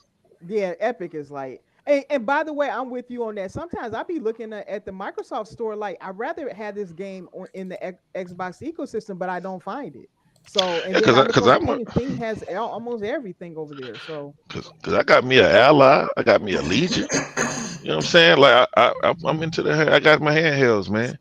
I mainly play Game Pass, but shoot, man, sometimes it's a game to come across, man. You know, I can play between jobs, and like an Army of Ruin that I've been playing. It's like Vampire Survivor. This is a game you can pick up and put down. I heard people say that game was pretty good. It's like Vampire Survivor. It's just like if that's 8-bit, then this game is 24-bit. Oh man, shoot, we got another. Like I consider Vampire Survivor the gamer's crack. You know, so like that's gonna be. It's the same kind of setup. Oh goodness, yeah, that game will be addictive then. Shoot. Yeah, man. Yeah, Zink, man, he had to go to work on a Friday, man. It's Saturday, man. Shoot. He's always working. Yeah, man. He's talking about me. Yeah, Unlimited came here all fired up. I thought he was gonna talk me out of my senses, man. Talk me into my senses. He's about to snipe you out of the distance. You don't talk about some Ubisoft game, especially Assassin's Creed. But see that you know what? Like E-Rock. You know what happens, man. it took so damn long to because the original link Sega Forever sent me was broken. And it took them Oh, so that's damn what long to happened. get I me sent to you so two. I couldn't cool down. Yeah. That's what I'm about to say, man. You didn't simmer down. But look, because that was one of the things, man, that I liked about E-Rock, man, when he was doing his content, was like he was a console warrior, but at his core, it was just about games. Cause Right. like, man, Yeah. when I heard the way he was talking about, cause man, the only people out here talk about Assassin's Creed the way that dude is my son and me. Like I got like 900 hours in Odyssey, like 400 in Valhalla, Oh and wow. and so like, but my boy, he still play Odyssey and Valhalla. He Oh like Odyssey wow. better. He's a mythology nut too, though. So like, he's the reason why I got the PlayStation so he can play God of War. And then I got it for him, and he played it one day and never came back. Oh wow. And I said, son, why don't you play the PlayStation? He was like, I don't know. I said, well, I got it and I got the subscription because I didn't have to pay for the game. He had Kratos on his tablet. He had Kratos everywhere. He had his cousin put PSP emulator on his tablet. I felt bad for him. I said, "It's the thing." He probably thought he was living good. I felt bad for him. Got him a console. so like he never played it, and I was like, man, I spent all that money. And you're not playing that game. And he was like, man, I said, you was watching on YouTube every day. He said, I know. And I said, so what? He's like, I just, you found out that it wasn't as fun to play as it was to watch. Right. Oh, snap. Yeah, And I recorded it. I recorded it, right? You And I was recorded? good because every time somebody starts talking about games and they about to tell the truth about PlayStation, I got a recording from my little niece's boyfriend, and he was like, he came over there, saw my ally. He was like, "What you got there, man?" I said, "It's basically a PC." And I had Game Pass open. He said, "I don't with Xbox though." And I said, "Why not?" He said, "I just don't." He said, "PlayStation better." I said, "Tell me why." He started laughing, and then everybody who know I get on YouTube, they're like, "Uh oh." I said, "No, tell me why." He's like, he said, "Man, it's just better, dog. I can't." I said, "What you think about God of War?" He said, "That shit bullshit, man." I said, "So what you playing on it?" He said, "Man, Madden." I said, "You can play it on Xbox." He said, "Call of Duty." I said, "You can play that on Xbox." I said, "What else you playing?" He said, "That's pretty much it, man." I said, "So what about Horizon?" He said, "That shit's trash too. My cousin, my little brother like it though." I said, "So what PlayStation games you can't get on Xbox that you like to make you say the PlayStation better?" Yeah. That's a good question. And he was like, "Man, it's just better, dog." I said, "Man, I said, I ain't gonna hammer you. I said, I ain't gonna hammer you too hard because my neighbor did the same thing to me." He said, "Man," he said, why don't you get on the PlayStation?" I said, "I don't play that thing, man. I'm on Xbox, man. It's cross play anyway because he a big Destiny guy." I said, he said, "Man, I don't know why you on the Xbox." I said, "Man, because it's better. It's the best place to play." He said, "Nah, PlayStation better, bro." I said, "Man, what you think about that new God of War?" He said, "What new God of War?" I said, "I'm done." Wow. yeah. That's This was how it is. That's how it is. I remember years ago when my brother, at the time, Spider Man was tied to the PlayStation. It was the holiday. Spider Man was tied with the PlayStation, and they sold a bunch of them because they're like $200. And he bought the console with Spider Man. He gave it to his friend's kid. He was never going to touch Spider Man. And the reality of the situation is that a lot of people who are buying consoles don't give a shit about these exclusives, especially on PlayStation, man. They do not care the way that people try to make it seem, and that's why Sony keeps saying, these companies are telling you a lot. It's just that people will just choose which ones they want to believe, which words they want to believe, because Sony been saying for years, look, guys, the AAA games you're gonna have less games because they're too expensive. Now they're saying, look, we need our games elsewhere to get this money back, because these games with these $200 million budgets, it's come to the point where since these games are have bigger budgets than some Hollywood blockbusters. Putting them tied to one box is just not making enough money back, guys. It's not 2006. It's not 2006. And even in 2006, we learned since the seventh generation, what's kept happening is games are so expensive, even when they're selling millions of copies, it's still a financial failure. And then the developer goes under. Or the situation where Embracer Group is canceling more games than a Kanye West album release because because they're looking at the numbers and they're looking at budgets of these games, and even though they'll say, hey, this game sold 3 million copies, it wasn't nearly enough to make back the development and marketing costs and the other costs that goes into it. So what these gaming platforms are trying to do, man, they're trying to test the waters, right? And see, because Phil said the other day, in 5 years, they ain't gonna be as much exclusive as you guys think. You know what I'm saying? And the reason why it's not because they're trying to kill Xbox. It's because these games are too damn expensive and people aren't buying it enough or playing it enough or engaging with it enough. The beauty of Game Pass is that it saved a lot of games. And another thing that Game Pass has done, it showed that people are willing to give games they're on the fence about a try, and people will buy it. But they need some type of reassurance, because there have been a lot of games that when it first came out didn't do well, then had a huge jump with its Game Pass, and because because those people, when the game came out, was like, that looks pretty good, but not 60. I'm not willing to spend $60, $70 on it. You know what I'm saying? But my thing is that Xbox gonna be fine. We got a ton of games that's never going anywhere, and whatever games we decide to put over, it's just gonna be. It is what it is. Me personally, I'm not a doom and gloom kind of guy. I'm not an end of the world kind of guy. Would it be ideal from a certain standpoint to just spend Sony out of business? Yeah, that'd be cool. I'd like to see that. But to be honest with you, when we're done with this shit, I don't think about PlayStation. And I own a fucking PlayStation 5. And I don't think about it.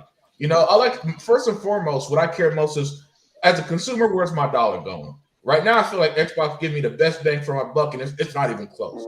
Not even close. Yeah. They got such a great lineup this year. They had a great lineup last year. I'm enjoying all these games. I'm enjoying Game Pass, and I enjoy how games are playing on Xbox, right?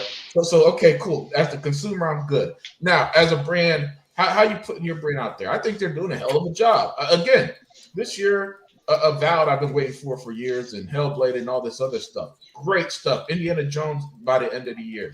Great stuff. And Matt Booty said they got some more games they're going to show out in June.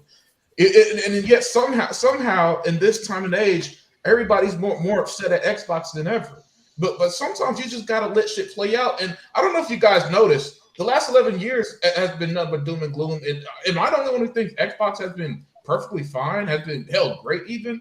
I guess not. I guess everybody just wants to go back to 2006, man, where the games were tied to one box and all of that. But unfortunately, guys, like I tell y'all, I've been telling y'all for a minute.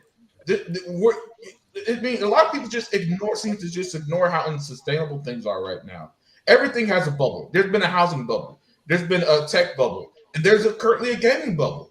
You know what I'm saying? And if you don't want that gaming bubble to burst, you're going to have to accept some new realities. It is what it is. You know what I'm saying? But what's not going to happen is Xbox not going to be dead. Listen, I have more faith that Xbox going to be around in 10 years than PlayStation. Because what I'm looking at is that Xbox doing everything they can to grow the brand and grow their stance in the game. Sony is doing everything they can to stay afloat. And they keep telling people this, and everybody just seems to fucking ignore it. You know? Yeah. They just seem put up that invisible wall. Yeah. And what I've realized recently is that, and this is what's kind of killing my passion for talking about this stuff, is that we've reached a point where the facts just don't matter to nobody. Whatever you believe, you're going to believe despite anything that says otherwise. And I just can't deal with that. And that's just me personally.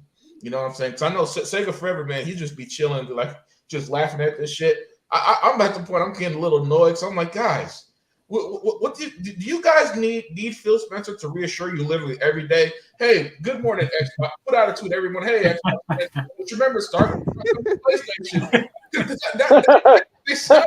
You'd be like Mr. Rogers come out with a sweater on. That's what I was thinking of there when you said that. Hey, Unlimited.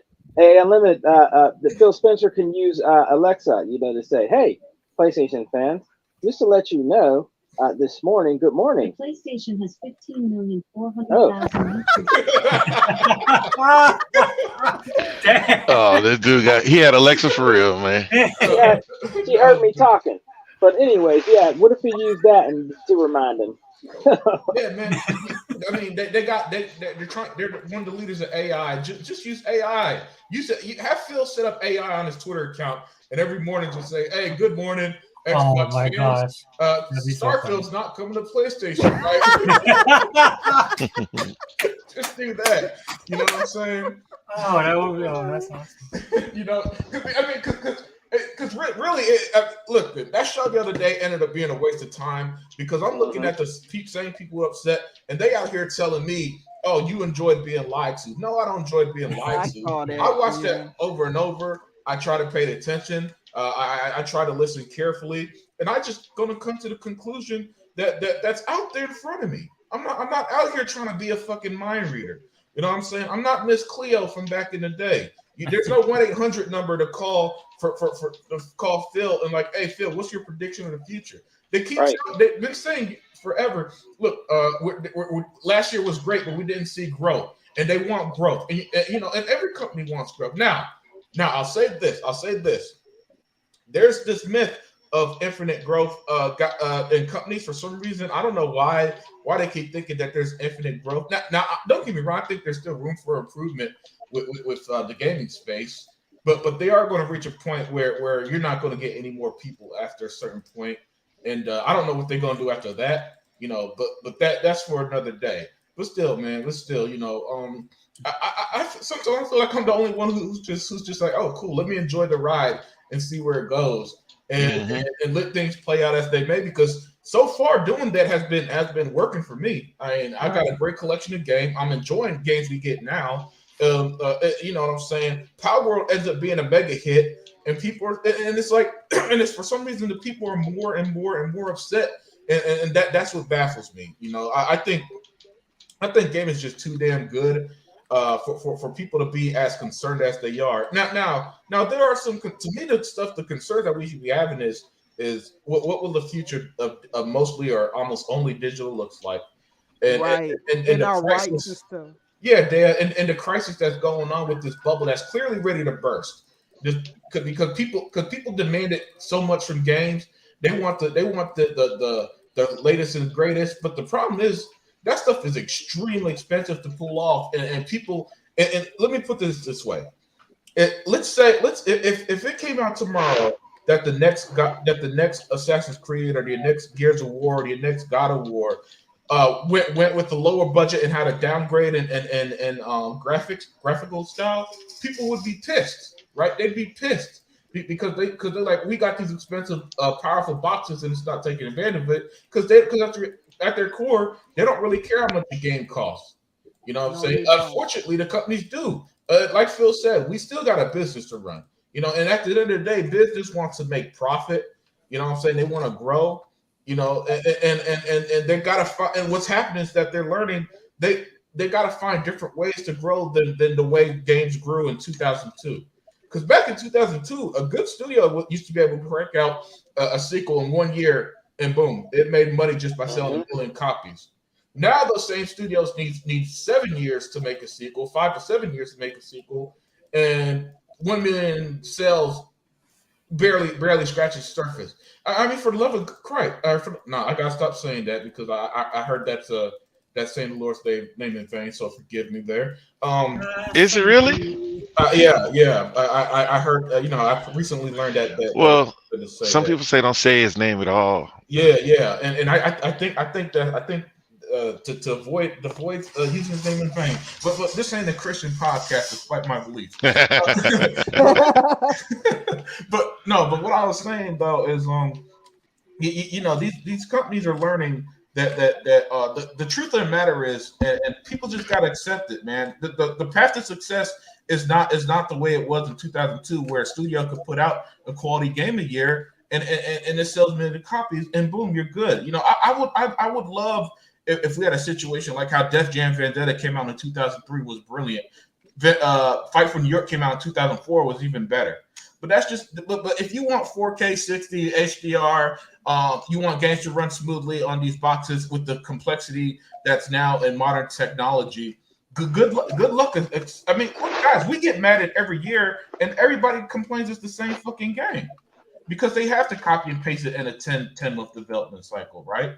So my thing is that if people could just accept things as they are and just embrace it a bit, I think everything will go a little smoother.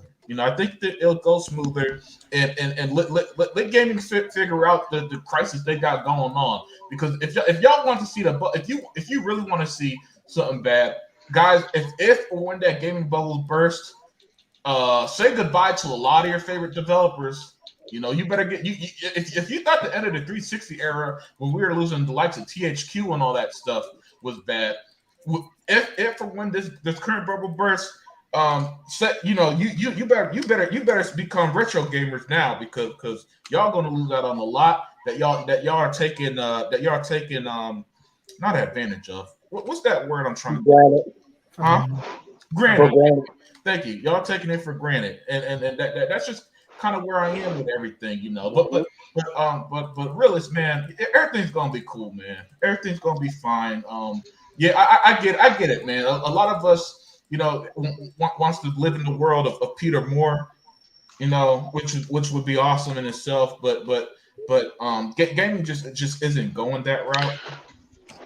So when you say that Unlimited, do you see a future where Xbox is more like sharing more and more games? Yeah. Listen, both Sony and Microsoft have been telling y'all for years that it's probably going to happen. I mean, they both companies have said there's going to be less exclusives within the next 5 years, and don't be surprised at stuff like that. So there's a good chance, there's a possibility to happen. I'm not ready to just say it outright that it will, because I don't predict future. I'm just going with the flow of things. But they're the ones behind the scenes that got the information we don't. And again, there's going to be some changes. Some we might like, some we don't, and one of them might be more games. And if that happens, listen, I don't work for these companies. I'm trying to get shares of Microsoft. You should have got those years ago. Yeah. Unfortunately, no. Unfortunately, I wasn't as well versed in this stuff as I am now. But yeah, but With I got share with these guys, so I don't know. I just don't think it's gonna be as bad. Well, no, the reason why I ask is because when I say that, I'm a doomer. It's just that when Phil is non-committal, right? When they ask him questions, it just tells me, and you saying the same thing that I'm saying, there's not enough growth happening in the game. And Sean Layton said this years ago. Yeah.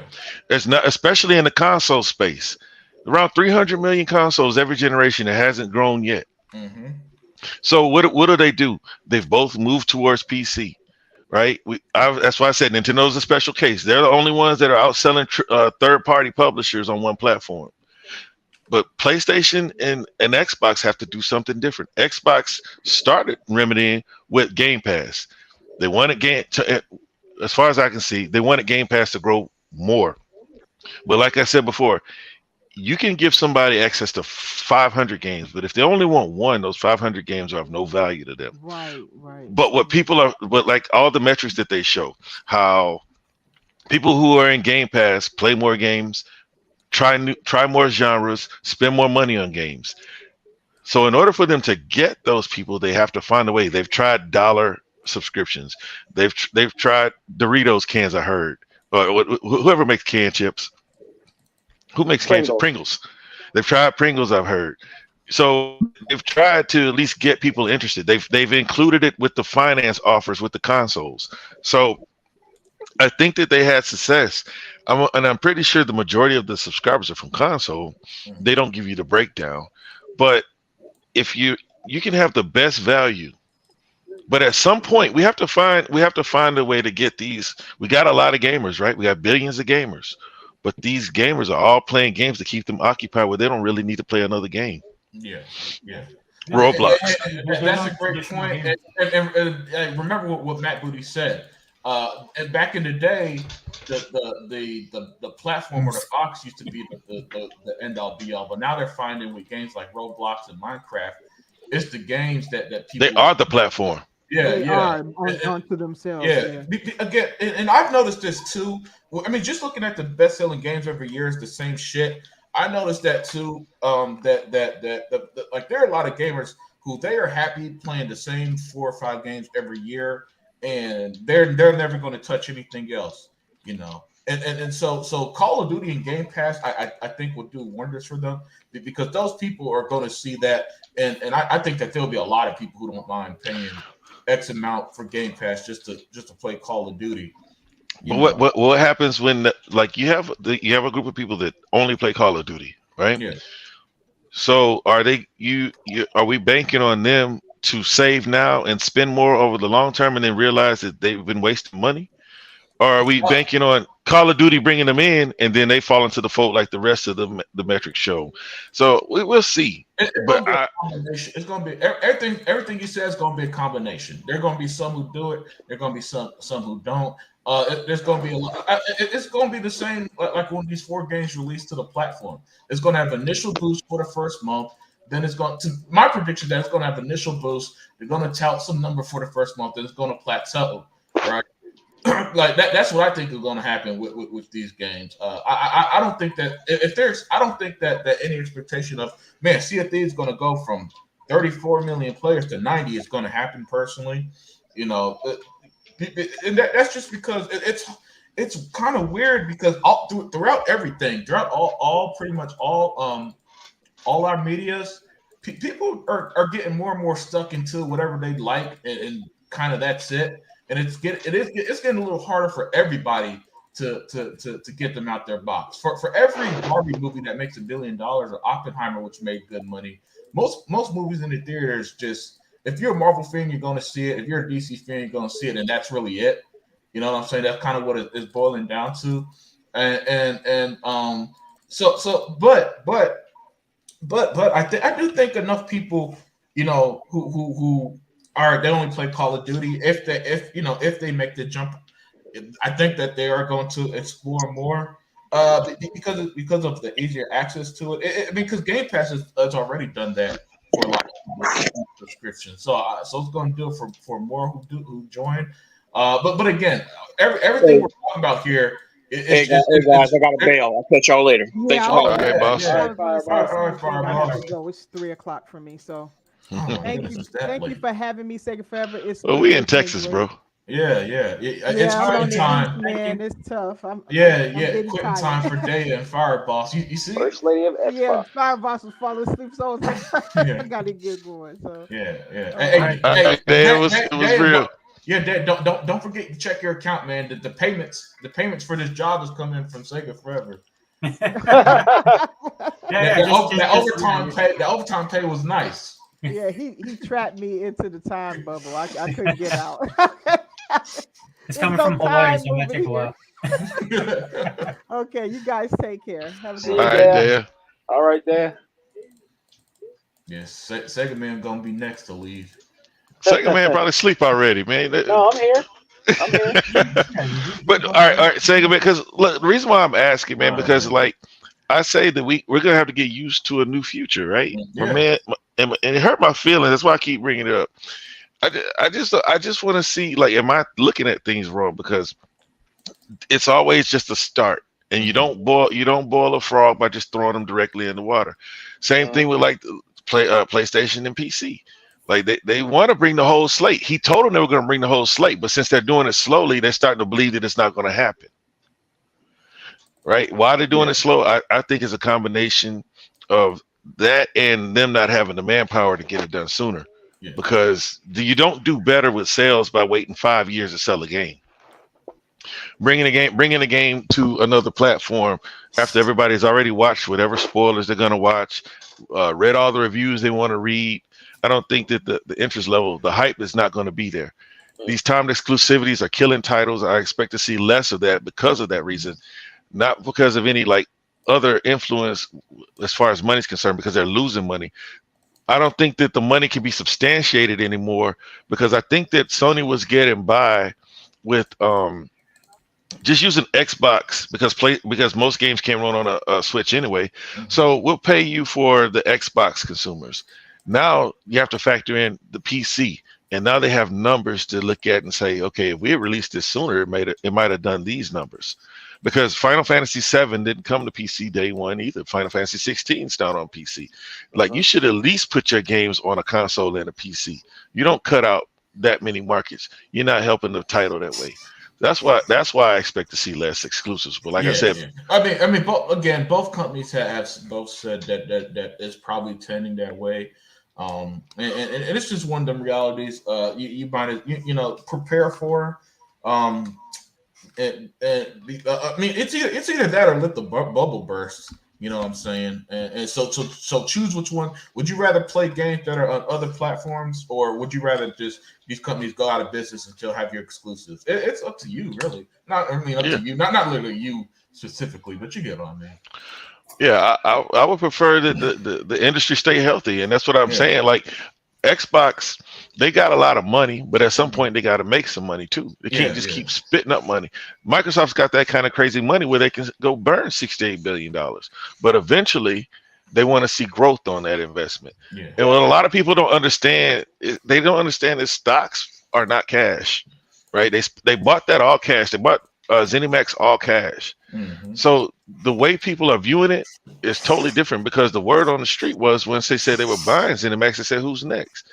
Once, after they said they were buying Activision, Satya Nadella said, we're still buying. Yeah. But at some point they have to figure out how to make all this make money. And free to play was a wrench. They tried that with Halo. Sea of Thieves was a success, even though they charged for it. They got to find a way to make everything work within everything else, or around everything else. Yeah. And I don't think they can go unit. Every game can't go unit for unit. There's too many games out there for one. But you notice that they're doing everything, right? I mean, they're throwing everything up against the wall with Microsoft. The live service Halo didn't work out because they never did a live service before. But that's not going to prevent them from keep on going. You know what I'm saying? But Sea of Thieves became a success, though. The execution with Halo was wrong. The problem was Xbox didn't have any games at the time. It was on the box, so they pushed Halo out sooner than they wanted to. What was his name? Who went to Netflix? Was his name Jason? You guys know who I'm talking about. Like, he pushed to get an extra year on the title, and it still wasn't done, right? Look at Helldivers right now. It's not even really multiplayer. It's not player versus player. There's no way that game should be outperforming Halo. Halo had the momentum, but what happened was it was missing so many features when it dropped. It didn't have the co-op for the campaign. They weren't prepared to go live service, dude. If you're gonna go live service, you got to think about games like Overwatch. You got to think about games like Fortnite. That people and then look at Overwatch 2. Yeah. There's no secret sauce, is what I've been saying, man. This is why I disagree with Sony's strategy of 12 live service games. There's no secret sauce. Fortnite just happened, right? PUBG happened, but all these, there's so many games that are live services just fail. But eventually, this is what I've been saying. I had a dream about it, man. I feel like Boomstick. You know what I'm saying? Dreaming about video games. You know what I'm saying? Well, at least I go to sleep. He can't sleep. But a lot of companies had to die. You know what I mean? Because it's just like businesses. Some businesses have to die. It's business. Because it's just, there are too many games out there. And then I've been saying this for years. And then the Square, I want to say he's the CEO. He came out and said there's too many games too many games get missed. Right? You got everybody making games. But they weren't putting their game on every console, so that's their problem. That's why they fired But the thing is, they're getting paid for that, though. Yeah, from PlayStation. Is that what you said? Yeah. So they're getting paid up front. So it's like, it's not selling the numbers they want to see, but they are getting the money. With their look, man, they don't realize they peaked in '97. That's another problem that they're having. You know what I'm saying? But Final Fantasy 14 gave them a false sense of hope and security. But the IP is not. It doesn't have the power that it used to have back in '97. It's been on a gradual decline, and exclusivity has done nothing to help it. I'm sorry. Like, if our day is gone, right? Or are we all joking that she was the Final Fantasy No. She said us straight on my show the other day. Yeah. About a week ago, something like that. Yeah, but like it doesn't have the power that it used to have, and they're gonna have to figure out a way.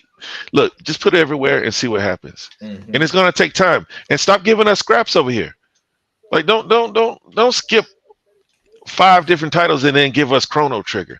Do like Sega did. Put them all over there and put them in Game Pass, because that way you open yourself up to a larger audience. And I'm pretty sure. Yeah, that's going to happen when their contracts with Sony run out. You know, so I think that's going to come regardless, and it's going to be like the Sega situation where eventually they're all going to hit once these contracts run out. Because that's the curse of the third party exclusives, is that eventually what you signed for runs out, and then things end up changing. You know, that's how you end up seeing the third party games be going elsewhere after like a year or something like that. Yeah, something got to shake. But at the end of the day, you look at all these games, man. There was a game, like, doesn't PlayStation want to drop a game the same day Dragon's Dogma comes out? Oh, they funded Rise of the Ronin. Yeah. So it's like you look at that and you remember, like, every game that they dropped up until Spider-Man, and I give God of War credit, was crushed by another third-party game. Mm-hmm. You see what I'm saying? What was it? Horizon was crushed by what? Elden Ring. That's right. It was crushed by Elden Ring, and then before that, it was crushed by Breath of the Wild. Yeah. So it's like, where do you put it? And then Xbox having all these studios, they're gonna have to find places to put these games. You know, and they say they have 10 games. Where are they gonna go? Then eventually you're gonna have a backlog of production. Yeah, well, I mean, they're stuffing it all in Game Pass. That's one. But well, see, I have my theories, but like, man, 34 million, it should be around 50. Just because of what it presents. But I don't think that people are seeing the value, man. These Steam guys are still running to pay $70 for these games instead of getting Game Pass. I don't understand it. Yeah, they're like, I understand it, because they've been on Steam so long that they're not. You know, it's not easy for when you invest. It'll be like trying to convince me to jump to PlayStation. I own hundreds and hundreds of Xbox games. It's going to be damn near impossible to sell me on PlayStation after like a decade or so of buying these Xbox games. Like, yeah, I guess I could. And then when 95, not even 95, more like 98, 99% of games are playable on every console anyway. You know, it's really not a big. Like, I'm not jumping ship because of the 6 games that are on fucking PlayStation. You know, that's just not going to happen. And for a lot of people, that's how it is on whatever platform they prefer. But Unlimited, at some point, like $70 versus $15 a month. Yeah. And maybe again. So Sony has their own subscription service. I don't use. But they don't do day one. No, I mean, but they still got hundreds of games on there, and it just doesn't matter to me. And they're not good though. Yeah, no, I mean, even if it was good, it's still gonna. Some things are just gonna be a hard sell because people are so ingrained in their preferred situation, platform, however you want to put it. That it's again. If you own hundreds of, I need to talk. My best friend's a PC gamer. It talks about, hey man, I just got this from the Humble Cell, whatever they call it. Humble. Yeah, Humble Bubble, right? You there, realist? Uh-oh. Y'all can hear me, right? Yeah, it's the Humble. Yeah. Yeah. So even with Game Pass now he is subscribed to Game Pass. You know, and I got another homegirl that uses PC that's on Game Pass as well. But if I wasn't around to talk about Game Pass to win them over, do you know how difficult it is for the average person who have to have hundreds, thousands of games in their library, and then go, and just go to a service like Game Pass has, I think, 500 games, approximately 500 games if you subscribe to Ultimate, right? That's less games than I own. So even if I were to even if somebody were to jump shit and they got a library like me, that's less. It's going to be less games on Game Pass than what I already own anyway. You know what I'm saying? So where are their games? Where are their games at? Their library games. Who for PC? Yeah, your friend. Oh, your friends. Yeah. No. They both primarily use Steam, but Oh. they use Game Pass now because I told them how great it was and how there's a PC Game Pass, and now now they both use Ultimate because they love, first of all, they love that these games be there day one, and then they'll hit me up like, hey, yo, Unlimited, man. Did you see Power Wash? Even something like Power Wash Simulator once got one of my friends bugging. Yeah, like, yo, this Power Wash Simulator is way better than I thought. I'm like, yeah, that's the Game Pass effect. But that's only because my word of mouth, basically, that they even gave it a try. A lot of people, it's a tough sell. And again, all this stuff is, and by the way, everything we talk about, these gaming companies are talking about behind the scenes too, and that's why they're trying to find strategies of more winning formulas to get more people, make more money and be more sustainable, like the homie realist was saying. But okay, can you hear me? Yeah, okay, I can hear you now. Yeah, because man, I was yeah, y'all can't hear me, but like nothing was muted. I changed the battery on my headset. I got these headset or whatever, the Arctic ones, but I thought one was charged, so I'm rotating the batteries. But it wasn't dead. I could hear you just fine. But yeah, again, I just think it's too many games, and I don't know how they're gonna fix that. And like everybody wants to get in, and everybody's got someone on the team with a mouthpiece is going to be able to sell a project to somebody with money. Because if you look at that game, Star Citizen, it's probably the most expensive game ever made, and it's still not finished. Yeah. But there's always another round of $100-300 million coming their way. So that, there's always going to be somebody giving up money. There's always going to be a new game coming out. But then everybody sees Power World. Everybody sees Fortnite, and they think they're going to be the next. Yeah. So I don't expect it to stop. Although it has to give somewhere because there's just too much out there. Mm-hmm. And you have a lot of companies putting games out. Nobody even sees them. Yeah. Go ahead.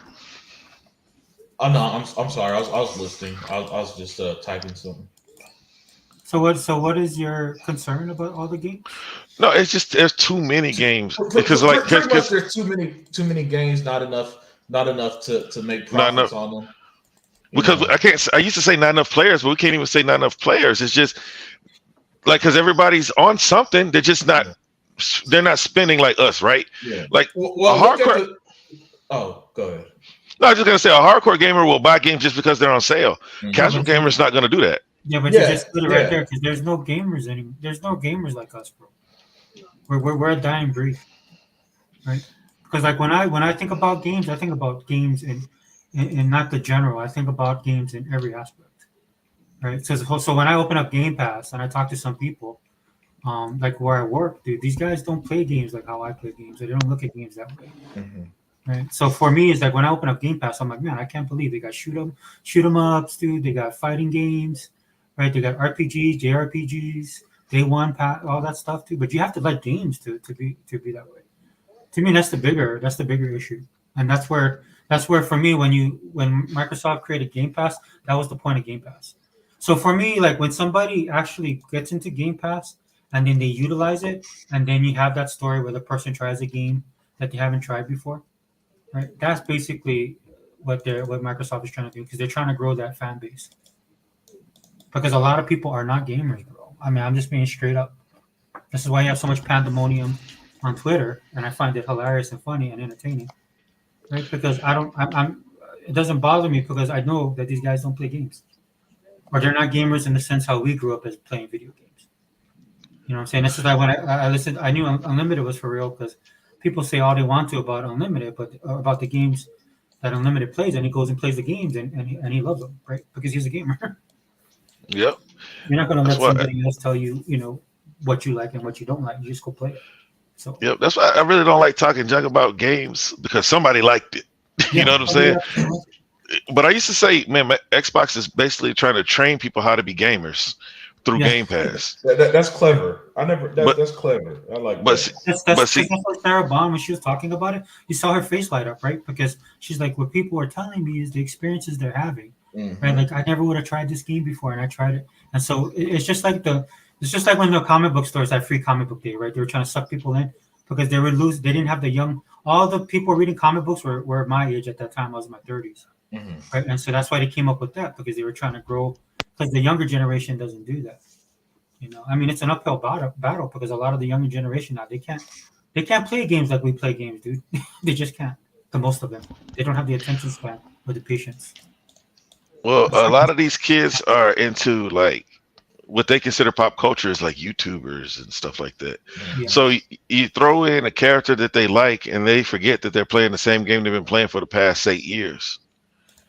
It's like that; it becomes a brand new game for them. But I don't know if it's like something with their attention span or something where they're not really in the game, understanding. Because I heard you.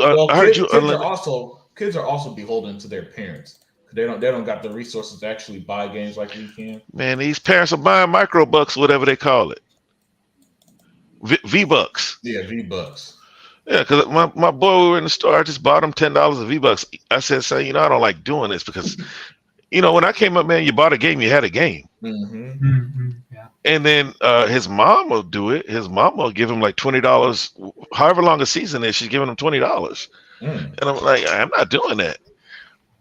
But coming up, we would. The way we gamed is way different than the way they game. Yeah. And I don't know.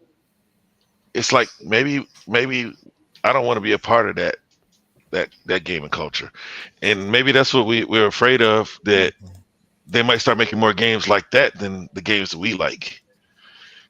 Because if you look at like a lot of games, people, I notice every game that comes out, people complain about it being dumbed down. But like I heard you, I was listening to you earlier, Unlimited, and you were like, I don't want to be gaming. I don't think gaming is better than that it is now. Which I agree with. I never understood people complaining. Like I'll listen to some of these guys on YouTube. I don't know who they are, but they complain about. See, if this game was made this way, then it would be better. But what they did was they made it this way so that it's easier for everybody to grasp. And it's like, okay, what's the problem with that? It's kind of like the people that were complaining about simple controls on Street Fighter. They want to reach a larger audience. And if you think simple controls are so bad, then don't complain when people use them. And putting a boost to you. Yeah. Well, they kind of have to do that because the gamer now don't have that. They're not that invested like we were. I come from a time where in arcades, you just wanted to be the person with the high score. Right? Yeah, but look at what happened though. Like the fighting genre is not anywhere close to what it used to be.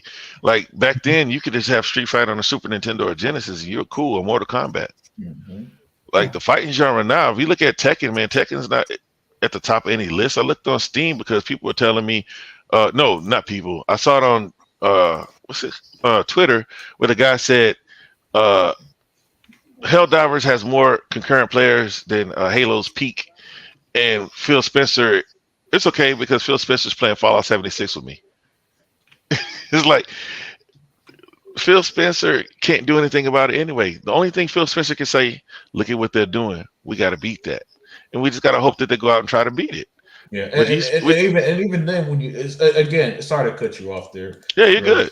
But even then, let's not forget when it comes to entertainment, a lot of this stuff, a lot of it ends up just being luck. You know what I'm saying? I mean, that's true. It'll be like how that Squid Game show blew up a couple years ago. Nobody would have saw some Korean survival show, horror show blow up like that. But I did. Okay, well, except for Nostradamus here. Yeah. Because I'm in the I was waiting for him to chime in. I'm in the culture. That's why I know. Yeah. But I mean, okay. Other than Sega Forever, man. Who? But by the way, man, you got to tell me what stocks to invest into next, because you since you know this stuff ahead of me, because other than you, nobody saw that show coming, and yet here it is, and it became like. Can I tell you why? Can I tell you why? And yeah, of course. Because people that watch those things. Right, that are into K-dramas like I am, because I've been watching it for like 20 years now.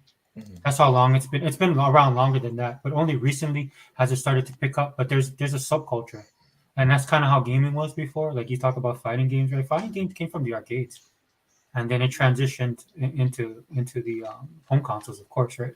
Yeah. But there's that culture that survives in there. Like the majority of the people that are in Squid Game, a lot of them are kind of unknowns, but there's people that if you watch enough K dramas, you know who they are, or if you keep up with Korean pop culture, you know who they are. So for somebody like me that watches a lot, but then what happens is when it blows up like that, that means it surpasses, just like Gangnam Style, like how that song blew up out of nowhere. That dude's Yeah. size is huge in Asia. Yeah, it's It's ridiculous. humongous. Yeah, he's huge. But because we're in the West, we don't know about it, and then something like that just comes along and boom, takes off. But already, if you're in there, like I know who he was.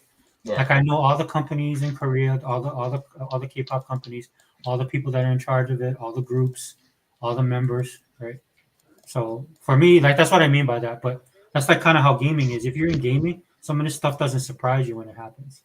And then if you're a casual gamer, that's when you kind of get caught off guard, right? Yeah. Well, I must be a casual because I didn't expect Power World to do 19 million in 3 weeks. You know what I'm Oh saying? no, yeah, but like you said though, right? That's lightning in a bottle. Or was that you? Or I know one of y'all said it, but that's true. You can't predict that kind of stuff. Yeah. Yeah, and that's my main point. You know, when it comes to video, you know, when it comes to pretty much any entertainment, man. So a lot of it, you know, it ends up being lightning in the bottle. Hell, the MCU was lightning in the bottle with Iron Man 1. No, trust me, nobody saw Robert Downey Jr. in 2018 the way they do in 2008, Exactly. the way they do in 2024. Stan Lee said when they had Robert Downey Jr., Stan Lee said no, he's not Tony Stark. That's what Stan Lee said. Yeah. And then John Favreau had to fight for that for him, and he did, and it worked out in the end, right? But yeah. So you know, so when it comes to and what I always wondered is do these companies must know that there is a bit of a chance. Maybe they think the chance is worth it. That's why some of them take the chances they do with some of these games. Because every once in a while I see a game and you kind of just know it's going to fail. But yet so much time and resource was put into it. You just know that they had to put it out there just to see what happens. Because again, there's really no guarantee. A lot of times there's just no guarantee with stuff until it becomes a guarantee, if that makes sense. Yeah, no, I agree. I give it to him, man. Crazy Louie. I don't know if y'all know him, but he was on the show, and he basically said it was gonna do big numbers. I was like, come on, man. Now, really, what he said he said it was gonna rival Pokemon, and that was where I differ, because Pokemon's been around so long. It has a huge culture behind it. Started with trading cards, has cartoon or anime. Don't call it cartoons. Anime. Yeah. Oh, yeah. My kids are weebs. And so yeah, my one son, man, my neighbor, he wanted him to do he wanted him to join him on his anime podcast. He was so impressed. But it would have been it's tough to say that anything can overtake Pokemon. I keep hearing it. I never did any research, but they say it's the most valuable entertainment IP. So there's no way, but to see, I'm pretty sure it's over 20, because they used to announce a new number every day. It was like one day it was 2 million, the next day it was 4 million, the next day it was 6, and then it was 19, 12 on Steam, and whatever, 7 on Xbox. Yeah. So have you played now? it? I'm playing it right now. Oh, okay. Yeah. That's a. Yeah, I used to like Pokemon. Well, I ain't say my stepbrother had a Game Boy back in the day, and I played Pokemon Red. Like I played it, and so I was like, it was cool, but I don't know if I want to do it again because they all look the same. Right. I used to like Pokemon, but I was 8, literally 8 when it first came out and blew up in the U.S. So I was the prime age target then. And but by the time I was in middle school, I was over it, and I never really got back into it. Because each game just ended up feeling the same to me, you know. Especially on Game Boy when the era I'm talking about.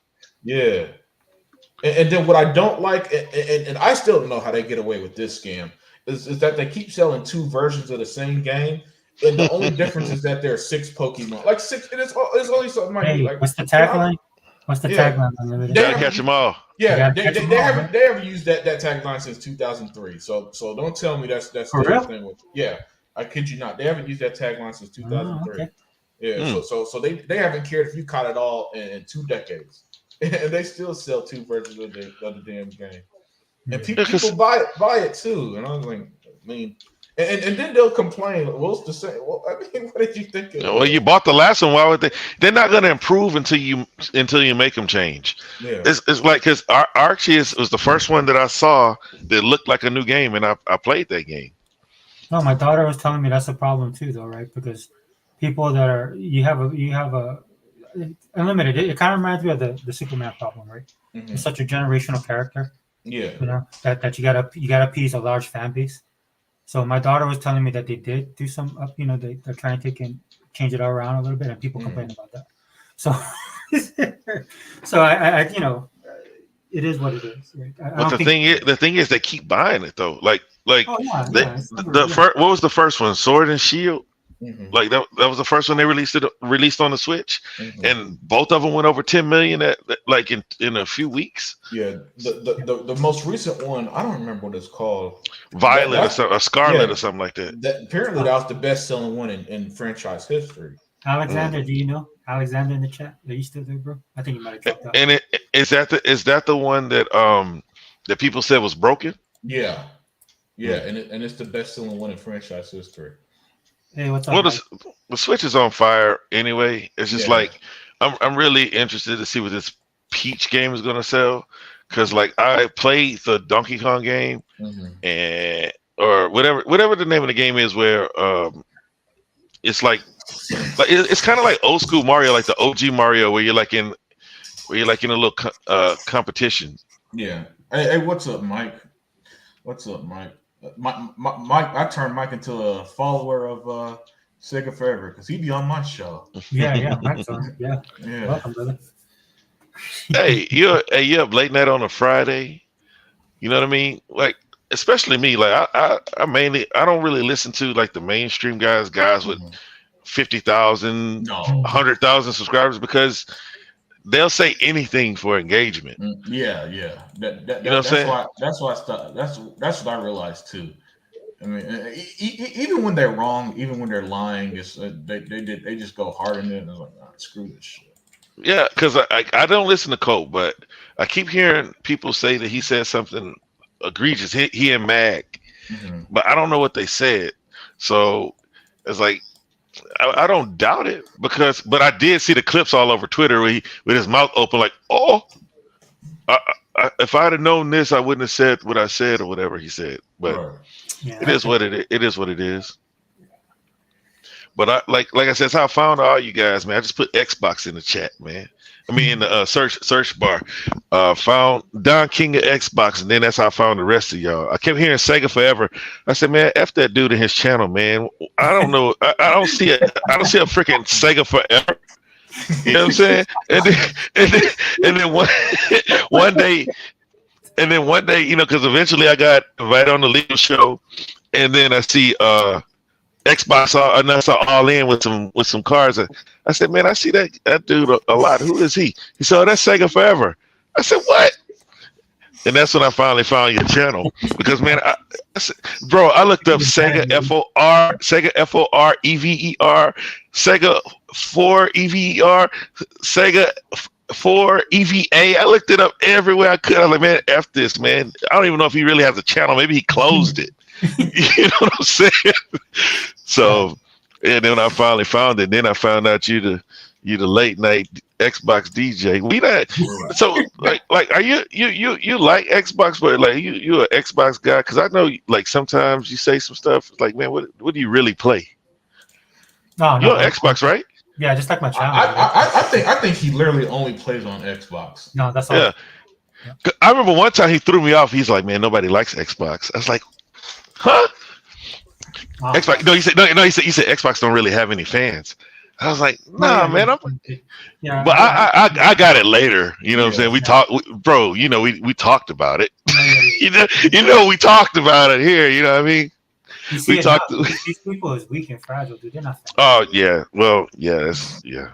That, but I'm not shocked, man, because this what we're looking for, what this community is looking for, not us. I don't know about you guys, but as a collective, what we want is for Xbox to give us the upper hand the way PlayStation fans felt like they've had the upper hand. We want to antagonize them the way they've antagonized us. And no matter how far ahead it looks like we are, we still don't get the chance. And Xbox fans are losing faith that day will ever come. So they feel like they might as well just go join and win the team. Yeah. When at the end of the day, go ahead. What defines winning team to them? Personally, I don't care about any of that shit. Socially. Yeah. Oh, okay. Yeah. Socially, I don't care about any. My ass be ready to quit this shit like every other week, man. I probably was like the third guy who commented, bro. Like that was a breath of fresh air to me. I've been saying F this community, bro. Yeah. I've been saying that. I hate these motherfuckers, man. They get on my damn nerves. Every time, look, I've been telling Safe Fair, look, man, I'll be on Twitter for 5 minutes, see the bullshit, then I'm out. Because I don't got time to read. Because I genuinely love. See, my thing is like for me, the reason why I like I end up even in this community, because I genuinely love video games, and that's where it starts. You know, so and for me, it's like to me, Xbox already winning any fucking way, so I don't give a shit. Yeah. Oh, but Sony did this, so okay, and yet every fucking quarter, Sony tell you how much of a fucking failure they are. You know, but see, Unlimited. That's why when I say the things I say, I don't understand when guys like come at me, because it's like, bro, the metrics have changed. Yeah, like Xbox had enough power to change the game because they weren't winning the game that was presented, so they moved it into a whole totally different space and see Sony following right along. So it's like, what is the number one metric in business? Now, it doesn't benefit us, but if it benefits us while they're winning in business, which in my opinion, they are. I haven't touched my PlayStation since June of 23. Yeah, I couldn't tell you when the last time I touched it. So well, I know because I'm on Exophase and it has all my little history. But like I haven't touched it since June of 23. So as a gamer, if you can't get on your Xbox and go through Game Pass, go through these Yakuza games. That's why I don't understand. Like, there's never a time when my boy can come, or my daughter can come in here and say that there's nothing to play on Game Pass. You can't. There's not a time when you can come in here. You got Starfield, Dragon Age. I'm just looking at it. Like, it even has an algorithm for me suggesting games. Yeah. Soul Hackers. It's like you might want to play this before it leaves. Sea of Thieves, Remnant 2. There's nothing. You can't get on here and not find something to play. There's every genre that's broken down for you. So as a gamer, I'm winning. And there are day one games. That's what separates. And that is what will continue to separate Game Pass from whatever PlayStation is called PlayStation Plus. Because PlayStation Plus, I said they were bad earlier. They're not bad games. They're just games that you should have already played by now. Therefore the service isn't for me. It feels even worse than when Game Pass first started and everybody's reaction was, I already played these games because you remember they used to market it as play 100 games, for $10 a month or something like that. And the initial reaction the first year was that, I already played this, I don't need Game Pass. And that's how people feel about the PlayStation subscription. But it feels even worse than that sometimes though, where it almost feels that is almost pointless. You know what I'm saying? To where when I'm on my PlayStation, I don't even know how to get to the damn subscription service on my PlayStation 5. That's how useless it is. Yeah, it's just is nothing in there that I cared about. When I first got the console, it came with you had God of War, Days Gone, and The Last of Us 1. And I like zombies, bro. But when Game Pass first came out, the game that they had State of Decay. Yeah. Like I couldn't, because I didn't play State of Decay on 360. So when it came out and I got the anniversary, the year one edition, that's what they released it on Xbox One as the year one edition. And I was like, wow. Then come to find out they had a part 2. And then they lied and told us it was AAA. But I still remember that because the game was sold for like $40 at the time. You don't remember I wasn't on social media then. Like I've been on social media for like maybe this is my third year.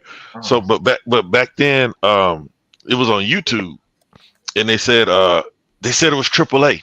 They showed Okay. I guess it was a tweet, and they asked, "Is it AAA?" And they responded with yes. Oh So when wow, yeah, I so don't remember that because so I when it remember the game being $40, and I knew what I was getting no, it into. was I think was it 29 or 40? No, it was $40. Okay, because I ain't pay for it. I had Game Pass, but like yeah, they said it was AAA on social media, and so when everybody said it was 29, that was a whole big to do. Videos were being made about it, how it's not AAA because you don't charge $29 for AAA games. But man, at the end of the day, bro, I got 1,000, whatever they call it, I diamonded it, whatever it is. I played the hell out of it, and man, I played it probably 2 months ago with Legal, totally different game. Yeah. So if you didn't like it before, you would like it now. If you didn't like the performance, I mean, if you like the game, you like the game. I like the management aspect of it. It did kind of get boring helping these random runts, and then they got nerves to say they don't want to be my friend when they can't do nothing for me. But I can't wait to see what part 3 is, man. I hope they show that off at the show. And I don't hear people talking about Perfect Dark anymore. That's the thing. Xbox has so many games that people forget about games that they've teased. Yep. Like we still haven't seen anything about Contraband. So there's a bunch of games. So as a consumer, as a gamer, you can't help but consider yourself a winner on the platform. Yeah. I mean, Microsoft pretty much gave us a generation of exclusives, and we forgot most of them that they Yeah. are in development. Yeah, it's crazy. But see, that's what I'm saying. What do you do with them? Where do you put them? That's Once these games are ready, they're going to do what they're doing this year. At minimum, you're going to get a game a quarter, maybe 2 here. Yeah, but I noticed that they tend to prefer the games later in the year, so they tend to stack games like September, October, November, and December. They that's seem to fast really backwards. love. Yeah, they seem to really love that strategy. Because even last year they did Starfield in September, Forza in October, and I think they had something else. Yeah, and they had Halo and Horizon right back to back like that. Yeah, and one in November, the other in December a few years ago. So they really love that strategy. So I don't know what a quarter means to Xbox, but it seems to mean 1 month sometimes. Because when they hit you hard. Yeah, if it's work, I guess it's working for them because Legal and I, we had a long talk about it. I was like, bro, they basically DMX in their games. I don't know if y'all know what I'm talking about, but when DMX dropped his Dark and Hell is High right. and Flesh of My Flesh, right later the same day, I was like, man, he's like, it's 2 separate markets. I was like, yeah, but you can capture a new market with you putting it in Game Pass. Yeah, you know what it is? The holiday bump is so huge for gaming that they taking advantage of it because every single gaming company, their highest sales are between September and December. That's their highest sales every year. Every single Nintendo literally said about a year ago when they released their statements, the holiday of that year was more than the other 3 combined. So I think that's why they do it, because the end of the year bump is just so damn high for every game company sales wise, that Microsoft just be like, why not just release it in that window, and then what if we get elsewhere, we'll just take. But that's my theory. Yeah, you might be right. It's just, to me, it seems counterproductive, but I'm pretty sure they have enough computers and artificial intelligence to tell them that I don't know what the hell I'm talking about. Yeah. But if I was trying to build racing, because I had envisioned them building the genre, because you remember racing used to be like one of those gold standard genres, like fighting was. Like you were playing racing games. I might be a little older than you, and you're older than me, Sega man. So I know you. I mean, Sega forever. But you were playing like Rad Racer, RC Pro Am, those old school games, Pole Position. Oh yeah. So that was like everybody had a racer, and what is it, Spy Hunter? All those games were like big hits. And it's kind of like falling off. Like and now Horizon still has good numbers. I was looking at that when somebody showed a picture of the player count as I think 38 million. So that game is solid, but I don't ever hear anybody from Xbox talking about the motorsport numbers, but at the end of the day, they did make that a live service game. Mhm. So Microsoft doesn't give up on their games. Kind of like everybody was complaining about Redfall. I say, if you don't like it now, just wait. They're not gonna quit. They're not gonna just drop it. There's a couple things. There's just a couple things they need to do to make that game bigger. I mean, to make it successful, in my opinion. Which one, Motorsport? No, Redfall. Did you say Redfall? I thought you said. Yeah, I brought up Redfall too. Honestly, I said, but now that they have the character, it might still be a possibility. Before they had the character, I was like, they should put Blade in there, and Oh, that that'd be cool. yeah, like a DLC character. You put him in there. There's something about like people and familiarity. It's like Spider-Man, right? Everybody knows Spider-Man. That's Spider-Man's most dependable IP. Sony knows it. Disney knows it. That's why Disney's taxing them. So it's like you put something in there, because I said it before. If Dishonored went by another name, it would have been a hit, because there's no reason why people didn't gravitate towards that game. And when I said Blade is probably going to be Dishonored with Blade, you know what I'm saying? They were like, no, man, but you didn't play it. It only sold 2 million.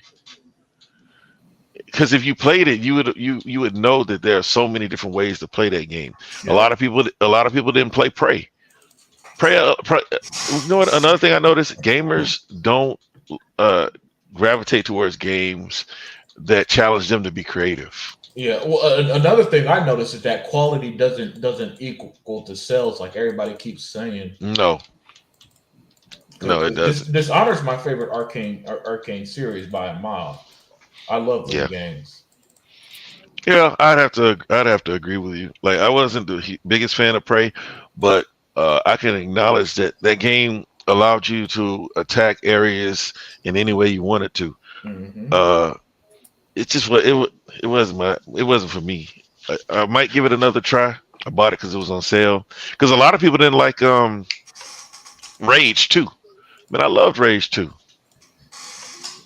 And people told me that I should go back to Mad Max, so I'm gonna give Mad Max another shot.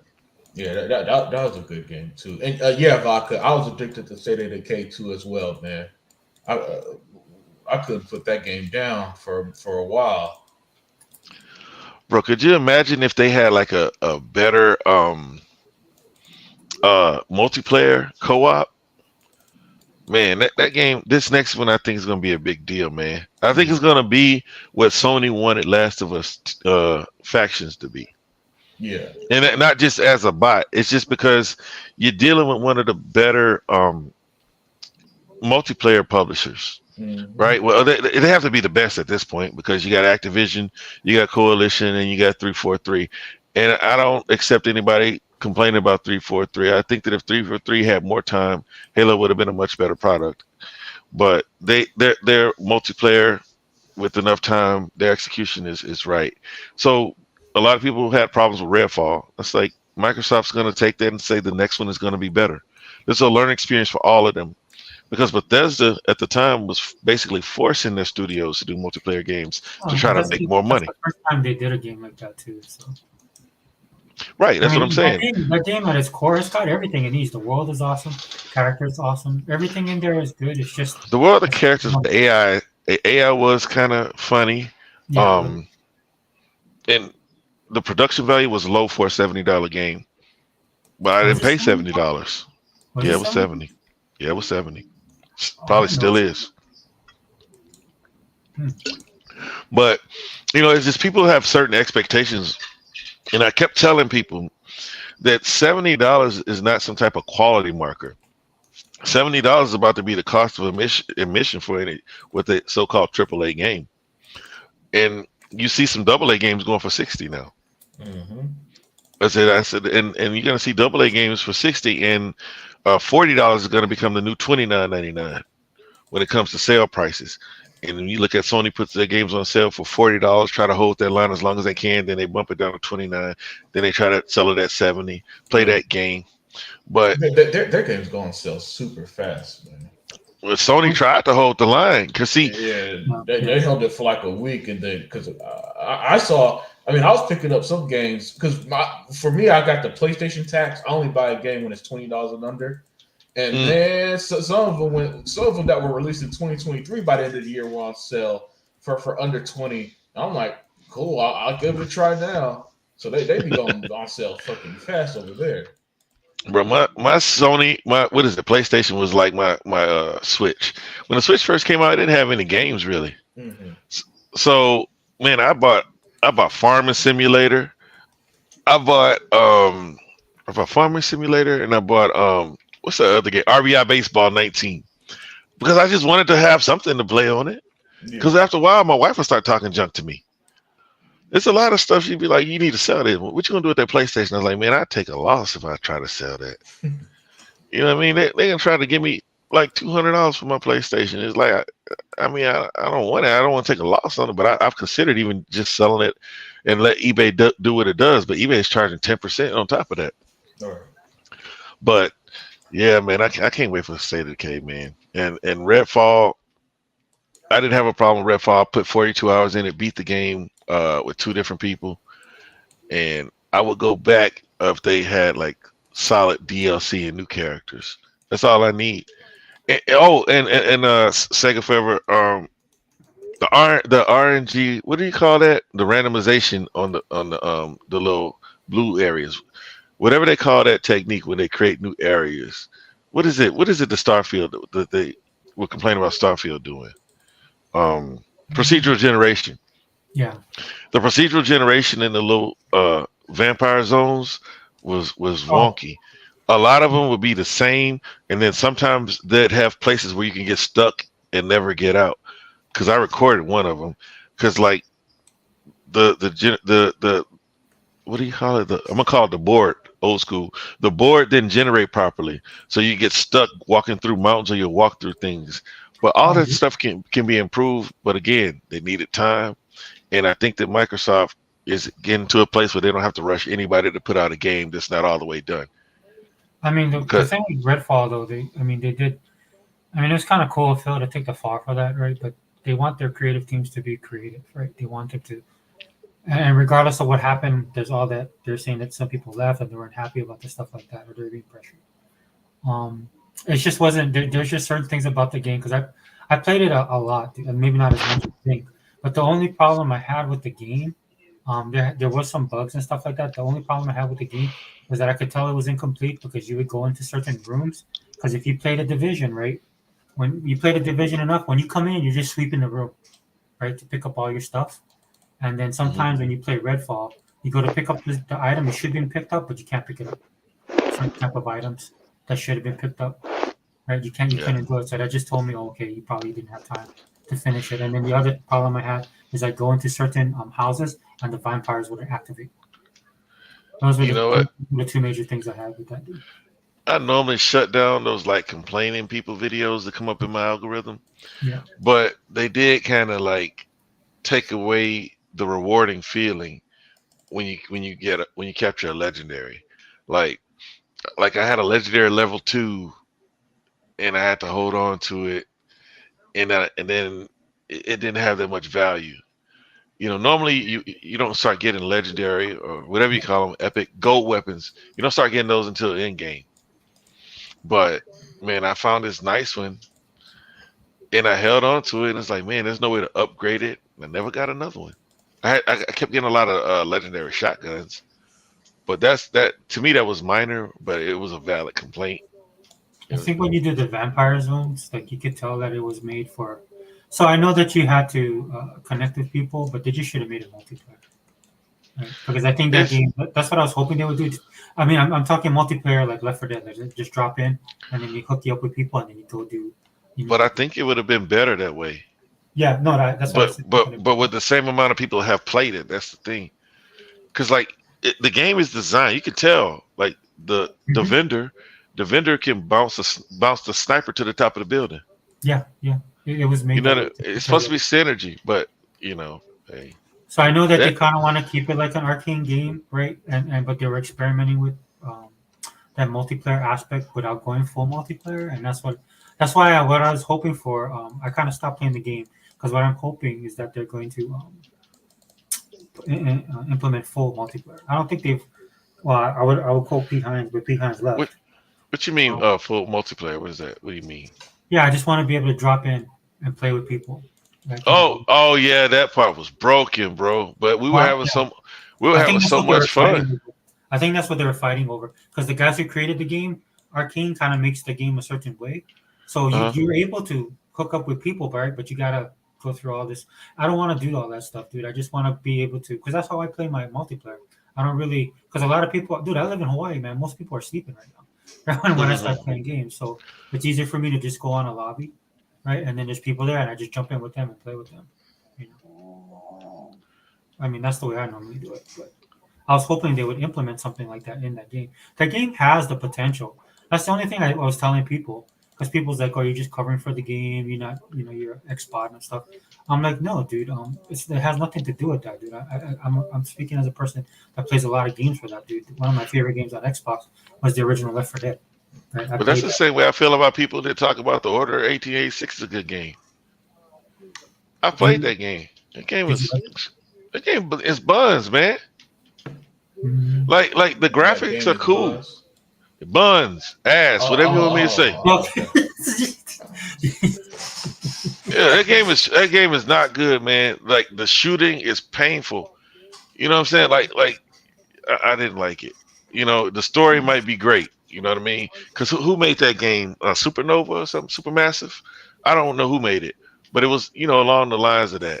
Because I just bought Banishers, bro. Hmm. You know what I'm saying? I bought it for the rocks. I had to buy it on the Epic store because that's what I play in my spare time. Everybody's saying it's good. Oh, It's got a good story. I'm loving it. Yeah. Oh yeah, you So playing it?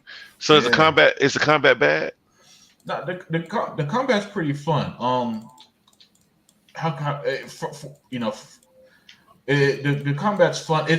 What I like about it. Okay, let me give you an example. So you play as both Red and Taya, the man and the woman, and basically throughout, the bet to me the best way I'm finding is that to max my combos. For example, your ring will light up, you push Y, and then you switch to Homegirl, and she could do different type of powers. You switch back to Homeboy, and then he'll do more of the shooting and more of the close combat stuff, and you mix the combat up that way. It's a lot of fun. Very, very, very, very well done. I'm not even the biggest story guy, and I'm even enjoying the story. And I'm one of those people where stories and games it don't really mean shit to me, but I'm even invested in the story. I want to see where it's going. So I think very, very highly of Vanishers so far. It's a very, very, very fun game. It's one of those games that I could see being kind of ignored by the end of the year, but I'll still be talking about. Kind of like a Plague Tale. Yeah, yeah, yeah. Except there's more gameplay in it than a Plague Tale, because Plague Tale was more stealth. It was more stealth. But Yep. here you're fighting the ghosts left and right, and fighting wolves and different types of enemies and stuff. It's really and then for people who think there are too many open world games, it's kind of it's more like linear in a sense like Tomb Raider is, right? Where it's not massive world. You pretty much know where to go from A to B, and along the ride, it's going to throw you, different type of puzzles, and even the puzzles are very creative, where you're mix and matching, you using Antaea's ghost powers and stuff to get through, and then Red will shoot barrel. It's I'm trying not explaining it as best as I can, and I Yeah, apologize I there, I, I, but I kind of I think understand. yeah, but I'm gonna if you play like it. I bought it. yeah. If you like those type of games like I do, I think you have a great time with this RPG. It's surprisingly way better than I even thought, and I thought it looked good. That's why I bought it day one. Well, see, I'm trying to broaden my horizons because I feel like you, bro. I'm old school. Like we didn't, for the most part, not we didn't play games for a story. We played the game Yeah. for fun. But I got into Telltale games, Hmm. right? Telltale when they went out of business, Hmm. they had the whole catalog sale. It was like $90. I got all the Telltale games, and the first one I played was Wolf Among Us, and that got me into got me into paying more attention to stories in games. Right. Like Wolf Among Us was outstanding. Did you ever play that? No. Oh man, like, but it might not be for you. But man, that story is. I mean, what is that? What's the story? It's basically models itself after like a folk tale, like a bunch of folk tales. Like man, I can't remember all of them. Like the Big Bad Wolf and things like that. It- so that's a good one. The Batman stories. Because sometimes I need to finish it. I finished chapter one. What's the name of that game, man? God dog it. Anyway, it's a star. It's a star. It's not because I got Star Trek story game too. Yeah. But the one from Telltale, I can't remember the name of it right now. But They it's had good. they had Batman, they had Guardians of the Galaxy, they had Game of Thrones, Telltale. They got a lot of them. I'm gonna just Google it. But like they're all good. So now when I look at Banishers, it makes me think. It, it's well, I like supernatural stuff. So Mm, that's why I'm gonna give it a try. And now what you tell me because the reviews on Steam they didn't really dock it for the gameplay, mhm. but nobody's not nobody. Very few people are speaking glowingly about the gameplay, but they say it's a great story.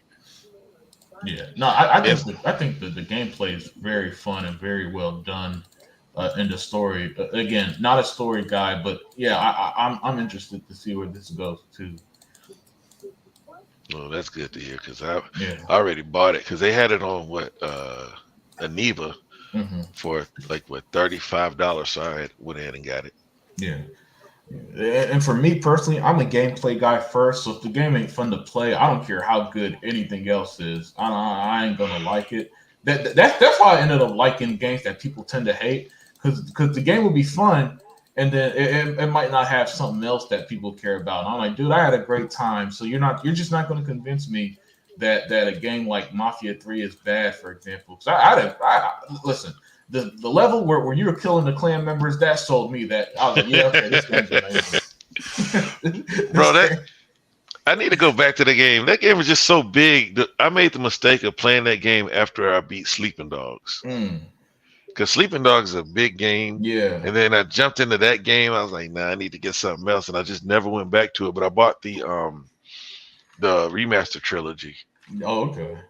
So, but I never, because I never played Mafia games back in the day. But yeah, hey, man, I'm gonna just say it, man. They had somebody that looked like me, so I said, let me get into it. Yeah. Excellent soundtrack too, by the way. Yeah. My favorite is probably what was that Vice City, the one with the Scarface Yeah, soundtrack? yeah. Oh, that was a good one. Was that three or Vice No, City? no, that was Vice City. Yeah, whichever one had the Scarface soundtrack. So that's the one. Wait, Man, rapper Scarface or the movie Scarface soundtrack? I wish they had the rapper Scarface, Yeah, I the movie know. Scarface. Okay, I'm about to say I'm thinking like, nah, it can't be Houston Scarface. No, it ain't Face. I would have Yeah. said the Face Oh, soundtrack, okay, man. yeah. But no, but that one. But yeah, I shouldn't have played that right after Sleeping Dogs. I probably Mhm. would have finished it, but I didn't. I heard people say it was bad, but I had fun the whole time I was playing it. It's just Yeah. I couldn't spend like days and months at a time playing another one game like that. Yeah. Oh crap!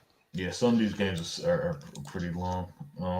Well, I mean, long games don't bother me personally, but after a while though, you do need something a bit more consumable than the Assassin's Creed games, Well, where because yeah, you think about like the Assassin's Creed game. Like, what's the one that you have the most hours in? Odyssey, that's my favorite one. Yeah, and so what do you got in there? Like 300? Yeah, something like that. Yeah, Let's put it this way: it's my most played game on Xbox of any game I've played. yeah. So but that's a huge game though, especially Yeah. like considering the DLC. Mm-hmm. Like I ain't gonna lie, I didn't finish the whole part where you go into like I don't know how to describe it. It's like it's not. I can't say it's a labyrinth. It's I don't. It's like where everybody looks like robots. in or like Odyssey. yeah, like some kind of future thing. Was it part? Was it part of the Atlantis DLC? That Yeah. Okay. I didn't finish it, but my son did though. Yeah. I mean that DLC has 3 parts, so it's pretty much a whole game in and of itself. I didn't. Yeah, I finished the other ones, but I didn't finish Ragnarok either on Valhalla. Yeah. Same here. Same here. I'm still on that one too because I beat the other DLCs, the Siege of Paris, Yeah, and the River Raids. yeah, the ones with the Druids or something like that. That was good. I really enjoyed the Siege of Paris one quite a bit. That one was a bit shorter than the other one, but I still enjoyed it. But I'm still on Ragnarok DLC too. That was gonna take a while though because that's just how it is.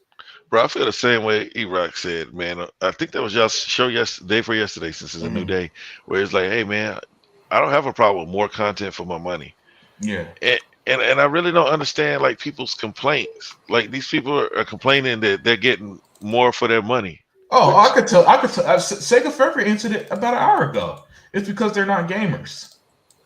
They listen. I've noticed this too. Is that what they want is just something that they could play real quick, get out a quick review to get their money, man. Because I don't care what anybody says.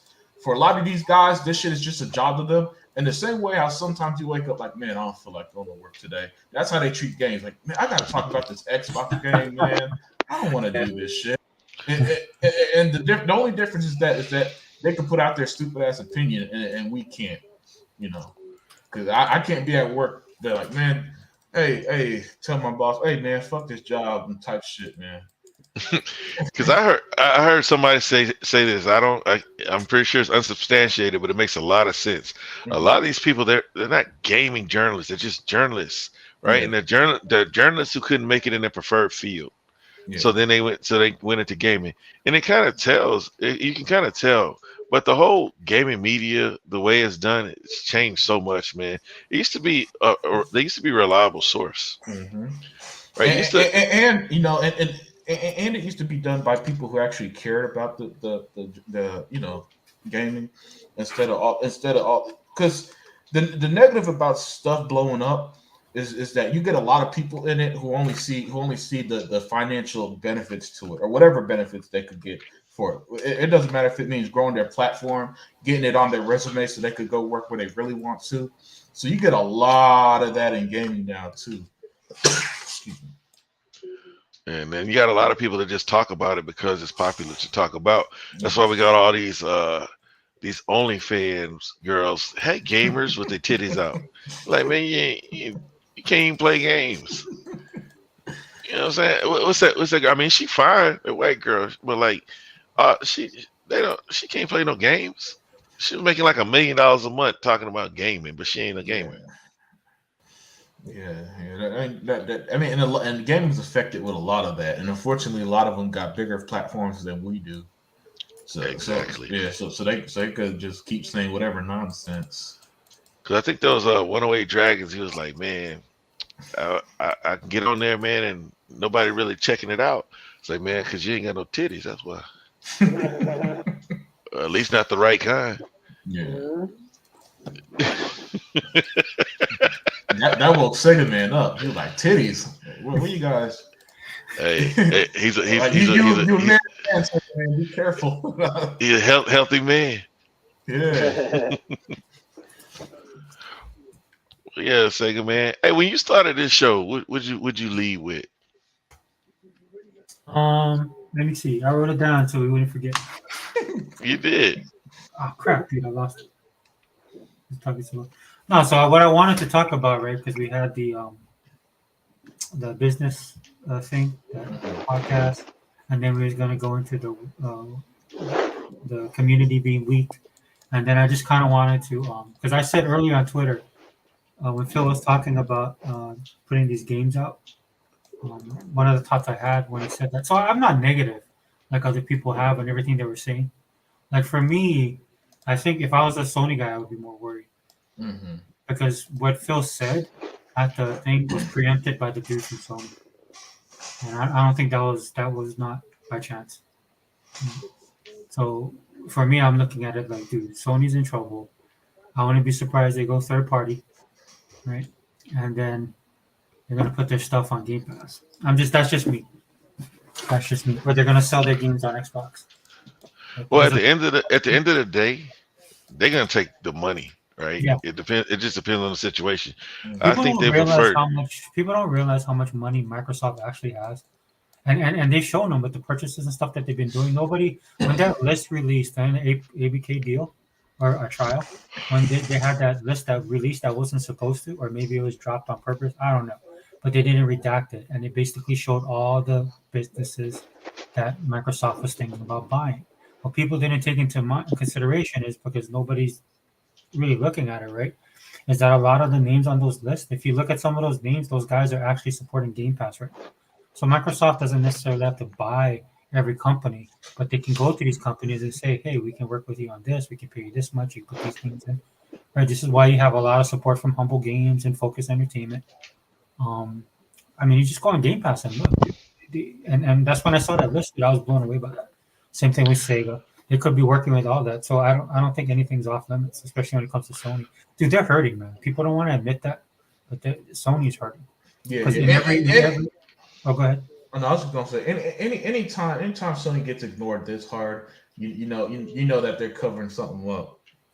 That's why I think those guys were quiet, Unlimited, especially after the podcast that Phil them did, because those guys tuned in because they were thinking that was going to happen, and then juxtaposed to what was said the day before.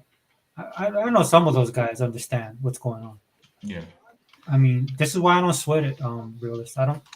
It's not that I don't care, or I know I'm flippant. That's why I like following realist as well, because you fire out some tweets, man, that sends people over the inside. But I enjoy that too. But for me, for me, the writing's on the wall. Like I don't think Phil Spencer is giving them this stuff to be nice. I think Phil, because of everything that happened with AK all these years in ABK, I think he's really just gonna. I think he realizes that if they're gonna implement gaming the way they want to, that he's just gonna do it. And so the Helldivers, right? Helldivers too. Yeah. Did you see the comment that he made? Yeah, I thought that was weak, but no, I don't think. I think that's him saying like, yeah, you're gonna play ball with us, no matter what you do. Because he what comment are you referring to? Huh? When he said it being exclusive doesn't help it. Doesn't help. And it's not good for anybody. The game. Taking it off of Xbox, right? He said that. Mm-hmm. To me that wasn't like him mea culpa. To me that's him saying, yeah, that doesn't really help us. Like this is coming because he's been wanting. They've talked about this for years. Reggie's gone. That other dude, Sean Lathan's gone. When they were all closer, I think that might have been a reality he was looking at. But he realizes now, dude, you can't. You have to. These people are gonna have to bend the knee. Is what I'm saying. For them to implement what they want. That's why I don't sweat all this.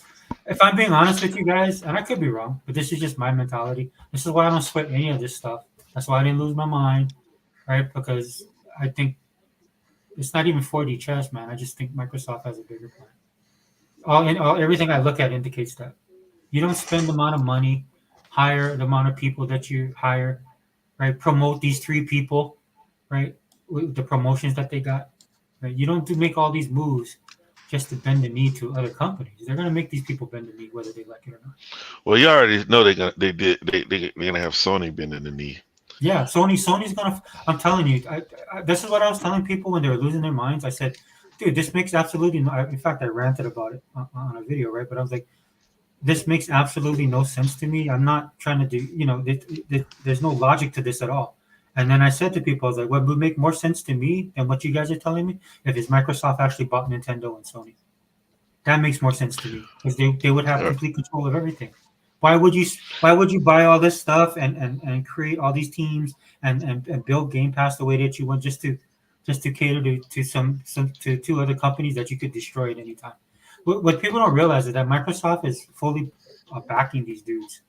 They're fully backing these dudes. And that's the reality. I understand that these guys don't want to look at that kind of stuff because it looks bad for them. So this is why they're so rabid about focusing. These guys telling themselves all the time. They look at Xbox and Xbox only, right? This is why I can't believe anybody, because when somebody says something like, "Oh, your games are coming, like Game Pass is coming to PlayStation," I'm like, that makes no sense. Why would Sony want to put that on there? but it's always from they always look at it from Microsoft, but they never look at their own companies. Like that makes no sense for like putting a game like putting Game Pass on there, dude. That's Microsoft.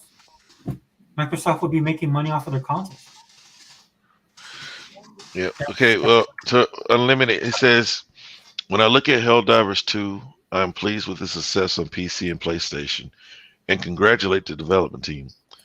But I wonder who in the game industry Oh. benefits from the game not being released on Xbox. To me, we all know the answer to the question. Why would you even ask that? You know, Who asked him that? uh, he said this to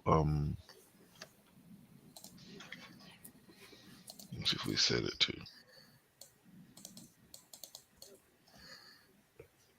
Because it was easy to find a quote, but who was he saying it to? Because IGN reported on it. Let's see. I hate clicking their links.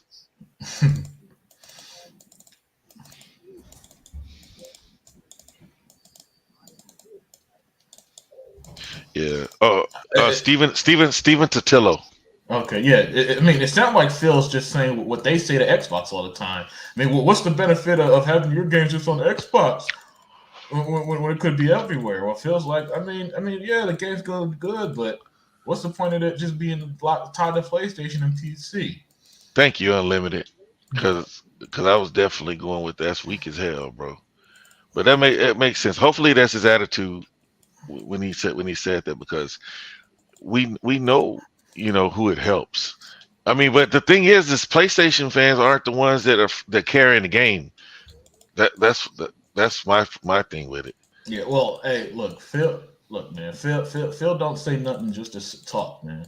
Yeah, that's true. Yeah, and I think he's just 100% just using their words against them. Oh, all right, yeah, okay. So start. So he listen. He heard it all. He may not be.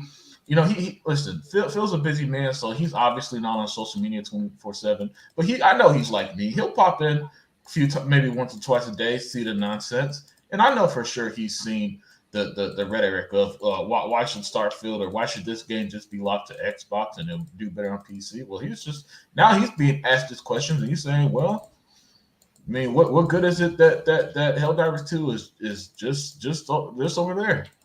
Yeah, y'all. I mean, and did he answer? Did the guy answer him? Probably not. Probably moved on to the next question.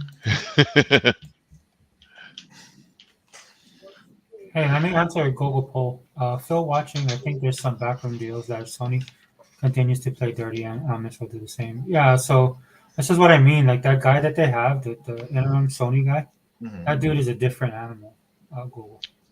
So, dude, we'll see. I mean, I have my own theories about this stuff, dude, but we'll see. I can't see Sony. I think they're done. That's my personal opinion. Yeah. Well, they're done because they're doing everything Microsoft does despite having this huge console lead. But we know that what they're doing is not working. Yeah. Look, their strength is in the storefront. The minute the storefront goes away, Sony is dead. Yeah. Yeah. Go ahead. I mean, notice Realist and Sega Forever. Sony were saying, look, we think the PS5 has basically reached the end of its life. Yeah. Cycle, basically. They're saying to me these companies are being more clear than ever. It's just that people don't want to believe them. They want things to be a certain way, so they're not believing when Sony's saying, look, the PS5 is pretty much it's almost basically they're running this course. Look, guys, we're releasing less games. Look, guys, these games are so expensive. We got to put them more places, and people just put their fingers in their ears, go Xbox.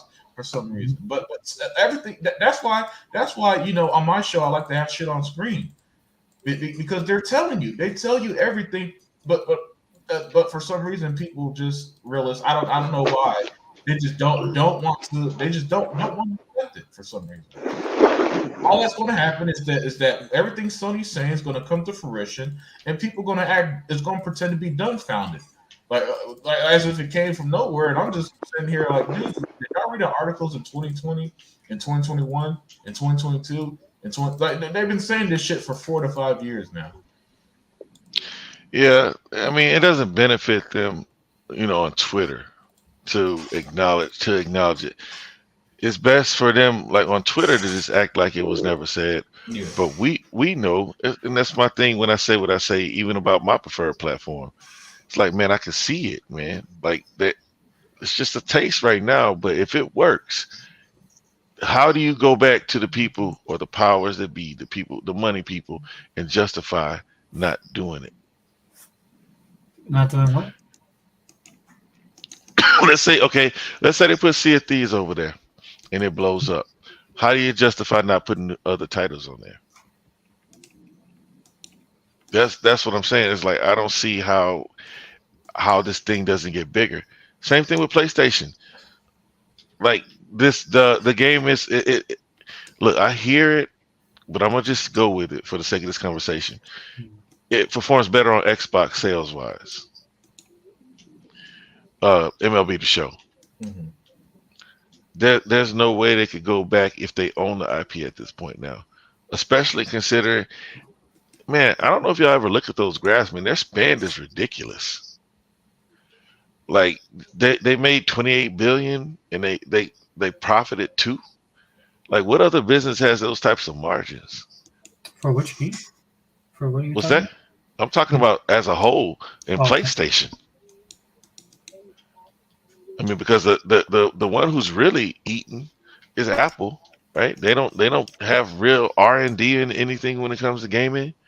I mean, hardware wise they do, but like they don't make games. They just sell games, but they got what 1 billion cell phones out there. So Mhm. Yeah, you see and how then I think it was Sarah Bond that called him out for some ruling that Yeah. came out. Oh yeah. Yeah. Yeah. oh, they're definitely Team Epic. Yeah, yeah. So look, guys, we talk about the console wars. To Microsoft, the real wars with fucking Apple and Google. They tried to That's tell us that years ago. yeah, that's who they really at war with, man. Because like I've always said, the only reason why we ever mention Sony and Microsoft in the same breath is because they both so happen to make games. That's literally it. Because Microsoft, their vision is on something way bigger than just than what we talk about and what our main interest with them is. I remember But this see, time where Phil Spencer was talking about this, and he was of the attitude of looking at the bigger picture, like the Apples and stuff, and the Tencents Mm-hmm. and stuff like that. And it was funny to me because he wanted to kind of secure the industry and move forward. And I think at one point in time he wanted Nintendo and Sony to be a part of that. I think that time is long gone, and all those bridges are burned. the Yeah. time to unify was when they were down. It's like now they look at it like you need us. Right when the Well, 360 was around, that's when they should have been like with all this crossplay stuff and let's work together. When we all play, we all win type stuff. Now it's like, man, f you. And if they would have approached them during the Wii generation, maybe earlier in the PlayStation 3, then maybe it could have been a little bit more agreeable. But now it's not good territory.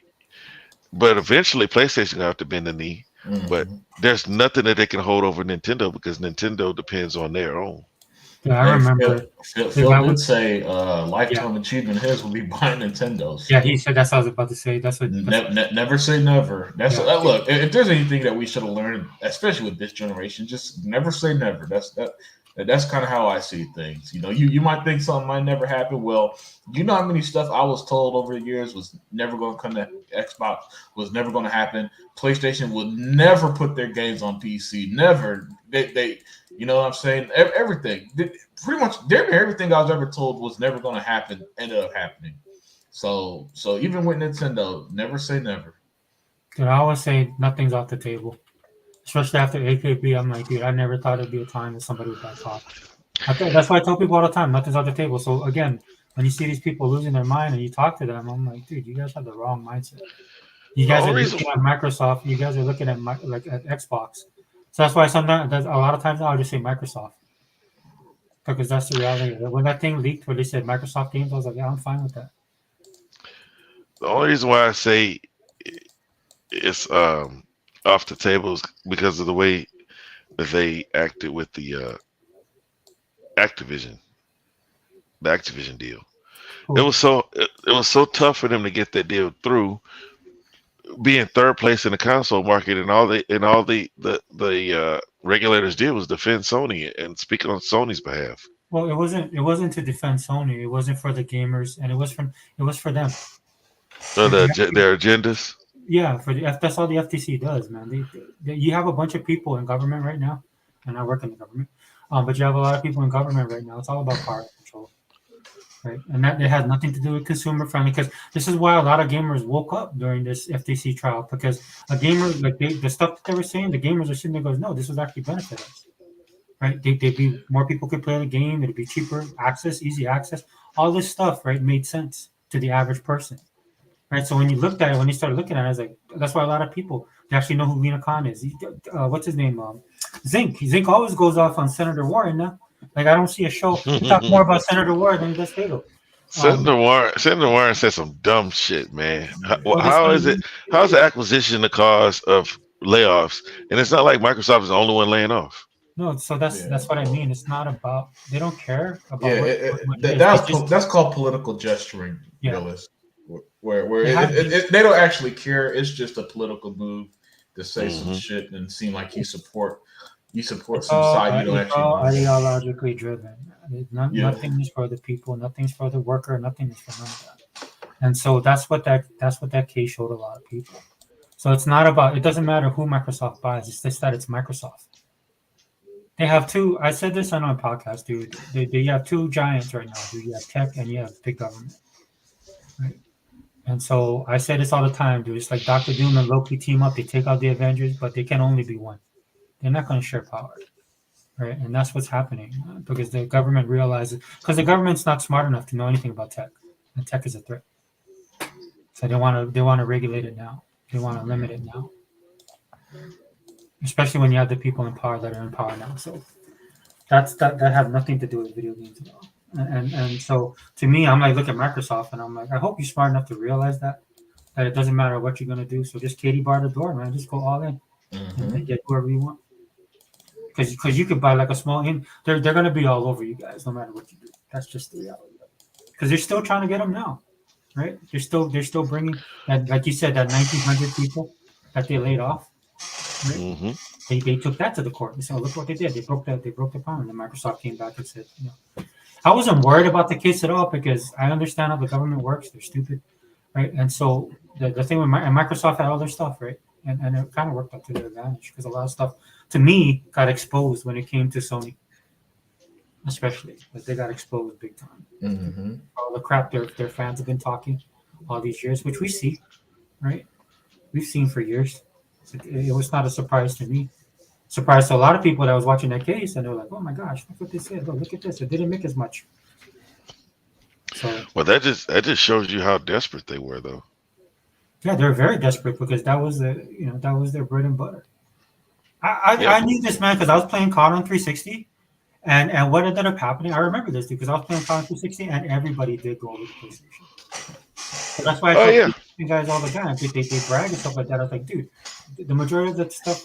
The people that play your games are not your games. They're not playing your games. They're playing COD, Madden, like we say 100 million times. But I knew that for a fact because I was there when it happened. But you know that because PlayStation wasn't built on theirs, right? Like when they tell their story in the documentaries, the first thing they did was go convince 250 developers to develop for PlayStation, right? Because what is PlayStation without any games? So they convinced them all to go get on CD. And the rest is history. PlayStation, one of the biggest things PlayStation did back in the day, and I remember this vividly, is I like to say what they introduced free market or the free agency to the video game market, right? And so a lot of companies would come over there because the licensing was cheaper and all this kind of stuff. And what they also did is the stuff that they're doing now, they did it to Sega, right? That's why I hate Sony, dude. They did all these things right now, but unfortunately for them, they can't do that to Microsoft. They just can't. I mean, maybe they could have did it to Xbox if Microsoft didn't care, but that's not the case anymore. And that's what I mean. And I feel Phil knows this. All they have to do is outlast Sony. That's it. They don't have to do anything but outlast them because Sony's not going to make it, dude.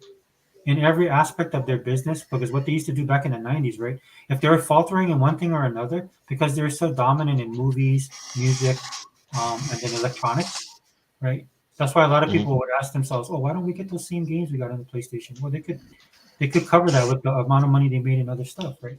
This is why I say they're a 20 they're a company in 2024 that still thinks it's the 90s, but they have nothing else to fall back on, dude. South Korea's kicking their ass in electronics and TVs, right? I mean, aside from a few movies that do really well, but they don't even have the rights to that stuff, right? You know what I'm saying? So it's dude.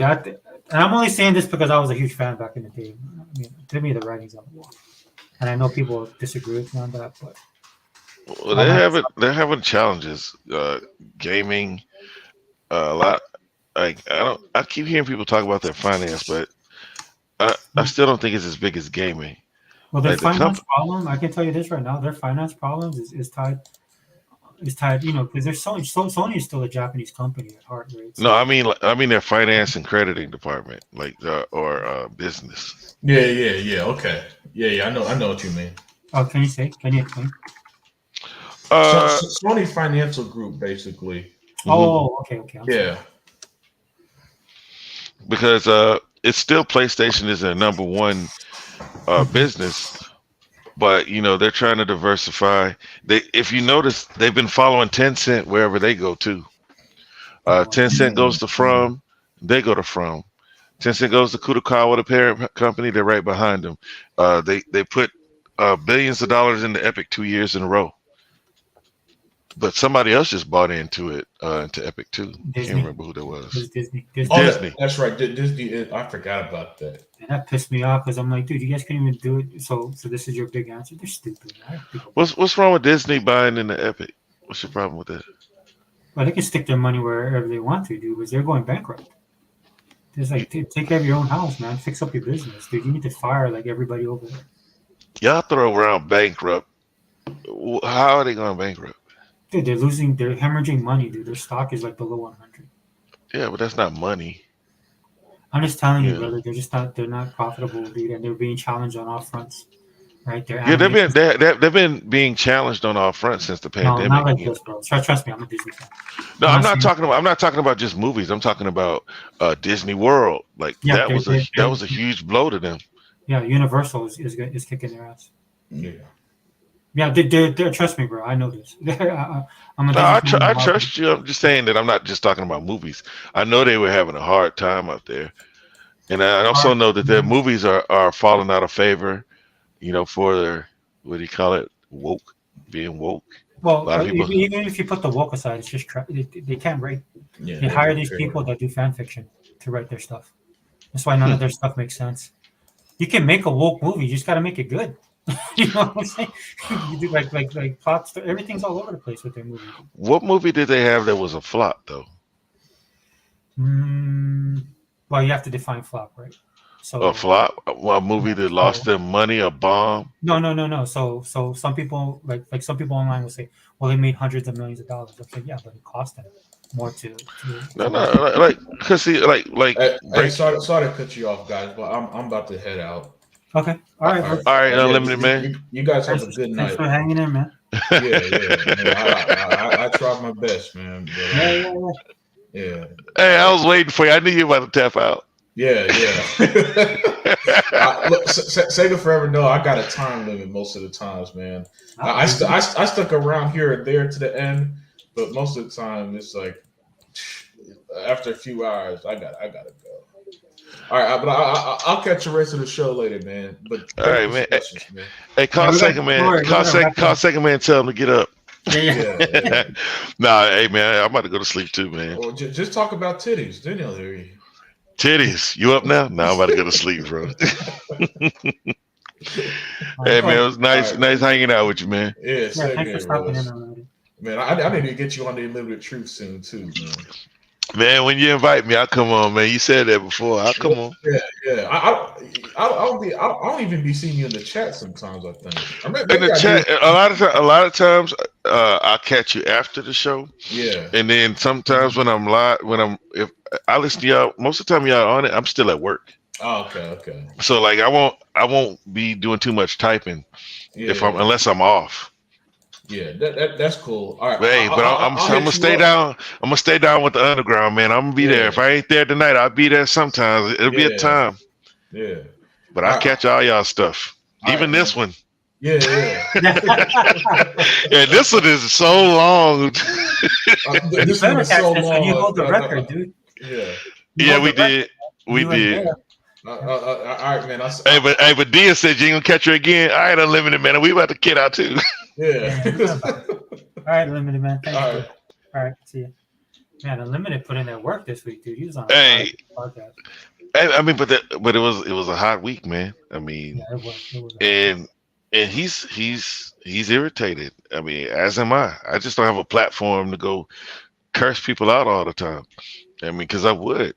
You know, I've been disappointed in this so-called Xbox community, man, because Yeah, like yeah. even though some people might not agree with what I say, I'm never flipping and I'm never speaking death on $1 trillion company. You know what I mean? Yeah. Because that and I've been telling PlayStation fans this for years.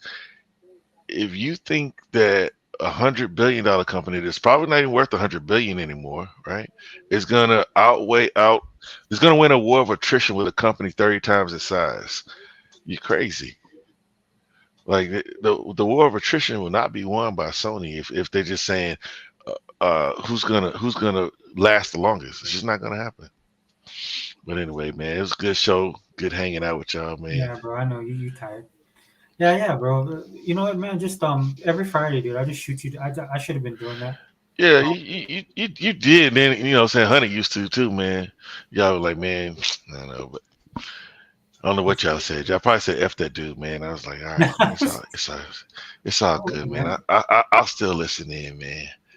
Play some video This is games. fun. This is fun for me, dude. I mean, I don't have to Oh talk. yeah, You know what I mean? it's fun. Hey, and I would do an all nighter if I had been on the night shift this week. That was another thing. Like I was used to for that time. At that time, I was working overnight. I would come in at like 10 o'clock, cause like when you're kicking it off, you're kicking it off, I'm just coming to work. That's right. That's what you told me that. And so, like, man, I could have gone. You know what? We did. Like, y'all, I left. 10 hours, bro. The longest. I left. I left and came back. Y'all was still on. Yeah. You and Dale hold the record. I say you and Dale because you was on that podcast. People came in and out. Yep. You remember because you guys. It was cool. Well, I was here too, but it was cool. It was anime, right? Yeah, and plus y'all was schooling me. Well, even Dale was like, I mean, I think all of us was learning something from everything. Well, see, yeah, she put me on the Vampire Hunter and Oh, that's right. It was Vampire because I bought them on Amazon. That was the only way I could get them. It was Vampire Hunter and then the other one I can't remember. But yeah, bro, she was man. I kind of wish that I'd been watching it as long as y'all have because y'all know so much about it and it's like new to me. It is so much of it that I'll never watch because I'm so far behind. Yeah, some of those, if you never watched it from the get-go, like I was watching Black Clover and I fell way off. Well, Black Clover isn't that long. That's one I watch. Yeah, I mean, they're like, what? How many seasons do they have now, dude? I dropped out a second, I think third season. I got up 3 seasons regularly. Then I started watching other stuff. And then it's like I turned around, dude, and they had like 9 seasons. Black Clover? Yeah, don't they have like 9, 10 seasons? Man, unless I just don't have access to all of them because I was watching it on Hulu. My daughter wants me to get Crunchyroll, but I was like, shoot, I got them. I'm already paying for Hulu, so I can just watch what I have. But you might be right because I thought it was only 5 seasons because when I see 909 and 2201, I can't do that. I'll never catch up. I don't have time. Yeah, I think they have. Yeah, because it's been around for a while. I can Google it real quick, but and I also know that like they're slowly taking anime away from. That's why I like that Netflix creates their own, but they do have stuff like JoJo's. I know that's not theirs. Yeah, see, and that's why I compare like Game Pass to Netflix because that's what Microsoft does. They'll pay these people to come in, or they'll pay people to create stuff for them. And their anime's gotten real good because they work with the studios. Same thing with their K dramas. They actually work with the Korean broadcasting companies and stuff like that in Korea, in South Korea. Yeah, Black Clover only has 4 seasons. Really? Are you sure? I'm pretty sure it's more seasons than that. 4 seasons, 5 seasons. No, it says one more row. Episodes. Tell you this and then I'm out. Let me see.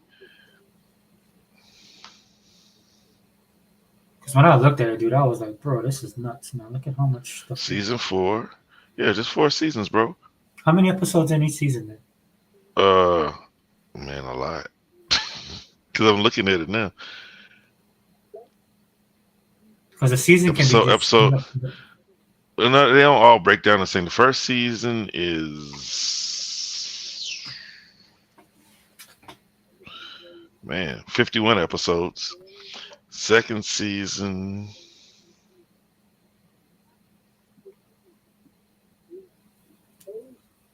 51. So I guess every season is 51 episodes. So what they do is like they do season and then they split and then they do the next. But they say season 2, but it's almost like 2 seasons. Dude, 50 episodes is Yeah. golly. All right. My magic is never giving up. I still like it though. But Oh. dude, huh? Yeah, it's a good anime. I just kind of fell off, and then once you fall off, sometimes it's hard to get back on. Yeah, I fell off because my daughter, she's big on Demon Slayer. Yeah, that's what we watched too. Yeah. I like that one. I watched The Promised Neverland. I started buying mangas. I have one called Happy Kanako. I have Ruby. Oh, the art, yeah. I have Steins Gate's not a manga.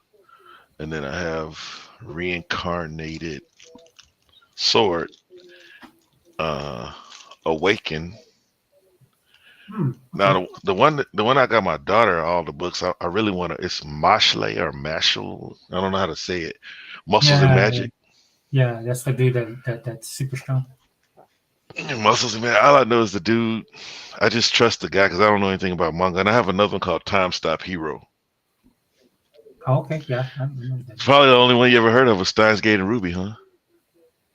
No, I know. Just because my daughter, but I don't read manga. That's why. I can't read manga. But see, like I said, just like in gaming. Yeah, it's weird. It's weird for me. Well, you read it with left to right, right to left, right to left. Yeah. So she showed me the books, and I was like, "What is this?" She's like, "Yeah, that's how it is." I'm like, "What? Get this away from me!" You know what I mean? I'm a comic book guy, dude. I'm trying to broaden my horizons, man. I even have graphic novels. I got Sandman, Walking Dead, Death, Vampire the Masquerade. I got that because I used to play the game back in the day. Right. They have totally bastardized that series. But anyway, man, good show. Nice hanging out with you. Yeah, like I said, we got to do it again sometime. No, so not next week, but the week after.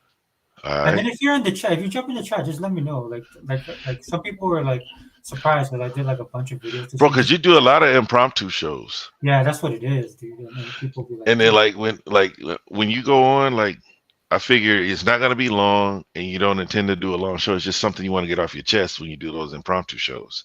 Yeah, but if you want to jump in, you can just tag me in the chat. Because the problem is that most people are sleeping when I do it, right? Because it's during the week. And that's why you have some shows that you were doing like normal hours here. Like you did like what? How many shows did you did this week? 2? I did 2. Yeah. Yeah, and they were like normal time. This one, the Friday show, that's the late night. Well, because I started it early here, right? As soon as I got off of work, and I ate dinner. I think I started at 5. Bro, I was surprised to it auto played into this because I was listening. I think I was listening to Unlimited and Sega Man show from was the E-Rock show from yesterday. Yeah, and then the auto play just kicked me right into your show. Well, Sega Man had one too this morning, and then I still gotta watch Hebot's video. Yeah, I gotta watch. Yeah, I'm glad you reminded me. I'm gonna watch Hebot's video and Sega Man's video. And I think Hunter did a video, but Hunter be clowning it. He just clowning people lately. Man, the thing I can't stand about Hunter's videos, like I be driving, but if I have my kids, I can't do stuff, dude. And Hunter started talking crazy. My wife, she said, "What are you talking about?" I said, "Video games." Yeah, that's what they're supposed to do, right? I ain't want to talk, but I'm just saying, right? So. I mean, it's just some of the, and like he got Flip in there, dude, and Livewire, man. Those dudes, like they just. And so Flip, yeah. and which one is the crazy one? Flip, I think Flip. Yeah. Yeah, Flip. Dude, Well, it's they all funny. get The funny. I knew it was funny, man. Because this what you know when Sea of Thieves first came out, yeah, Andrew was mad because he was drunk. I think he was drunk while they was playing, and he was drunk in the game, and he threw him in jail and left him there. Like they threw him in the golly, jail and they left him in there, dude. And he complained about that for like months. bro. The kids Oh, did that to me. oh, did they? Yeah, that's why I never played it again. It's like, nah. I have flashbacks of Grand Theft Auto 5. Yeah. You know, I hadn't played the online, but I played the single player. So I was like, let me see what all the fuss is about. Because I used to, work at night. So like, I would be up in the day, and I'd be playing with Brits. And Oh, so in the morning, like it's there, like after school. So I'm playing with these kids, and they were like, "Come on, Reddish, you gotta come play with us." So I come play with them, man. It's like, we're gonna show you how to dominate. These dudes had like machine guns and helicopters, and I was like, "Oh, okay, yeah." But I'm not. This just I'm so far behind. That's why like this new one, I probably still won't play it, bro, because when it comes to these online games, you get mm. stuck and it'll be the only game you play. I have a 200-hour time limit on multiplayer games. Yeah, dude, it's crazy, man. I If I know because hit I'm playing like 200, I'm done. Unless it's a single player game like Starfield, I got like 500 hours in Starfield. Starfield, man. That game is it's such a good. It's some of these games are just time sucks. You know that's what blows me away about Game Pass because business wise, you would think they wouldn't stick games like that in there, but they do. So Well, no, look, the thing is they're banking on same thing like Netflix. mhm. Satya came from Netflix. Okay, I'm gonna say this now for real. Yeah, Satya came from Netflix. He learned yeah, from Reed Hastings. He yeah, wants to be the Netflix of gaming. Thing about Netflix, people complain about there's so many movies, and I spend more time searching than watching movies. Okay, learn the codes. If you want to watch anime, there's a code for that. You want to watch action, there's a code for that. yeah. I If think they you figured out the formula, right? It's just something for everybody, and that's well, why Game Pass is trying to do. they also have a solid algorithm too. Yeah, they So do. I don't understand, just trust the algorithm. I mean, I know you want to be all independent and you hate AI, some of these people, but trust it sometimes and it'll show you to something. Or Yeah, sometimes I just hit the top 10. yeah. They have so But many options with Netflix. It's amazing to me. That's why I never give it up. Right? And so for me, I mean, I'm pretty straight in the way. Look, dude, we come from the era of playlists. Right? mhm.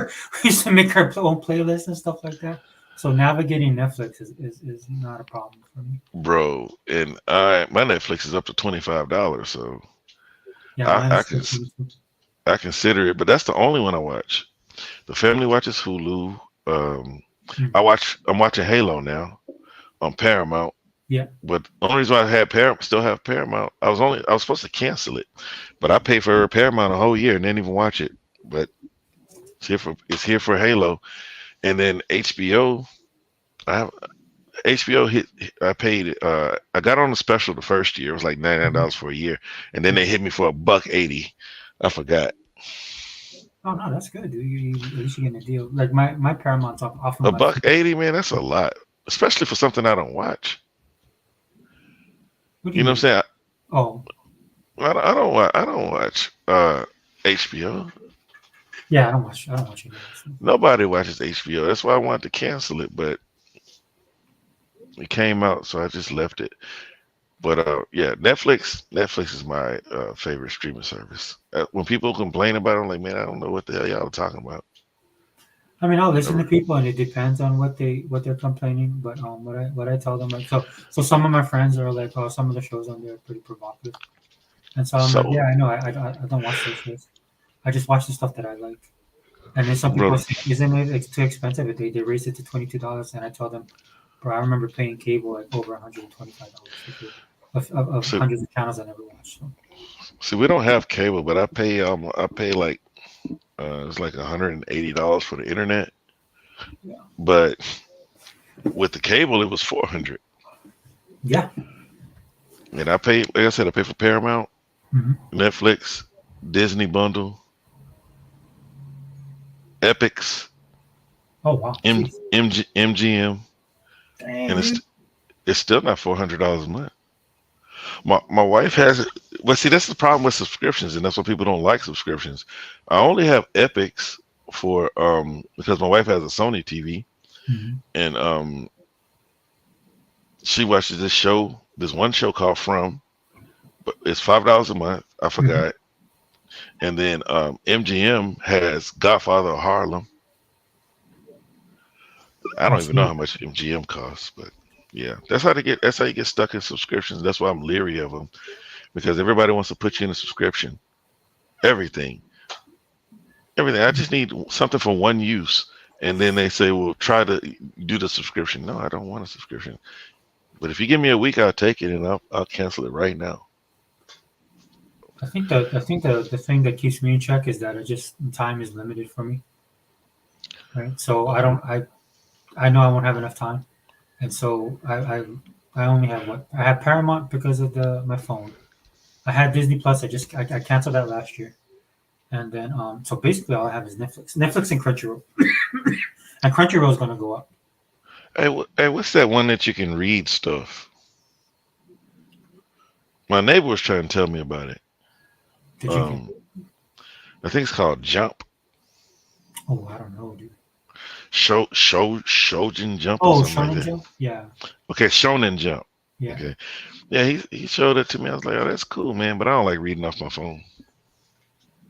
yeah. I mean, my friends were telling me about that. Online digital comic books. But I told bro, I come from a time where dude, I could tell the decade of the comic book by just smelling it. I want to hold it in my hand. You know, because it's that personalization. So if you didn't have that, of course, right? That's not a problem. And then when I do the digital thing, it was kind of cool, like some of the stuff that they came up with, but it just wasn't the same for me. Maybe Yeah. if I didn't grow up with comic books and because I was a hardcore collector, maybe if I didn't have that, maybe I wouldn't have the problem. But yeah, I mean, it is what it is. Yeah. But all right, Sega forever, man. I'm out for real now. Yeah, yeah, yeah, bro. No worries, man. Like I said, dude, You gonna keep going? I'm just gonna finish up all this stuff that I'm gonna hit the sack, dude, because I gotta get Yeah, ready. I tune in, but I'm gonna check No, out no, though. it's cool. It's cool. All right. All right, brother. Thanks for joining, man. Yeah, no problem, bro. It's always a pleasure.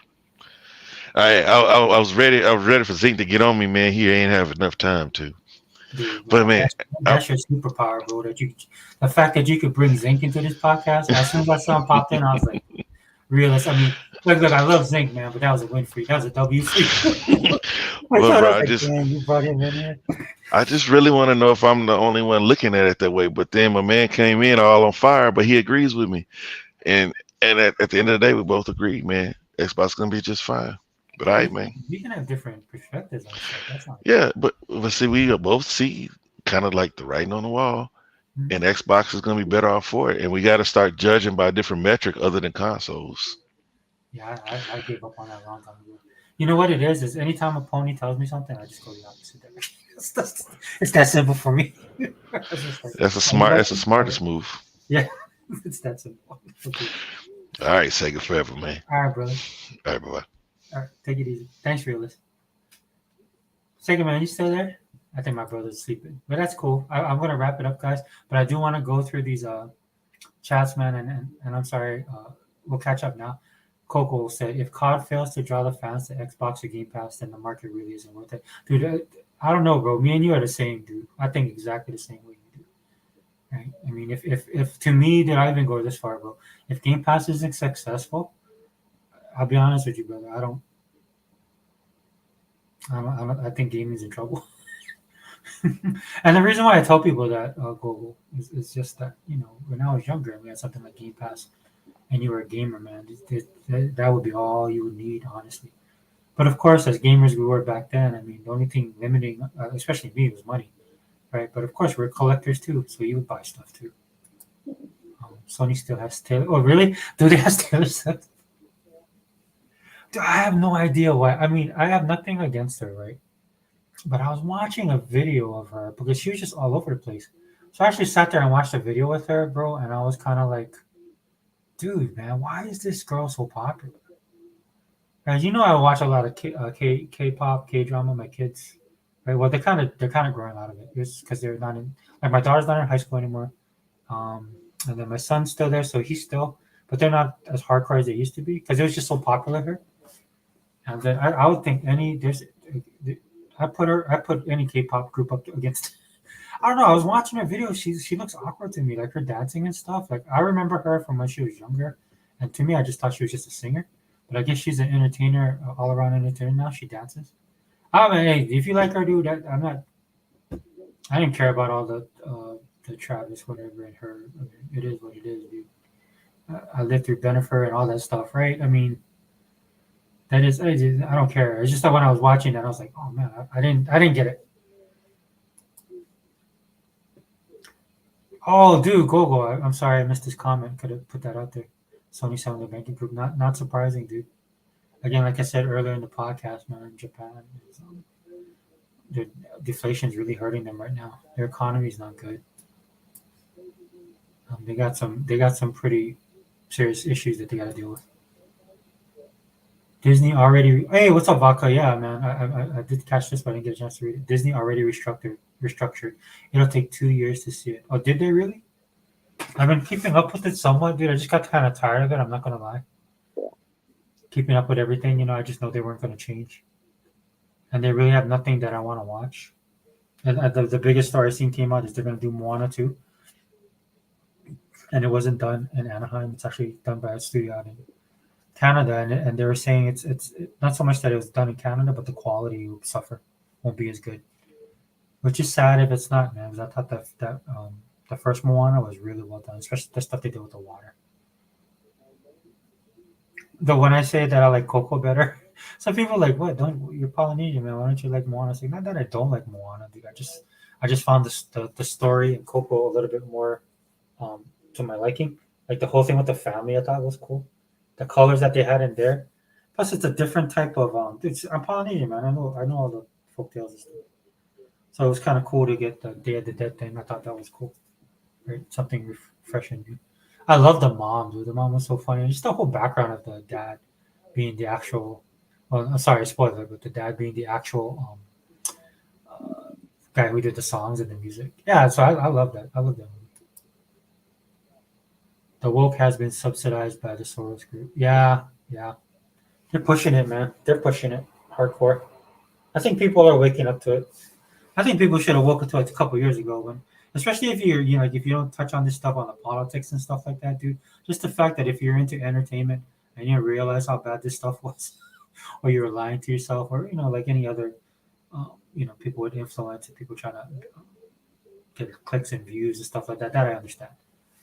I mean, not that I agree with it, but I understand why they would do something like that. But it's just been so terrible for so long, and it's sad because I'm a huge Marvel fan, and it's sad that they they basically destroy themselves. Let me see. It's an agenda-driven group that spends billions on entertainment. Is that the Soros group? Yeah. You guys should check out the other Texas podcast, Techno Show. Realist always on there. Oh, yeah, dude. I seen Techno posting stuff on Twitter today. I gotta expand my my group, dude. I kind of just stay in the group that we have, but I'm not opposed to watching other people's stuff. Sega, did you watch Glory on Netflix? The Korean? Oh yeah, dude. Yeah, I watched it, dude. I love that show. I watched it multiple times, dude. I rewatched it too. That's some really cool scenes in that show, man. One of my favorite scenes. Go. Did you watch it? Oh, I'm sorry. Did you watch it? Because I don't want to spoil it. I don't want to spoil it for you. If you're still there, let me know. If you want, we can talk about it a little bit. That happened to me, but with Apple, it ended right when I wanted to watch the shows. Anyway. Oh, you're talking about your subscription? I had an Apple subscription, dude, and I was trying to watch their shows because people said it was good, and I just couldn't get into it. Even the Jason Momoa one, I thought that was an interesting concept, right? But after a while, I wasn't feeling it. HBO is garbage now. So sad. Yeah, dude, they're nowhere near like they used to be. That's how much it's changing. But then again, dude, it's also a choice, right? Like the stuff that they're putting out, it's just not entertaining. Heard some podcasts that HBO was spending so much money that they had to cut back a lot. Yeah, it wasn't paying off in the subscriptions.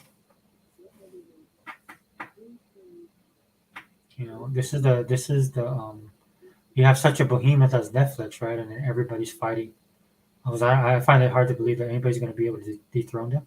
So everybody's just trying to get their piece of the pie, but they're kind of cannibalizing each other, which is business, right? I mean that doesn't really bother me.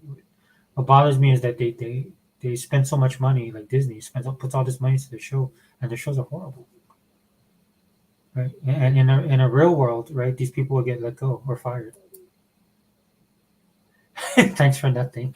Are you talking to? I don't want to assume. I don't want to assume. But you're still there, man. Please comment. Bye. Oh yeah, realist. He's gone. Oh, I think it would be successful if they stay the course. Possibly. Dude, why don't you invite me to the show? Do you want to come on, Gogo? I can shoot you an invite, dude, anytime, man. You're more than welcome. Bro, I will definitely. Are you still there? I feel left out. No worries, man. Anytime, dude. Anytime you want to come on, dude. I'll shoot you one next. You know what I'm gonna do, dude? I'll shoot you. I see that you. Oh, well, anyway, I'm not take care. Yeah, dude. Thanks for sticking around, bro. I will definitely send you one. If you want, dude, we could do the. I remember we're supposed to do the podcast for the computer, but you know what, dude, we'll do a one-on-one, me and you, and then you can come in on the. I have the full StreamYard thing. I think I can get 10 people in here. If you want to come in, bro, hey, dude, I'll more than welcome you. Vodka, you too, man. Vodka, you still there, dude? You're more than welcome, man. You guys want to? We should. You know what we should do? We should do a pop culture podcast, and we could talk about gaming. I'll put it together, you guys. Definitely. Anthony Chipmunk, thank you for being here. Mike Johnson, bro, thank you for stopping in again. Really appreciate it, dude. Alexander Martin, dude, I'm sorry I didn't really get to cover your chats. Thank you for being here, and sorry I couldn't respond because I was reading what you were saying. But at times I was kind of lost. But if you're a Nintendo dude, yeah, that's fine. Unlimited was in here. Thank the brother Unlimited for being in here. Mr. Kima, man, appreciate you stopping in, as always. I don't want to miss anybody, guys. I think I got everybody. Oh, Pepe, man, I'm sorry. Pepe, thank you. Thank you for stopping in, man. Thank you for being here. Oh, Zinc, yeah, the Zinc. Dude, man, Realist was saying so much stuff, man. The Zinc actually popped in. Man. Man, my brother, thank you, as always. Toman was in here from the jump. Shane G, man. What's up, Shane? You Shane be fighting a good fight online. Realist. Box. Hey, Box, man. Thanks for dropping in. Pogo, if you're still there, man, if I didn't lose you, if you want to do something tomorrow, man, let me know. Something tomorrow. Faded Blaze, the man, the myth, the legend. Hey, thanks for being here, Faded. I'll start doing more all-in chats, guys, so that we can so I can have you guys in the chat comment on stuff. Topics of the day. Anthony Chipmunk, man, dude. MVP is in the chat, as always. Thank you, guys. Yeah, so I'm gonna wrap it up. Let me make sure I caught everybody on the bottom. Yeah, Realist is still coming. Of course, we want to talk to Poe. Vodka is too cool for us. And Vodka, there was this other. Speaking of Realist, man, when I was watching something, then went to this other podcast, and I'd seen these guys before. I was listening to them, man. They're really good. I think it's like On Point for Games or something. I was looking for. I don't know. I was looking at reactions to the business podcast that Microsoft had the other day, or that Xbox had the other day, and it just kind of then theirs was there, And so I was listening to them. I was like, oh, these guys are pretty solid, man. They're pretty hardcore. C Money, is that the dude's name? I can't remember. I did see a lot of our guys in there though, man. Like regular guys that visit all of our podcasts. Yeah, they were cool, man. And I saw a couple of their other videos, man. They're a good combo, man. I think they're married, right? Is that a husband and a wife combo? Then they had a third dude on there. I didn't know who he was. Yeah, that is his wife. C Money and his wife. Yeah. Yeah, that was pretty cool. I was like, all right, cool, man. I have to start checking these dudes out. Because a lot of times, man, you go to a podcast, it's supposed to be Xbox podcast. All you have to do is listen 5 minutes, and you're like, oh, I'm out. But there was repping Xbox, dude. Pretty solid, dude. Like you know how I am, realist, dude. A lot of these dudes I don't listen to in our community. I dropped them years ago. You can just tell, guys, man. I mean, this is why I think a lot of the Xbox guys have issues, right? Because they do that. They hang around. They're as the good book says, man, unevenly yoked, right? That's what it boils down to. Yeah, my boy Sega Man. Sega Man, brother, man, thank you for being on. Really appreciate it. Enjoyed your podcast.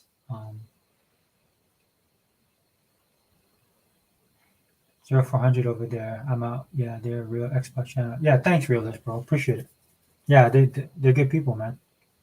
Because I caught up on other stuff. King David, I've also been watching his stuff. I ain't gonna lie, dude. I like King David, but the Iron Lord podcast, I can't watch those guys.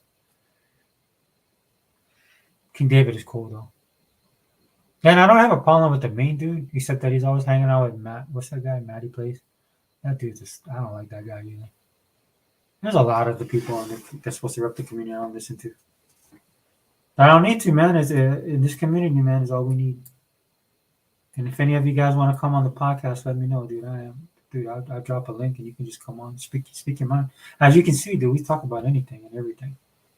But Gogo, man, I'm gonna hit you up, dude. Let's do let's at least do a what's that? Sega Man, you there? Dude, sorry about that. I think I double clicked on it. Gogo, man, let's do a pop all in popcast. I'll do that, and then I'll send you an invite, man, and we can chop it up. Anybody else wants to jump in, you're more than welcome to. But Gogo, let's do that, man. And then Wrecking Crew, man. I'll send you the link. I'll just send you the link next time. I'll just send it directly to you. You can just jump in. Always happy to have a fellow ex-body that bleeds green on this podcast. Okay, but okay, guys, man, I won't call it a night. It is late over here too. I'm in the midnight hour. Perfect time to end. I'm not gonna lie. I'm probably gonna play Powerball. I should go to bed, but I'll probably put some time in Powerball and then go to sleep off tomorrow. So that's a good feeling. But anyway, man, Xbox All In channel, host Sega Forever. We out.